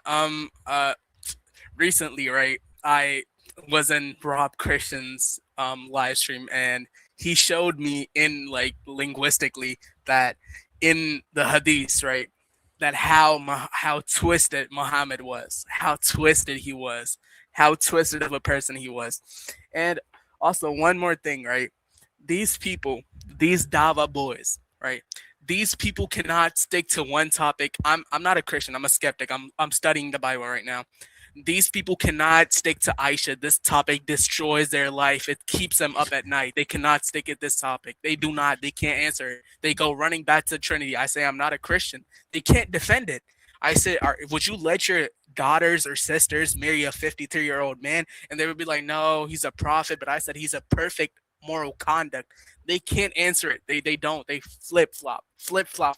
I get kicked out of every single live that I've asked this question from because I'm not a Christian, so they can't run to the Trinity with me, right? So they don't. They can't do anything about Muhammad. So that was a point that like I also couldn't defend it when I was a Muslim. I wanted to be honest with myself. I opened my eyes and I was like, you know what? Let's look into Islam. I started studying. I started looking at videos of apologetics of Islam, like Ali Dawah, right? And they are such liars. They beg more than tele-evangelists. They are apologetics who beg. I don't know how that concept has ever arisen, and it's a disgusting concept that should not be promoted. But unfortunately, these dawahis like Malik, Dr. Malik, so-called doctor, the only thing he needs is an lobotomy. That's the only thing he's specialized in. You know, he's not a real doctor. He has a failed rap career. He has a failed streaming career. I mean, he's gonna have a failed dawah career at this point because he doesn't debate anybody. He just debates people who don't know anything, laymen, and twist. They use taqiyya and mucker. They don't tell them the truth about Islam, which is that it oppresses females. And that goes right back to your polygamy stream. And this was an amazing stream. You guys broke it down really good. Malik is a deceptive dude. It's never right to have more than one wife. It's not good. And the deception that these people use is strictly unforgivable. It's unforgivable because of how much they lie. You cannot, like, lying about your beliefs is why would you trust someone? Also, is Mary an Arabic speaker? I wanted to ask her a question. No, I learn a lot of Arabic words, and I've learned a lot about Arabic, but I am not at all a speaker. Or native. Can I show you something? Can Yeah, I go ahead. share my screen? Yep. Okay. So right, can everybody see? Give it 1 second. Okay, got that added. Yep. Okay, so I made a notepad and I tried right. I discovered something, right? Now in Islam, right, you see in this words the table spread, okay? This words. I'm Iranian, so I speak Farsi, so I can read Arabic, right? And I can discern the root words. So in this word, Ilahin, it's to God, as two gods. Muslims try to say that Mary was she was an object directed to worship. That she wasn't in this word, she wasn't taken as God, but the linguistic. Oh yeah, it's as gods plural. Yeah. That one is absolutely true, and it is saying that the Christians who worship Jesus, who believe in, they get confused between Trinity and tritheism. Muhammad was such a pagan that he's like, oh, they must be pagans too. They must be worshiping two other gods. Jesus is one. Mary must be the other one. Yeah, he absolutely taught that, and that is in the Quran. Not only that, right? This also raises another dilemma. That was Allah all-knowing? Because if he was all-knowing, why would he not know the Christian doctrine that he refers and he relates to Allah? And if he did know, did he make a mistake? Does Allah make a mistake in the Quran? He makes a mistake, or was he all-knowing? And he did know. It's a dilemma on both sides. Did Muhammad not know, or did Allah not know? And is it tritheism, or are they saying that Mary is part of the Trinity? It's not an object directed to worship. Ilah means God. Ilah is not an object that you direct your worship to. I've seen people on Reddit say that Ilah doesn't mean God. It means that it's an object that is directed worship to God. But in this verse, the cow, Allah refers to him as Ilah. He refers to himself as Ilah. That means is he an object? Is Allah an object? Is he not God? Is he an object directed worship and not God? Like Mary and Jesus? Or what? It's like wherever you go, it's a dilemma and dilemma. Like that's what I wanted to present to y'all. Yeah, you're 100% right. And I haven't actually checked, but you said you emailed me earlier. So let me just hop onto my email real quick just to make sure I got that. But assuming I got that, I'll be in touch. And we can set up a time, and I can just, get your story.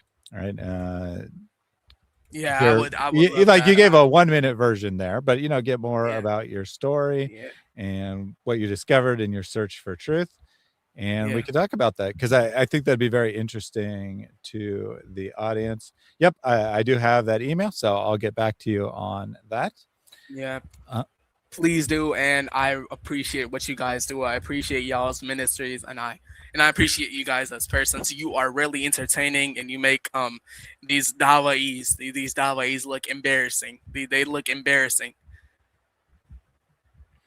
And the chat says you're cooking a lot today, and indeed you are, right? Yep. Even before I started studying Islam specifically, one of the few things I knew as Christian arguments against Islam was that Allah doesn't understand the Trinity, right? He doesn't understand our doctrine. And that's a serious problem, because exactly what you said, right? Allah is supposed to be all-knowing, and they can claim, well, he was just addressing one random person who had this belief, or whatever excuse they give, but that doesn't really they make said sense. He specifically asked Jesus, and he called him Ilah. He didn't say an object directed worship or intercessors of God. They make the same claim about pagans, which they do not know. Muhammad did not even know about the pagans, and he says that pagans were intercessors, and then he says that the pagan idols were God. So he contradicts himself even in the Quran.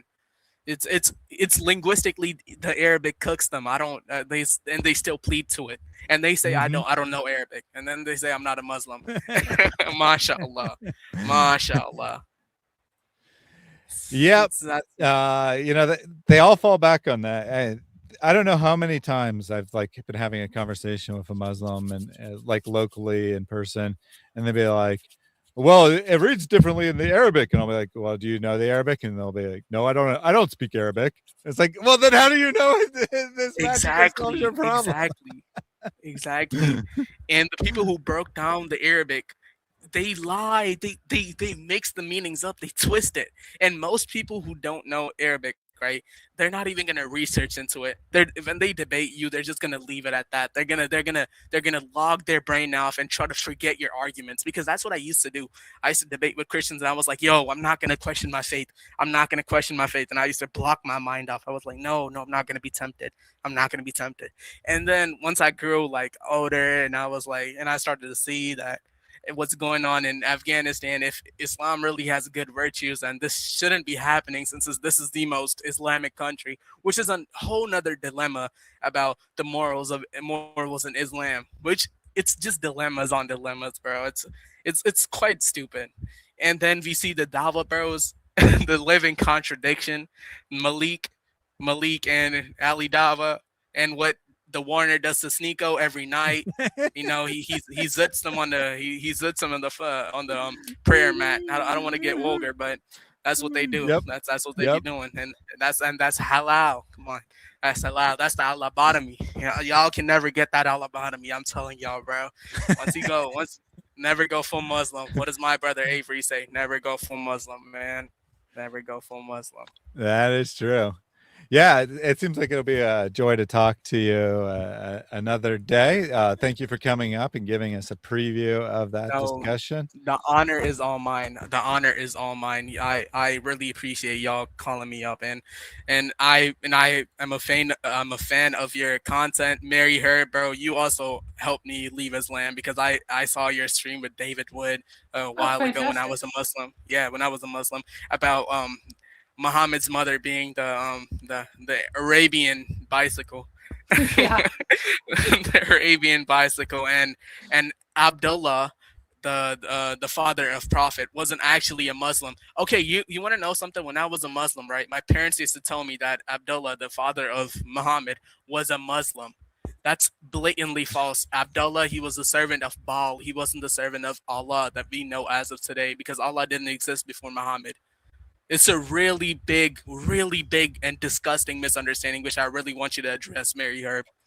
Yeah, I have been. If you remember, whenever I was streaming with David, and I talked about how his grandfather, in quotes, supposed grandfather, picked him up and took him in front of what? Hubal, looked at Hubal and said, "Oh Allah."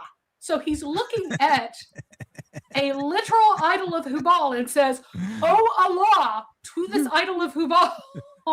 I'm like, come on, guys, come on. And they say he was a monotheism. He was a monotheistic person.